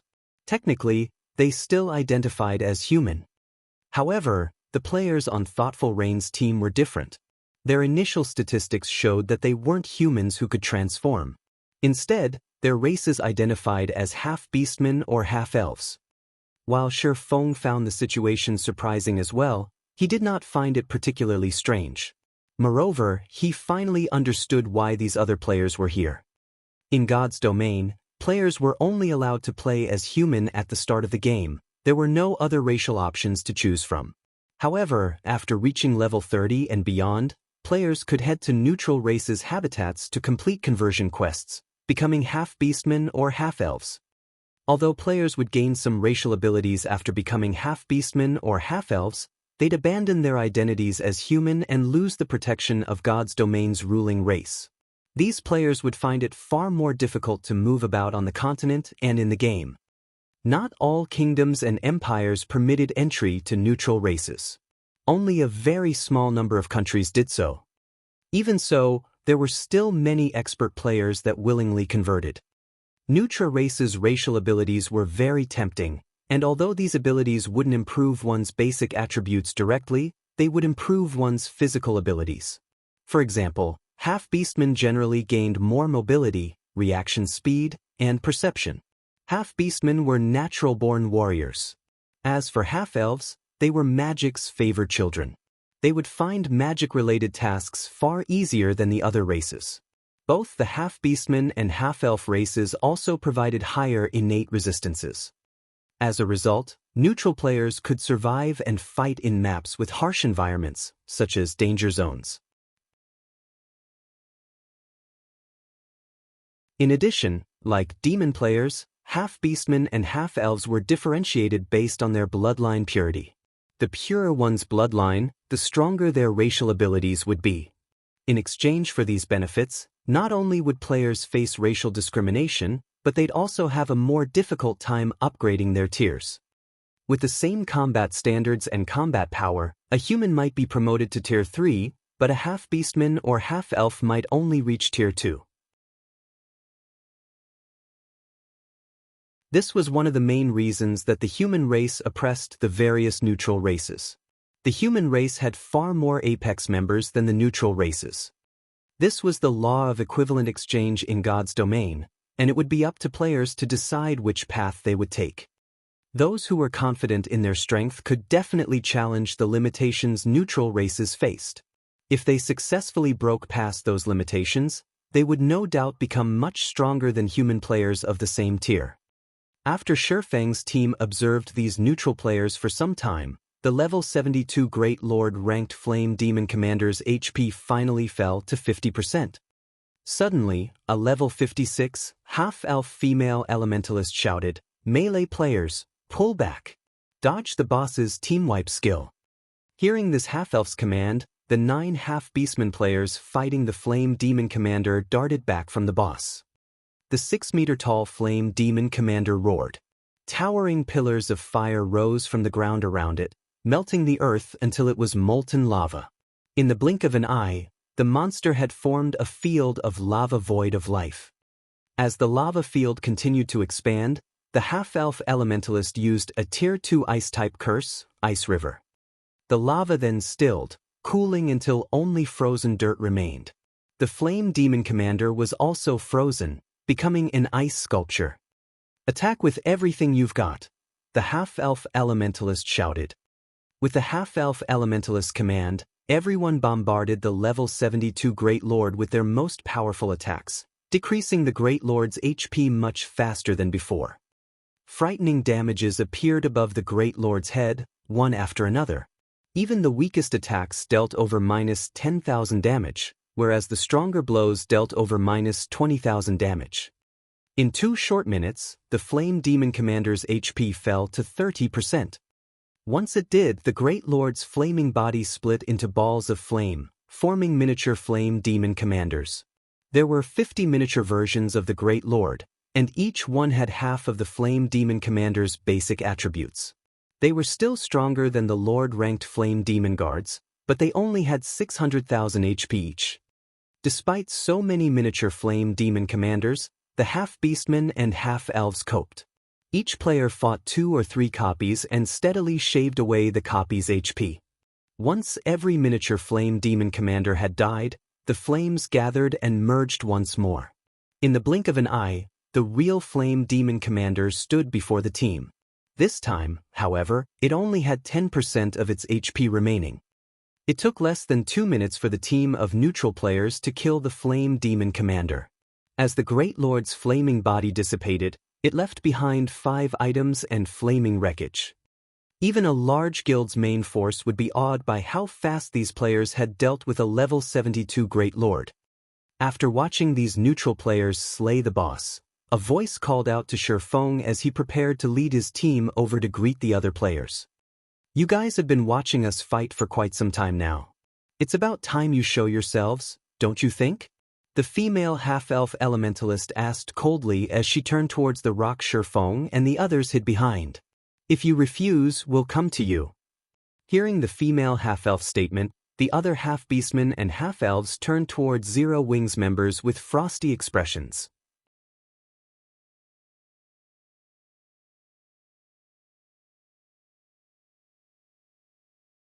Chapter 1840, No Need for Explanations. Guild leader, it seems that we've been discovered, Aqua Rose said as she felt the killing intent radiating from the female half-elf elementalist. However, she did not reveal any signs of panic at being discovered. Instead, she calmly smiled and said, "It also seems that the other party doesn't appreciate our good intentions." "Forget it since they don't, so be it," Shifeng said, shaking his head and laughing. "Since they've spoken, let's head over." Kill stealing was a frequent occurrence in the fields. For such expert neutral players to come all the way to such a high-level danger zone, it was highly unlikely that they were just here to kill bosses.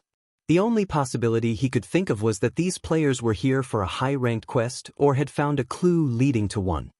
Either way, they wouldn't like being discovered by other players. For example, Shifeng didn't want anyone to learn about his quest to unseal the Philosopher's Hand. If they did, it would definitely cause trouble for him and his guild.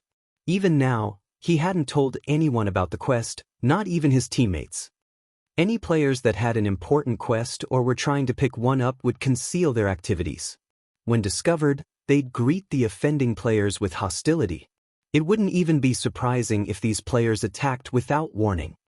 Hence, to avoid a misunderstanding, Shifeng had decided to maintain his distance, hiding his team throughout the raid. First, he wanted to avoid unnecessary combat. Second, Thoughtful Rain and Blue Bamboo were members of this neutral team. If Zero Wings members suddenly showed up in this deserted area, the team would suspect Thoughtful Rain and Blue Bamboo of leaking information. Third, he didn't want others to know what Zero Wing was doing in the Flame Demon's Valley. However, the female half-elf elementalist's perception had exceeded Shifeng's expectations.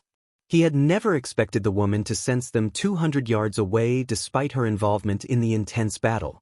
Even with his physique, he had barely seen the battle from this distance. The only other player that had seen the battle clearly was Minor Wind, who had activated Eagle Eyes. The other team's members had been busy with the fight, making it impossible to maintain Eagle Eyes. Hence, he hadn't expected to be discovered. However, since the team had noticed them, he had no choice but to reveal himself and see how events unfolded. Meanwhile, the half-beastmen and half-elves warily watched Shifeng's group approach.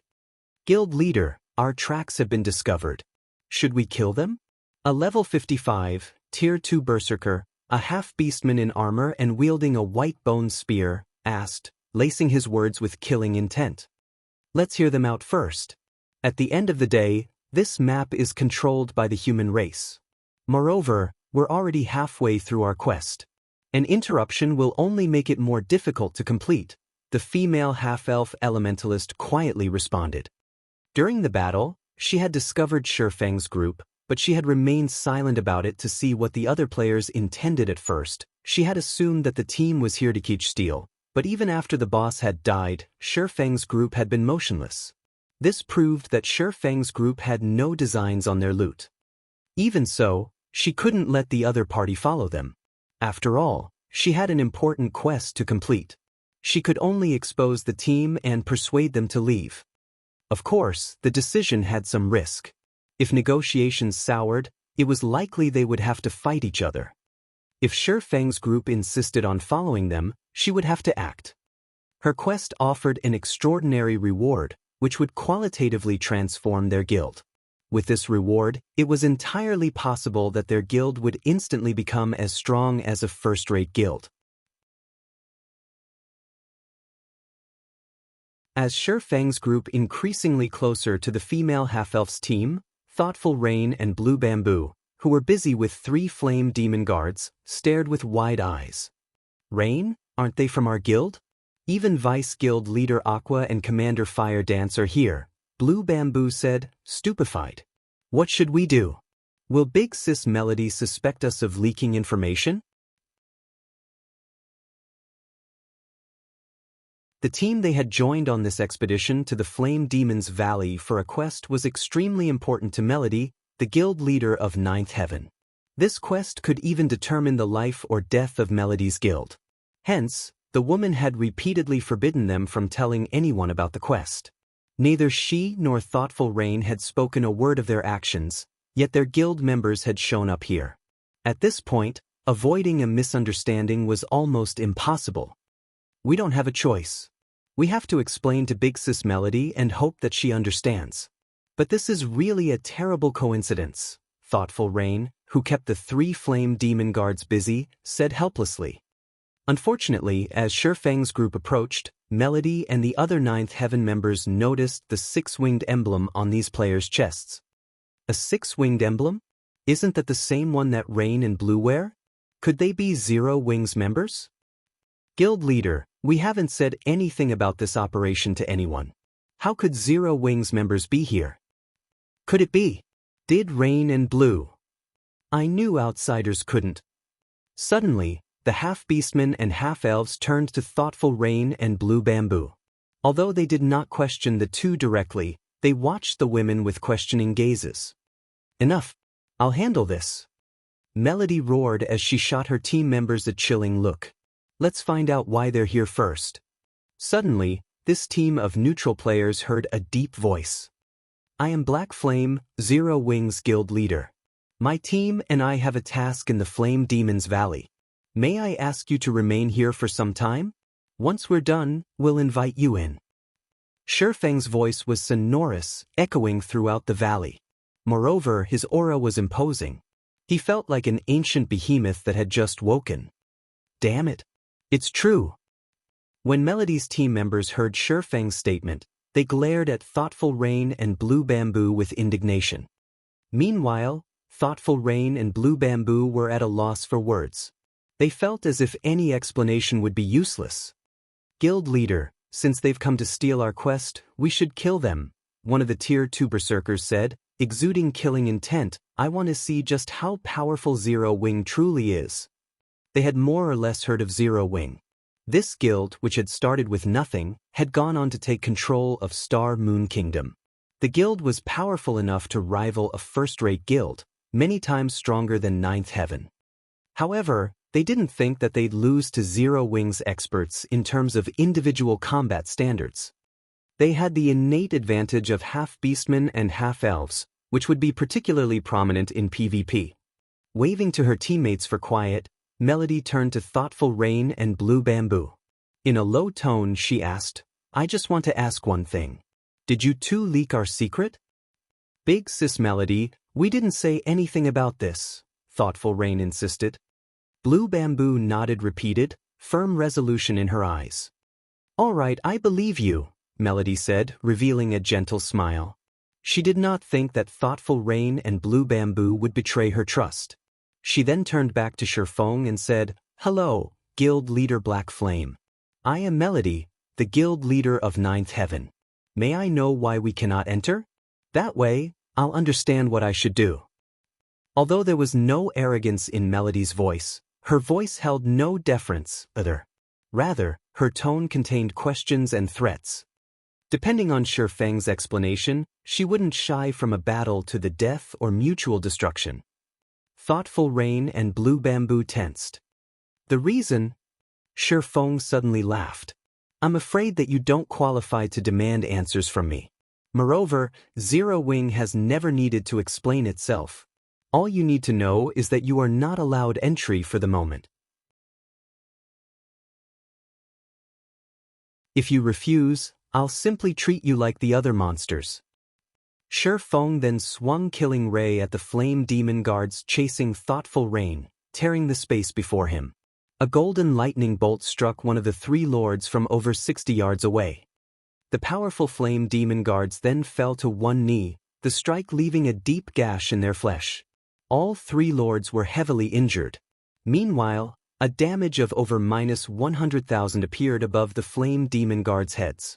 Among the 3 lords, One even suffered nearly minus 300,000 damage.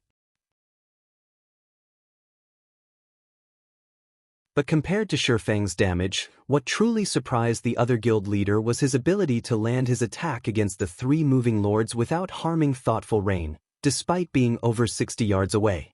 Moreover, Shifeng had sent his attack through the other team, striking the flame demon guards before they had been able to react.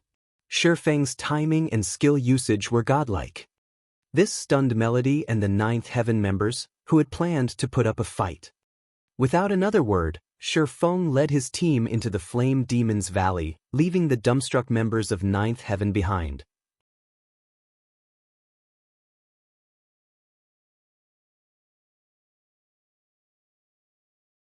Chapter 1841, Rich Danger Zone. Melody and her teammates only breathed a sigh of relief after Shifeng's group had vanished. Too strong. The strength and frightening aura Shifeng had displayed had been stifling.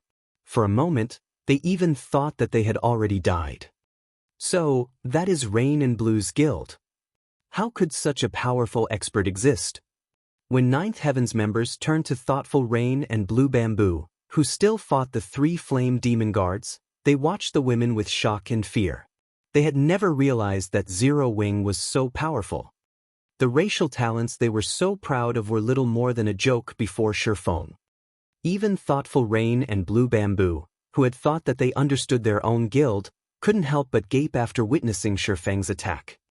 Not only had Shifeng's single attack alleviated the pressure they faced, but he had also shocked Ninth Heaven's experts, deterring them from attacking.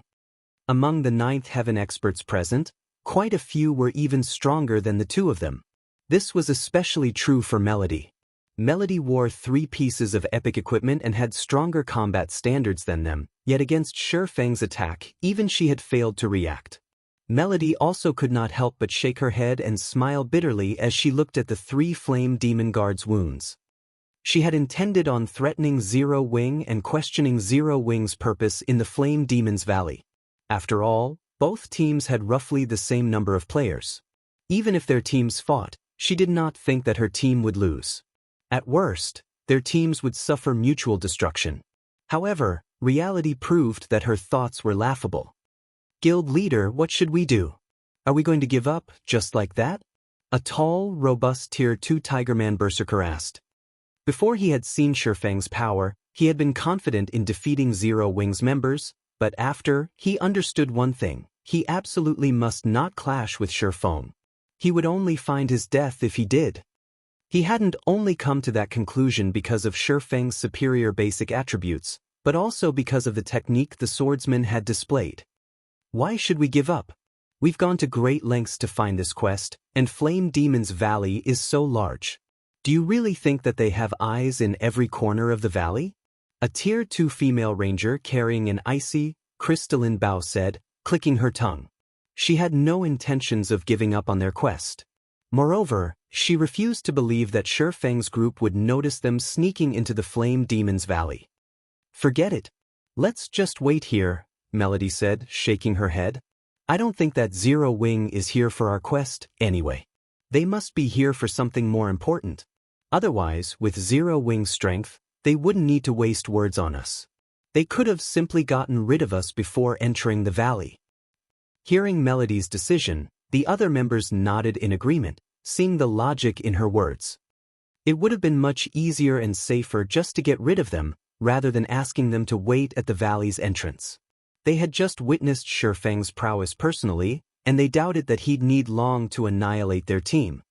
If Shifeng wished it, he could have killed several of them with that attack, and they would have been powerless to do anything about it. We should also thank Rain and Blue. Large guilds generally dislike others following them during a large-scale operation. Generally, they seal off the area. Even if they don't, they tend to get rid of any potential threats, yet Black Flame had simply forbidden us from entering the valley, rather than kill us. Let's not stir up any more trouble, Melody explained. When large guilds were on an important mission, they definitely didn't show mercy. The fact that they were still alive was all thanks to Thoughtful Rain and Blue Bamboo's membership in Zero Wing. If not for these two women, She didn't dare imagine what kind of outcome her team would have suffered. Upon hearing Melody's explanation, her teammates gave Thoughtful Rain and Blue Bamboo grateful and apologetic looks. They now felt that their decision to invite the women on this mission had been a wise one. Otherwise, they would have likely died an unjust death at the entrance of the Flame Demon's Valley. This turn of events had also bewildered Thoughtful Rain and Blue Bamboo, who still tried to figure out how to clear up the prior misunderstanding. A moment ago, the team had been hostile towards them, but now, their teammates seemed grateful and cordial. It felt like they had been dropped into hell before being thrown into heaven in the next moment. They had no idea how to react. Zero Wing is so strong, guild leader. And I've heard that Candlelight, the guild's trading firm, is doing quite well. Both Rain and Blue are Zero Wing's core members. If we can get acquainted with Black Flame through them and partner with Zero Wing, our guild's development in Forest City will definitely go more smoothly, the Tigerman Berserker quietly suggested as he looked at Thoughtful Rain and Blue Bamboo. I get what you're trying to say. I'll ask them for their opinions later. However, I must say this. If they don't want to help us in that way or find it too difficult, you will let the matter rest. Melody nodded as she turned to the Tigerman Berserker in surprise. Previously, the Tigerman Berserker had been very opinionated about Thoughtful Rain and Blue Bamboo's participation in this operation. She had never expected him to suggest that they cozy up to the women. The Tigerman Berserker nodded silently in response. Meanwhile, in the Flame Demon's Valley, Shifeng remained ignorant of the fact that his behavior had made Thoughtful Rain and Blue Bamboo VIPs in Ninth Heaven. He simply led his team toward the Flame Demon's Valley's core region. Although the Flame Demon's Valley didn't house a lot of flame demons, as a danger zone, its severe environment was incredibly uncomfortable for those who entered. Despite having equipped fire resistance items and drinking master flame resistance potions, Zero Wing's team sweltered in the heat. This prevented them from displaying their full strength. Although Shifeng had been very careful in selecting their path, due to Aqua Rose and the others' low levels, they still attracted flame demons. They had no choice but to engage in a few fights, slowing their advance considerably. However, killing the flame demons also granted a bountiful harvest. Although the monsters lacked equipment drops, they did drop enough fire-type materials to earn a small fortune. This was especially true for the flame crystal the flame demons dropped. These flame crystals could be turned into flame gemstones, which could be equipped on weapons. When equipped, the flame gemstone gave the weapons an additional 10% flame damage. This was an excellent item for players like them, who struggled to increase their combat power. Unfortunately, the flame gemstones were consumable items, unlike ordinary attribute gemstones, which could be used indefinitely. Even so, the flame gemstones were an excellent item. After advancing for around 4 hours, Zero Wing's members finally reached the Flame Demon's Valley's core. Shifeng then contacted Thoughtful Rain and notified her that her team could now enter the Flame Demon's Valley. To current players, the Flame Demon's Valley's core was absolutely off-limits, even for half-beastmen and half-elves. Without the all-round devices, Elven Silver, and sufficiently high fire resistance, players would die in a matter of seconds upon setting foot in this area. Hence, he was not worried that others would discover his activities. After another half an hour, Fire Dance, who scouted ahead, excitedly reported in the team chat, "Guild leader, I found something." "Something good?" Shifeng muttered, curious when he heard Fire Dance's trembling, excited voice. The Flame Demon's Valley was a danger zone. It had many valuable things to offer. She shouldn't have sounded so excited. "Guild leader, you won't guess what I found. I actually found an ore vein," Fire Dance proudly proclaimed.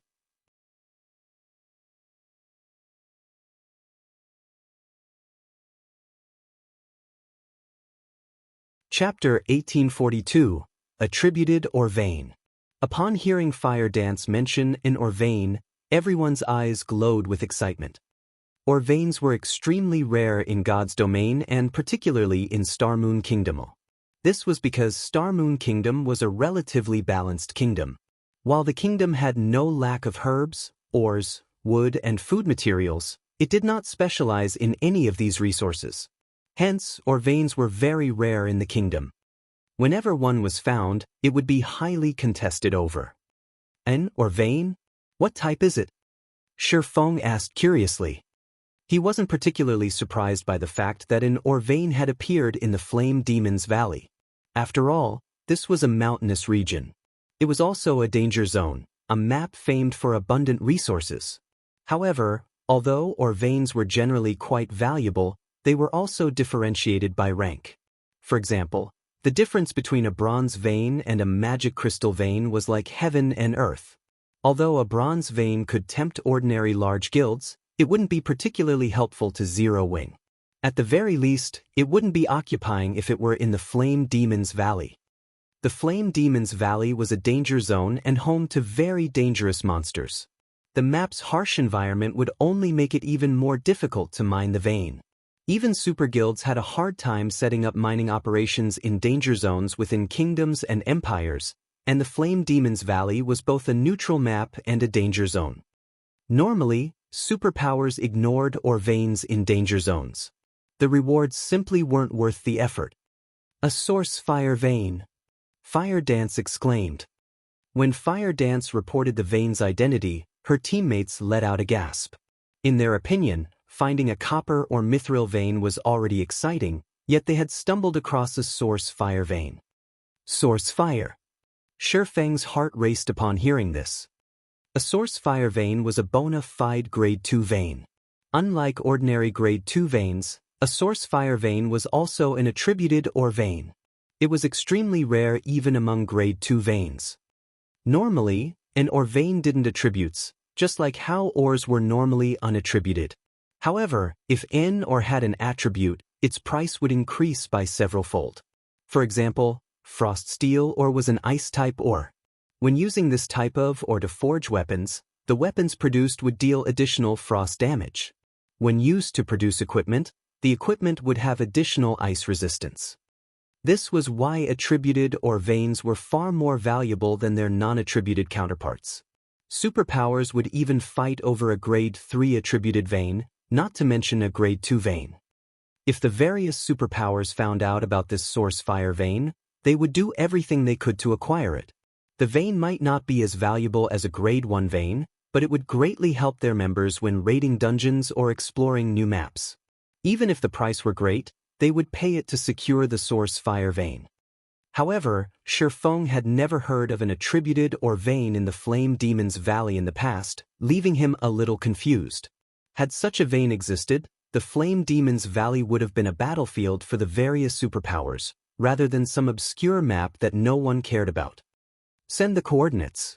We'll head there immediately.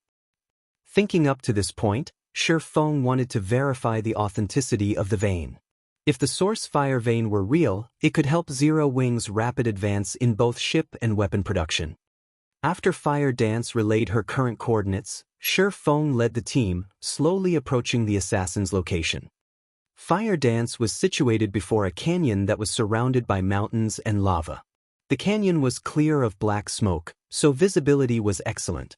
Only, the terrain was extremely dangerous. There were also a large number of giant lava beasts in the area. Moreover, laying at the canyon's entrance was a gigantic, level 80 mythic ranked beast. Lava Hound, elemental creature, mythic, level 80. HP 450, 000, 000/450, 000, 000. Everyone felt their heads ache when they saw the two-headed lava hound guarding the canyon's entrance. However, they could clearly see a cave in the distance with some crimson ore around its entrance. This crimson ore was none other than Source Fire Oregon. It's actually real. Shi Feng's eyes burned with desire as he gazed at the Source Fire Oregon. Although the vein seemed small, it was definitely a source fire vein. How unfortunate. There are too many lava monsters nearby. There's even a level 80 mythic monster guarding the canyon's entrance. We don't have a chance of securing the vein, Aqua Rose said, slightly frustrated as she looked at the cave entrance. With their current strength, they might be able to defeat level 60 mythic monsters, but a level 80 mythic ranked monster was still too difficult. Furthermore, they had to fight the lava creature in such an extreme environment. Under such circumstances, they wouldn't be able to defeat the lava hound even if they were level 80. This was because this was a danger zone. The monsters here had much higher combat standards than monsters in a normal map. Including the frightening attributes of a mythic monster, they had no hope against the level 80 lava hound unless they returned at level 90 or 100. Lava creatures were different from ordinary monsters. Players would be subjected to the burning heat radiating from the monster's body if they got close to it. Even if players had sufficiently high fire resistance to avoid taking any damage, they'd still feel the searing pain. This pain would significantly affect players' combat power and prevent them from fighting at their best. However, this was not the most frightening aspect about lava creatures. Lava creatures' corrosive ability was far more dangerous. Weapons and equipment would rapidly lose durability when they came into contact with these creatures. If the items lost all durability mid-battle, they'd be permanently lost. Because of this, players tried to avoid lava monsters as much as possible. Meanwhile, every monster in the canyon was a lava creature. Trying to clear out these monsters long-term would be hell. Not only would they fail to acquire the vein, but they would also sacrifice a large number of weapons and equipment. If they tried to construct a mining base here, a large number of monsters would assault the base during its construction. If the mining base were destroyed, all resources they had invested would be lost. On the off chance that they managed to construct a mining base here, there was also the problem of manpower. Zero Wing simply couldn't afford to station a lot of players here. This was the Flame Demon's Valley's core. Its harsh environment could easily kill the guild's players. Players needed sufficiently high fire resistance to survive here. They were only able to explore this area because they were fully equipped in fire resistance equipment and had consumed master fire resistance potions. If any other player stood in their place right now, the extreme temperatures would have long since claimed their lives. The rest of the team agreed with Aqua Rose's assessment, a little disappointed. While the source fire vein before them was a priceless treasure, they could only afford to view it from afar. Meanwhile, as Shifeng examined the roaming lava monsters, he fell deep into thought. Not many people knew the true value of an attributed or vein in God's domain yet. However, he did. The source fire vein would be particularly valuable to the current Zero Wing.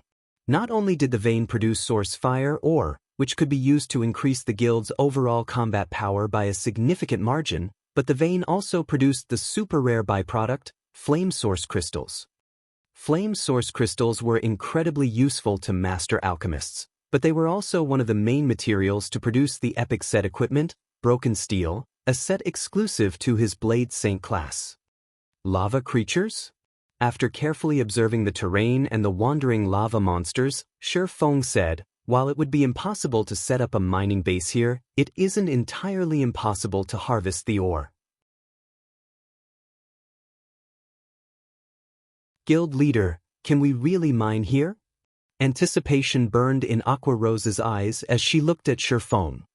Nowadays, fire resistance weapons and equipment were in high demand since the various large guilds had realized how necessary these items were to their development. If Zero Wing could harvest the source fire vein, it would definitely increase the guild's development speed. Given enough time, Zero Wing's members wouldn't be limited to operating near Silverwing town.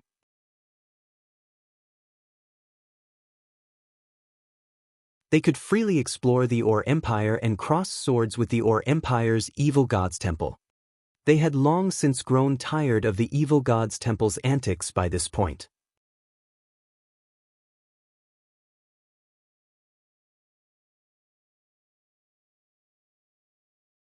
Chapter 1843, Titan's Might. When Zero Wing's members heard that it was possible to mine the source fire vein, their eyes glowed with excitement. They all had a certain understanding of ore veins, so they knew that the source fire vein was a grade 2 ore vein. This meant that there was a certain chance to obtain magic crystals when mining it. This was something the various large guilds sorely lacked right now, especially Zero Wing. Currently, Zero Wing was expanding and recruiting more members. This meant that the guild needed to nurture far more players. Although Zero Wing had training locations like the Battle Arena, the guild members still had to train in the Divine Colosseum's Trial Tower. Zero Wing's battle arenas simply couldn't accommodate enough people. The Trial Tower also provided comprehensive training, testing players' limits. If Zero Wing could acquire a large number of magic crystals, the guild would be able to transform the new recruits into usable combat power. Right now, the majority of Zero Wing's members wouldn't be useful in large-scale combat. This was also why Zero Wing's members couldn't venture far from Silverwing Town, and the guild couldn't develop properly in the Ore Empire. We'll have to give it a try before we'll know if it's truly possible. I can only say that we have around a 30% success rate, Shifeng said, shaking his head. He wasn't particularly confident in his plan.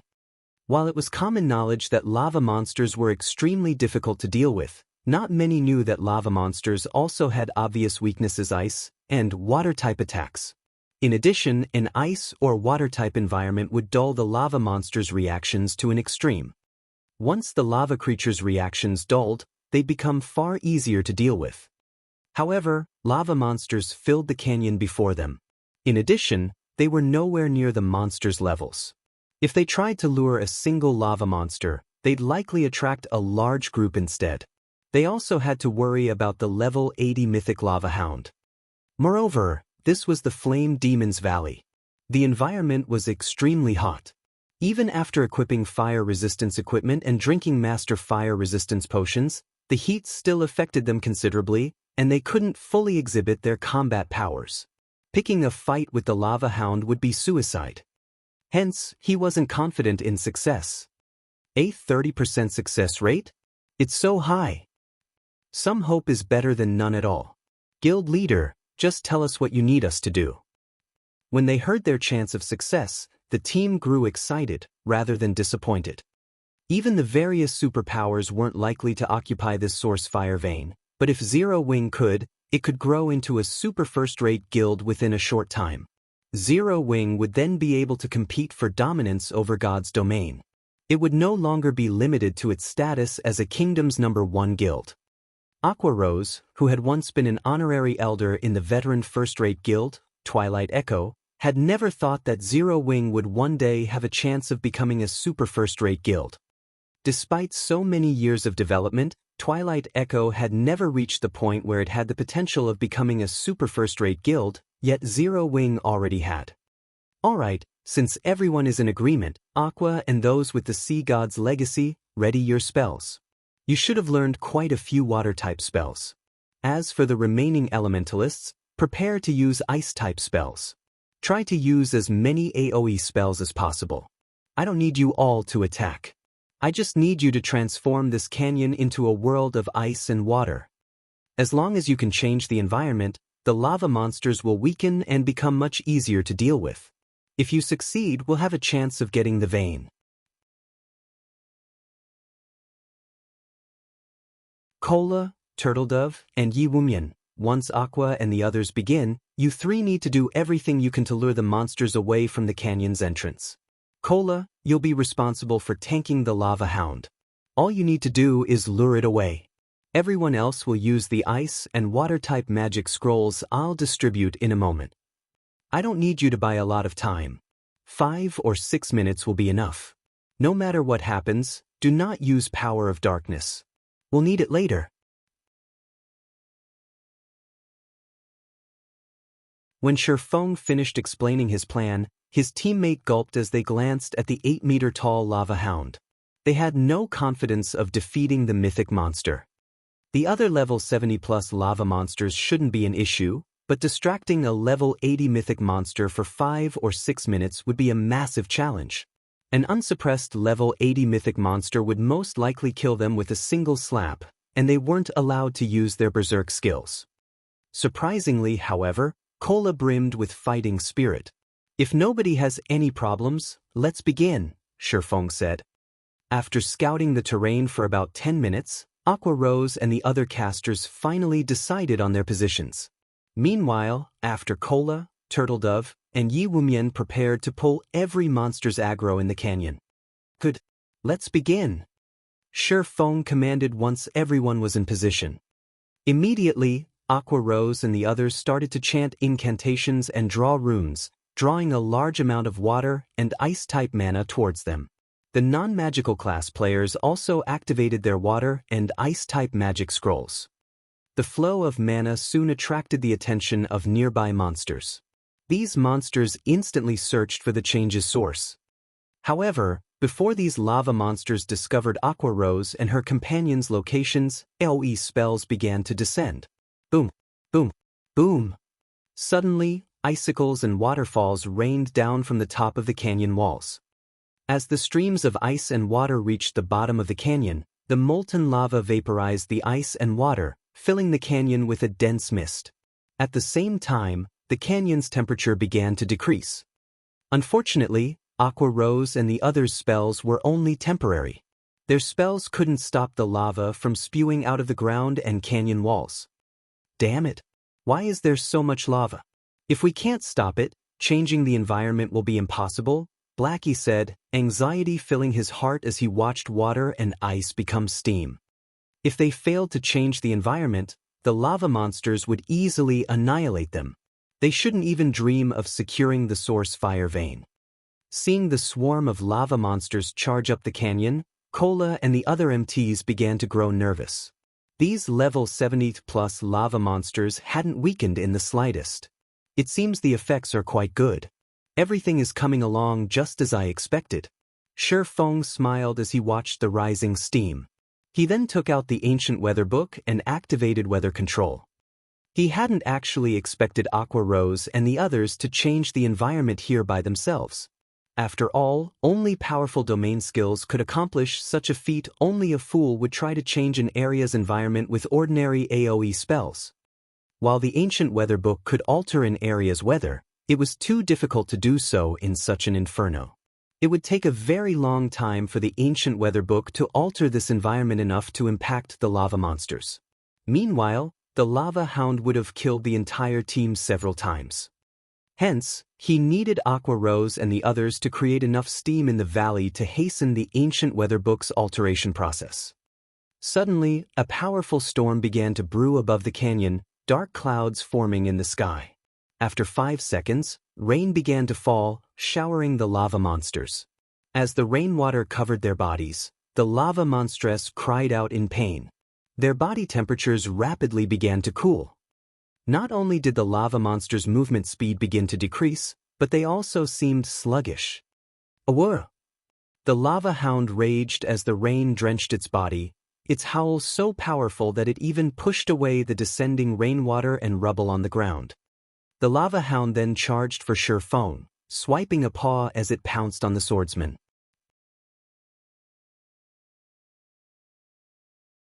You're not getting past me. When the lava hound ignored him, Cola activated Titan's domain and ran at the beast with his shield raised. Boom! Sparks scattered when the lava hound's nails scratched against Cola's Titan guard. The lava hound's gigantic body came to an abrupt halt. Meanwhile, Cola only stumbled 3 steps backward, a damage exceeding -1,000 appearing above his head. To Cola, who had over 90,000 HP, this damage was practically negligible. So strong. Cola can actually tank that thing by himself. Everyone was surprised to see Cola barely harmed. This was a level 80 mythic monster they were talking about. Although the rain had somewhat weakened the lava hound, it was a mythic monster, yet Cola had received its attack effortlessly without any help. Even Feng was shocked by how little damage Cola had taken. He finally understood just how frightening a fragmented legendary shield was. By the looks of it, the Guardian Knight should have no problems tanking the lava hound by himself even if he didn't use Titan's domain. Feng also dismissed the worry that plagued his heart. He then activated Gale Domain and flew toward the cave entrance in the distance. He quickly reached the mine, realizing that its entrance was so small that barely 3 people, shoulder to shoulder, would be able to enter at the same time. The instant Feng set foot in the mine, a series of system notifications reached his ears. Moreover, he wasn't the only person to receive the system notifications. Everyone in the Flame Demon's Valley had received them.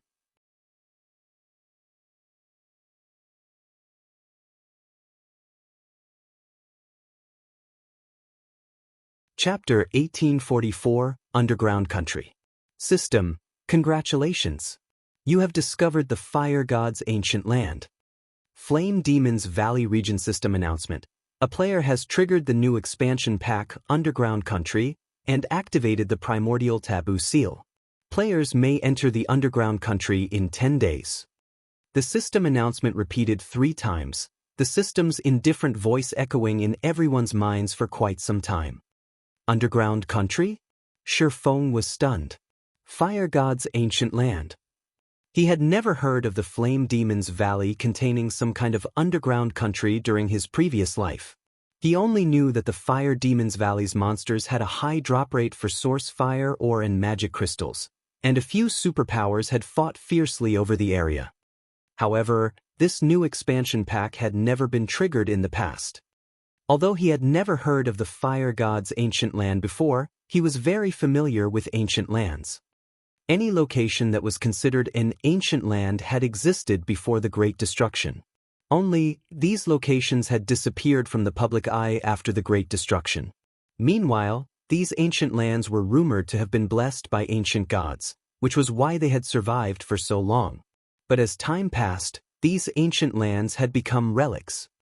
Among the various ancient lands that had been discovered during Shifeng's life, some contained items that had even been famous during ancient times. These items had all been highly sought after by the various superpowers.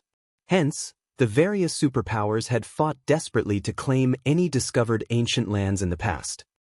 Shifeng had never thought that the source fire vein they had found was actually an entrance to the Fire God's ancient land. This rendered Shifeng speechless. Now that the system announcement had been made, the underground country in the Flame Demon's Valley would be exposed sooner or later. The source fire vein would definitely be discovered as well. Meanwhile, the Flame Demon's Valley was tens of thousands of miles away from Starmoon Kingdom. If the Fire Dragon Empire's superpowers wanted to claim the vein, he'd be powerless to stop them. Fortunately, it wasn't easy to reach the Flame Demon's Valley's core. Players would need high enough fire resistance to do so. Triggering this new expansion pack also excited Zero Wings members. Although they didn't know what the underground country was, they knew that this expansion pack represented a huge opportunity. Every kingdom and empire had its own specialty products, and no player had ever explored this underground country yet. This meant that they could monopolize the underground country's specialty products. Depending on the item's value, they could make a fortune by reselling them. Although Zero Wings members were excited about the new expansion pack, when they returned their attention to the horrific number of approaching monsters, they suppressed their excitement and focused on their enemies. As for Shifeng, after a moment of surprise, he quickly charged into the source fire vein and started building a marker for a teleportation magic array. Trying to get all of his team members into the Flame Demon's Valley's core had already been incredibly difficult, not to mention sending an army into the valley.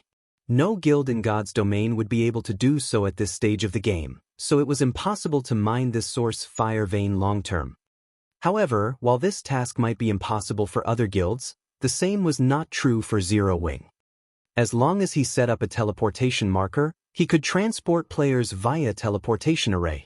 Not only would it save his players a lot of travel time, but they could also avoid unnecessary battles in the Flame Demon's Valley. Unfortunately, due to the massive distance between teleportation arrays, the magic crystal cost would be considerable.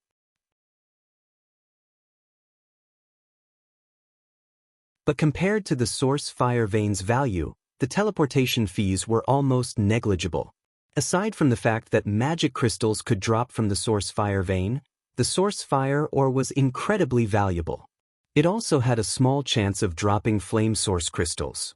Meanwhile, in a hot, sandy area in the Flame Demon's Valley's inner region, Melody and her team worked on clearing out the monsters in an ancient ruin. When Shifeng entered the source fire vein, they, too, had heard the regional announcement regarding the new expansion pack. Amazing! Someone actually triggered a new expansion pack in the Flame Demon's Valley. That should be Zero Wing's doing. Is it the matter they mentioned earlier? Although I don't know what the underground country is, it must have a lot of valuable items. Our ninth heaven has struck gold. The only other guild that should be in the Flame Demon's Valley is Zero Wing. Our two guilds should be the only ones who know about this underground country. We'll make a fortune by reselling the items from it. Excitement flashed in the eyes of the Ninth Heaven's members when they heard the system announcement. Traveling into human kingdoms and empires was intensely difficult for neutral races, so any items they purchased in Forest City were far above market price. Now that they had discovered the underground country, they could sell its unique items in Forest City. They'd be able to make a fortune and rapidly develop their guild. So this is Zero Wing's strength? Melody revealed a bitter smile when she read the system announcement. She had been smug and satisfied because she had accepted a high-ranked quest with an extraordinary reward.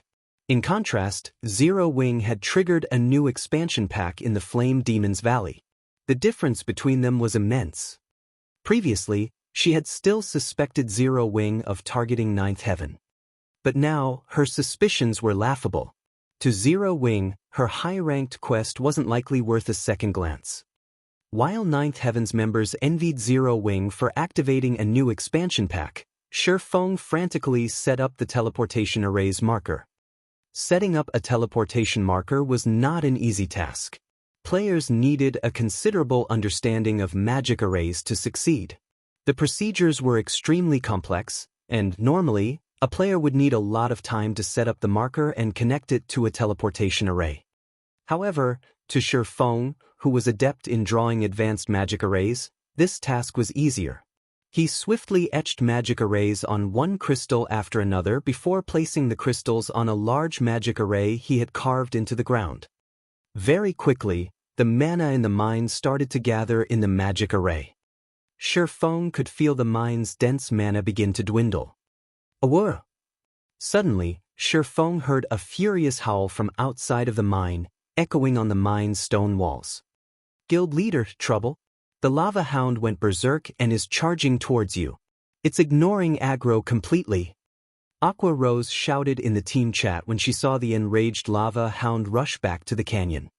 To current players, a berserk level 80 mythic monster was an absolute nightmare.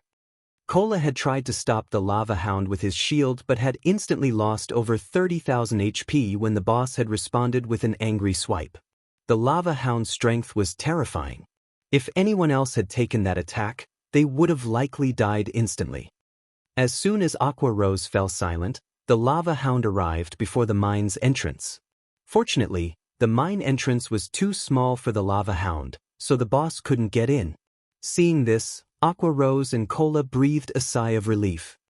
However, something then happened that stupefied Zero Wing's members. The gigantic lava hound split into 3 miniature copies. Each copy was still a level 80 mythic monster, but they did have slightly lower basic attributes. Before Zero Wing's members could react, the 3 lava hounds charged into the mine. Hurry! Hurry up! Shifeng could already hear rapidly approaching footsteps. It was obvious that the lava hound was almost to him. Meanwhile, he only needed to insert one last crystal into the ground to set the spatial coordinates. Unfortunately, the loading bar, which had swiftly filled before, felt extremely slow to Shifeng. It was only 70% full. While conducting the merging process, Shifeng couldn't do anything. He couldn't even activate a skill. When the loading bar reached 90%, 3 1-meter-tall lava hounds appeared before Shifeng. Despicable mortal! You dare violate this sacred ground. You'll pay for your crimes with your soul. The 3 lava hounds spoke in the human language, rage flaring in their eyes as they spat 3 scorching, white beams at Shifeng. Like lasers, the white beams vaporized everything in their path.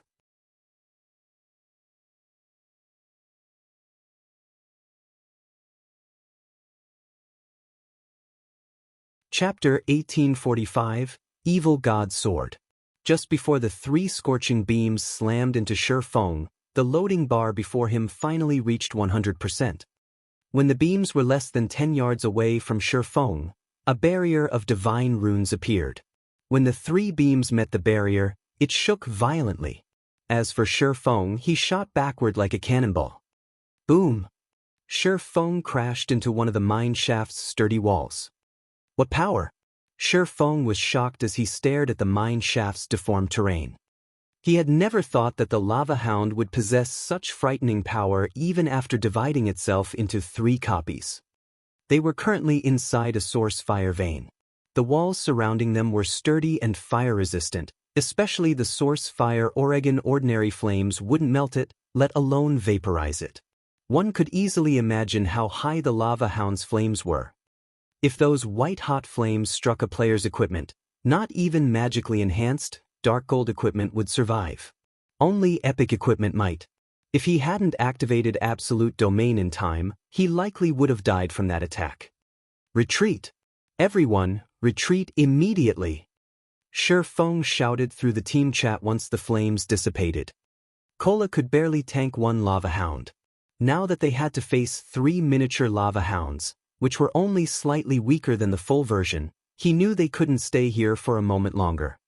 After issuing his command, he switched the aura of Earth to the aura of space, preparing to teleport out of this map. Awur! As Shifeng was about to escape using space movement, the 3 lava hounds howled as one. 3 light red ripples radiated from the beasts, and as if space had frozen, the 7 luminaries' ring failed to open a tear in space. Spatial lockdown? Shifeng's expression darkened when he saw the growing spatial tear before him disappear. A monster with such peerless strength and the ability, spatial lockdown, were a nightmare for players. Coming across one such monster almost guaranteed death. Monsters that possessed the spatial lockdown ability were extremely rare in God's domain. Normally, only NPCs at the peak of God's domain could execute the ability. Shifeng never thought that an elemental creature like the lava hound would be able to use it as well. You have touched on the almighty fire god's taboo. Sacrifice your soul to beg forgiveness from the fire god. The 3 lava hounds spoke in a chilling tone before charging at Shifeng. Although the 3 lava hounds were small, their movements were so powerful that space itself trembled in their wake. Their strength could even rival the complete lava hounds. As the 3 lava hounds approached Shifeng, they split up and assaulted Shifeng from 3 different directions, transitioning into a battle formation as smoothly as NPCs. Is this a god's guardian? Shifeng's expression turned somber as he watched the 3 lava hounds approach. It was normal in God's domain to find treasures guarded by powerful monsters, and there were some incredibly powerful existences among these guardian monsters. These guardians had been created by the gods. Normally, gods only created such powerful guardians to protect their wealth. Not only did these guardians have an eternal lifespan, but they were also undying. In addition, they commanded extremely powerful skills and spells. They were even more difficult to deal with than archaic species of the same rank and level. I can only give it a try. Shifeng gritted his teeth and used Heavenly Dragon's power before activating Divine Steps. In the next moment, 10 doppelgangers with the exact same aura and attributes as Shifeng appeared. Shifeng and his doppelgangers then charged at the 3 lava hounds. Although the lava hounds were powerful, Shifeng managed to nullify their attacks by constantly switching positions with his doppelgangers. Using this opportunity, Shifeng quickly made his way towards the mine's exit. Normally, guardian monsters would give up the chase once they were a certain distance away from what they were supposed to protect. As long as Shifeng moved out of range, he could shake off the lava hounds. However, the lava hounds were incredibly difficult to get away from. Not only was their strength incredibly high, but their speed was also impressive. They constantly interrupted Shifeng's advance and left very little space for him to move forward. By the time Divine Step's duration ended, Shifeng had only crossed a little over 50 yards. He was still over 100 yards away from the mine's entrance. The instant Shifeng's doppelgangers disappeared, A lava hound swiped its paw at Shi Feng so fast that it was impossible to dodge. With no other choice, Shi Feng raised Killing Ray to block the attack. Ping! The instant the lava hound's paw met Shi Feng's sword, he felt his entire arm go numb. The impact sent his body flying backward over 20 yards, dealing over -40,000 damage. What incredible strength! This should be close to rivaling a high mythic strength. Shi Feng thought as he stared at the lava hound that hit him. His encounter with the lava hound had been brief, and the beast hadn't used any skills, yet he had lost so much HP. He had already activated Heavenly Dragon's power as well, drastically increasing his strength and defense. Right now, his defense was even higher than Cola's, although he didn't have the passive skills that provided damage reduction. Even then, he had still lost over 40,000 HP. The current lava hound before him definitely had much higher strength than the original. Meanwhile, he had to face 3 of these lava hounds. Before Shi Feng could figure a way out of this situation, another lava hound pounced at him. Hurriedly, Shi Feng activated parry to block its attack.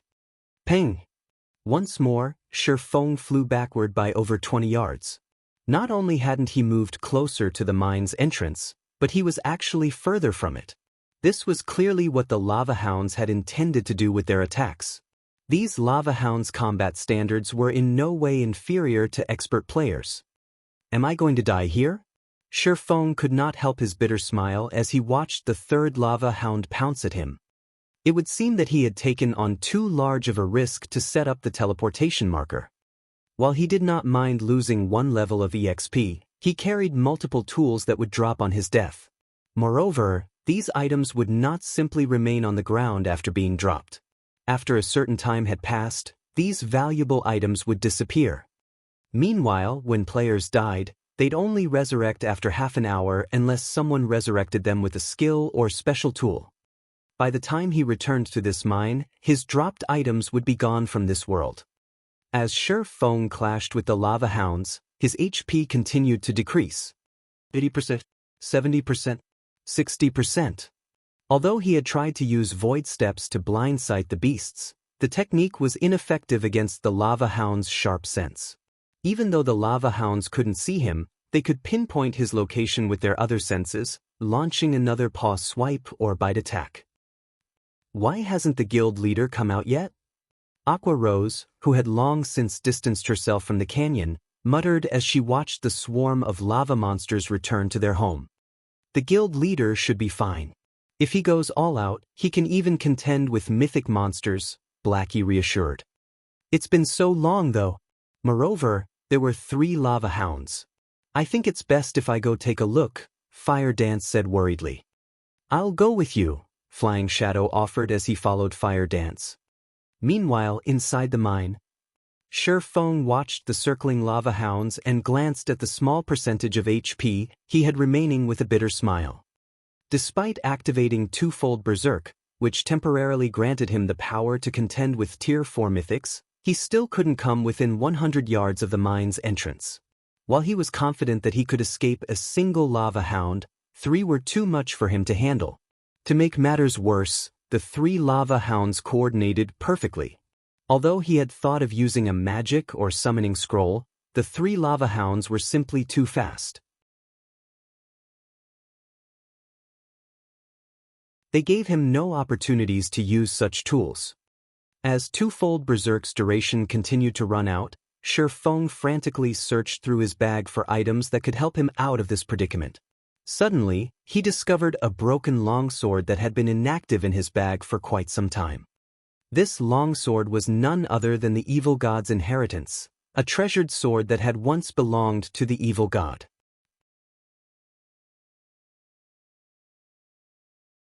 Seeing that the lava hounds charge at him again, Shi Feng gritted his teeth and took out the evil god's inheritance. He then inserted his power into the weapon. Protecting the items that would drop if he died was undoubtedly more important than losing 10 points in all of his attributes. After Shi Feng powered the sword, the evil god's inheritance pulsated. An invisible force then spread out from the sword, sweeping through the mine with so much power that even space shook with the intensity. A moment later, a deathly aura pervaded the mine shaft.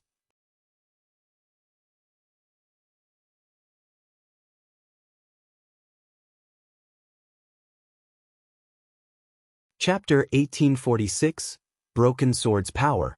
As the aura of death saturated the mine, space itself froze. The three lava hounds slid to a halt as they glared at the broken sword in Shifeng's hand, wary. Pitch-black divine runes had appeared along the broken blade as the sword released plumes of dark smoke. The weapon felt cold and evil. The lava hounds finally discerned the broken sword's identity, and fear flashed in their eyes. It was as if they had remembered something horrific from their past.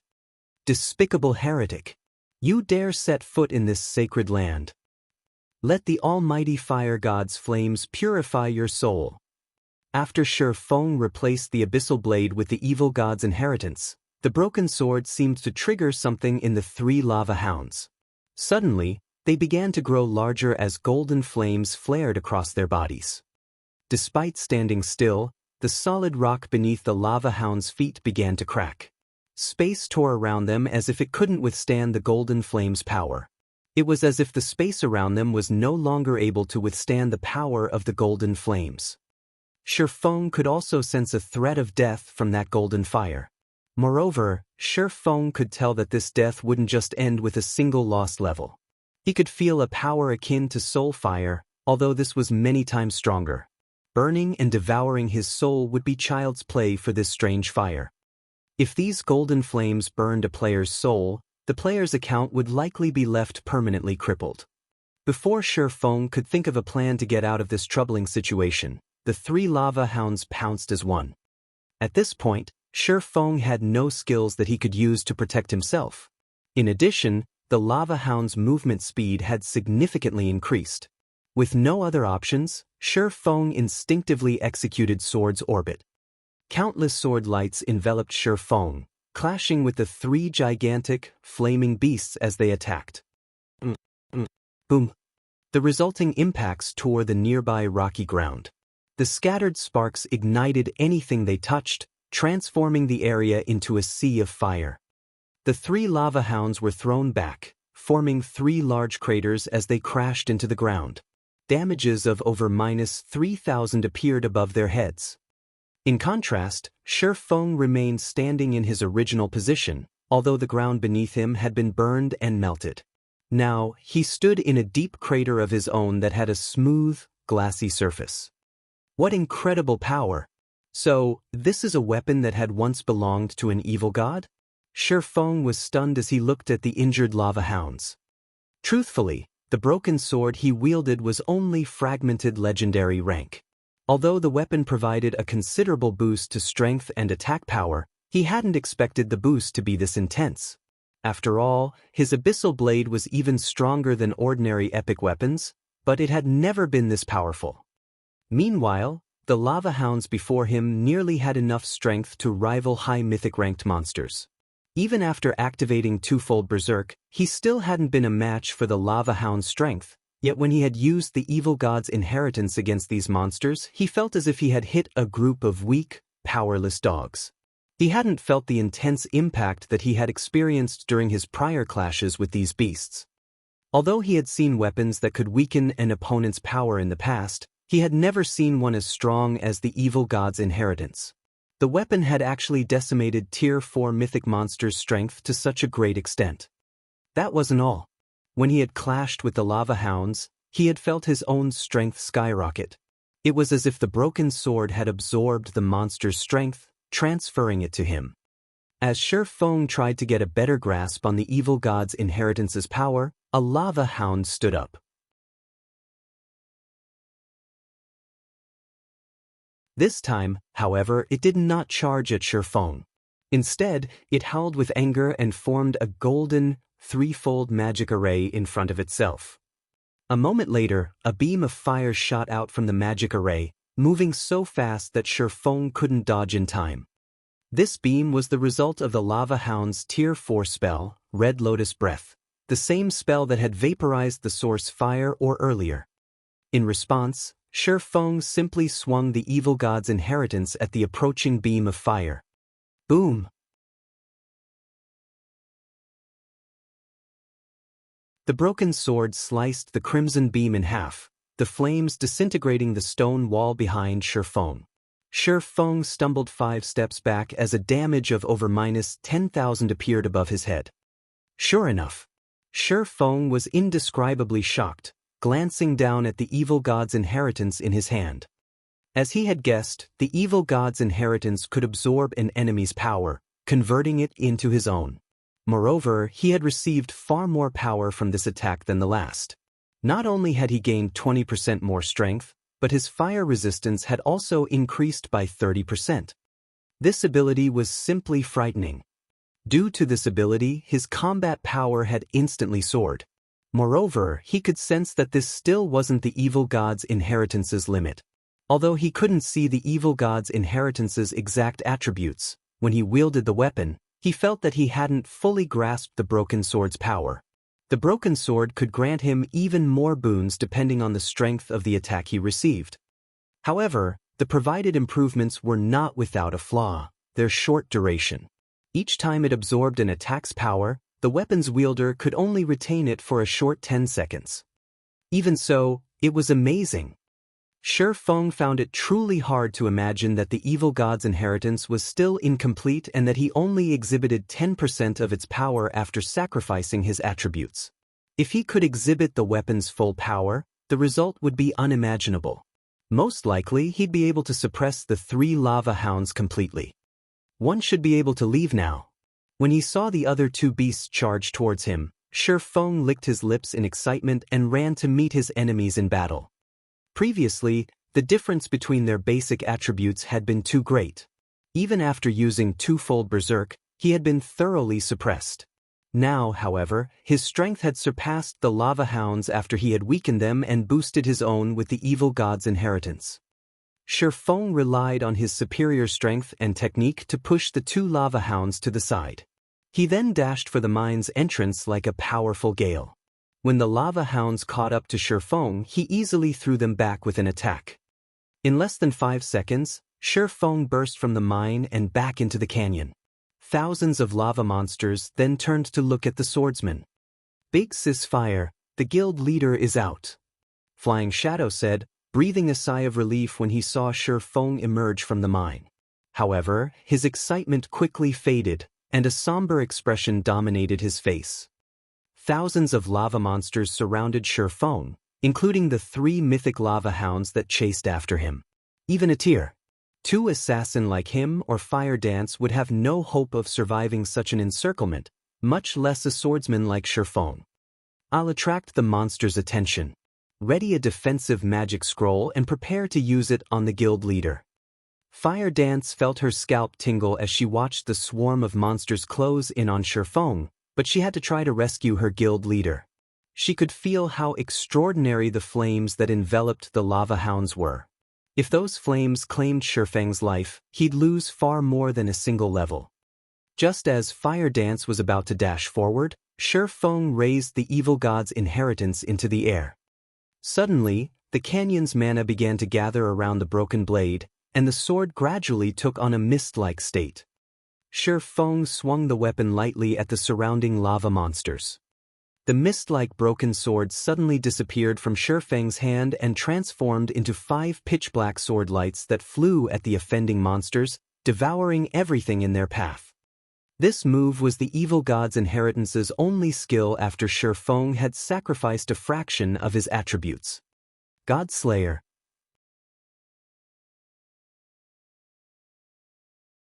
With one attack, every chieftain and lord-ranked lava monster nearby was incinerated, their ashes scattering in the wind.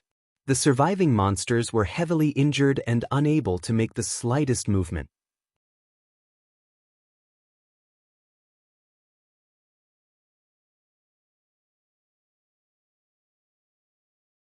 Chapter 1847, Flame Demon's Crown.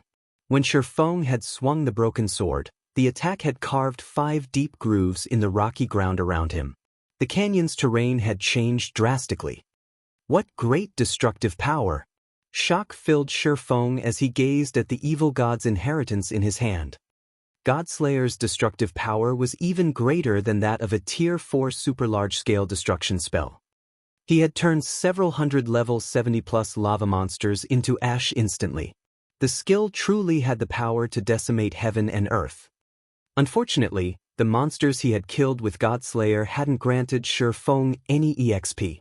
In fact, he would not gain any EXP from slain monsters while he had the evil god's inheritance active. The sword would absorb it all. After killing so many monsters, the black mist the evil god's inheritance emitted had become denser. Following which, Shifeng heard the sound of a system notification. System, evil god's inheritance has accumulated sufficient life force and recovered the first evil god's mark, activating a portion of its power. The evil god's inheritance has such an effect? Shifeng was surprised. He had thought that he could only repair the weapon by collecting the missing fragments. He had never expected the broken blade to recover some of its lost power by absorbing others' life force. Evil god's inheritance, one-handed sword. A treasured sword that the evil god had once used. However, the sword had been destroyed in a battle, shattered into 3 pieces. Although the evil god's treasured sword had been destroyed, the evil god's power within remains intact. As long as one gathers all 3 fragments, it is possible to restore the sword to its past glory. This piece is the sword's broken hilt. By permanently sacrificing 10 points of all attributes, the user may temporarily use the sword's power. Although this sword has been severely damaged, it can still exert 1/10 of its original power. First evil god's mark. Power absorption can increase strength by a maximum of 100%, stamina by 20%, and all resistances by 100%. When this fragment is within 1,000 yards of other fragments, the fragments will resonate. Drops upon death. Cannot be traded. Although he could strengthen the evil god's inheritance by killing a large number of monsters, he had no intentions of doing so. While Shifeng might wield extraordinary power when he used the evil god's inheritance, he'd have to sacrifice 10 points from every basic attribute permanently each time he wielded the weapon. While 10 points in all attributes might not be much to a Tier 2 player, it would add up. If he used the weapon for too often, he would cripple his account. One could say that the evil god's inheritance was even more evil than magic weapons. Hence, the evil god's inheritance should only be used as a final trump card. Shifeng had no intentions of feeding the evil god's inheritance any more life force right now either. He only had half an hour to use the weapon after activating it. How much life force could he possibly accumulate in half an hour? However, the ability to strengthen the evil god's inheritance had truly been an unexpected boon. Following which, Shifeng charged out of the hole he had opened in the monster encirclement. Now that the evil god's inheritance had grown stronger, he had a much easier time dealing with the 3 lava hounds that chased after him. Is this the guild leader at his full strength? Flying Shadow, who watched from the valley's entrance, was astonished as he watched Shifeng take on 3 level 80 lava hounds without trouble. Even Fire Dance, who prepared to move out, was stunned. She had assumed that after so many battles and adventures, the distance between her and Shifeng had shortened. Looking at it now, however, it would seem that the gap was larger than ever.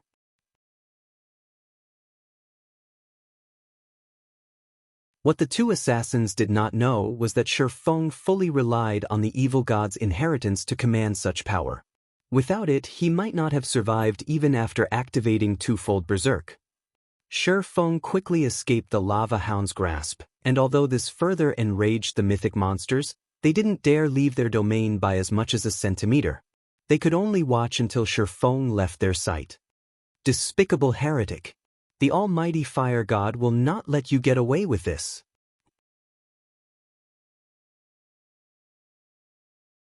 After Shifeng had vanished, the lava hounds released furious howls, the sounds echoing throughout the valley. At the same time, a system notification reached Shifeng's ears. System, you have incurred the RRE god's wrath. As long as you enter the fire god's territory, its guardians will hunt you to the death. How ruthless! Shifeng could not help his astonishment as he read the system notification. He had only set up a teleportation marker in the fire god's ancient land, yet he was now prohibited from entering any location the fire god sheltered. This penalty was truly severe. After all, the fire god was a god who had left behind many areas in God's domain. The fire god had even been responsible for creating a number of other worlds. This penalty basically warned him that he could lose his life if he entered any of these locations. Unless he was strong enough to defeat the area's guardians, he shouldn't even consider exploring the locations. But after giving the matter some thought, Shi Feng didn't mourn the loss. Now that he had constructed a teleportation marker in the fire god's ancient land, he could lead a team to mine the source fire or without revealing themselves to the lava hounds as long as he prepared properly. In 10 days, he could also visit the so-called underground country, possibly obtaining another significant harvest. Overall, he considered this transaction quite profitable. After leaving the canyon, Shi Feng regrouped with Zero Wing's other members. He then briefed Aqua Rose about the teleportation marker and had her contact her subordinates to prepare. They would need enough fire resistance to survive in the Flame Demon's Valley's core region. Moreover, only intermediate miners or higher could mine the source fire, or they'd only be able to revisit the mine after fulfilling these two conditions. It would take quite some time to prepare. After the team rested for a short moment, Shi Feng led his team into the heart of the Flame Demon's Valley. Although they came across quite a few monsters on their way, and Shi Feng was currently weakened, the team advanced relatively quickly with their powerful MTs like Kola and Shi Feng summoned Tier 3 demons. As no one had explored the Flame Demon's Valley thus far, it was home to a lot of monsters, which, fortunately, provided far more EXP than normal. Moreover, a large number of treasure chests hid in the area. After venturing through the core region for 4 hours, some of the team's level 56 members had risen to level 57. Fire Dance and Flying Shadow had also discovered 6 treasure chests in the area. They had found 3 bronze treasure chests, a mysterious iron treasure chest, a secret silver treasure chest, and a fine gold treasure chest. The discovery surprised both Fire Dance and Flying Shadow, who frequently searched for treasure chests in the fields. It was common knowledge that treasure chests were extremely rare in God's domain. Normally, a map only had 2 or 3 at one time. Yet after wandering in a small section of the core region, they had discovered 6. Moreover, one was a fine gold treasure chest. Past level 50, a bronze treasure chest would contain loot that could rival the items a High Lord dropped, while mysterious iron chest items were on par with a Great Lord, and secret silver treasure chests dropped items on par with a Grand Lord's loot. As for a fine gold treasure chest, its loot could rival that of a mythic monster. However, in the Flame Demon's Valley, both the monsters and the treasure chests offered weapons and equipment that were all level 70 or higher. Unfortunately, current players couldn't use these items unless they had weapons and equipment that could reduce level requirements by 15 levels or more. As Shi Feng activated the fine gold treasure chest, it released a light that illuminated the gloomy sky above the Flame Demon's Valley.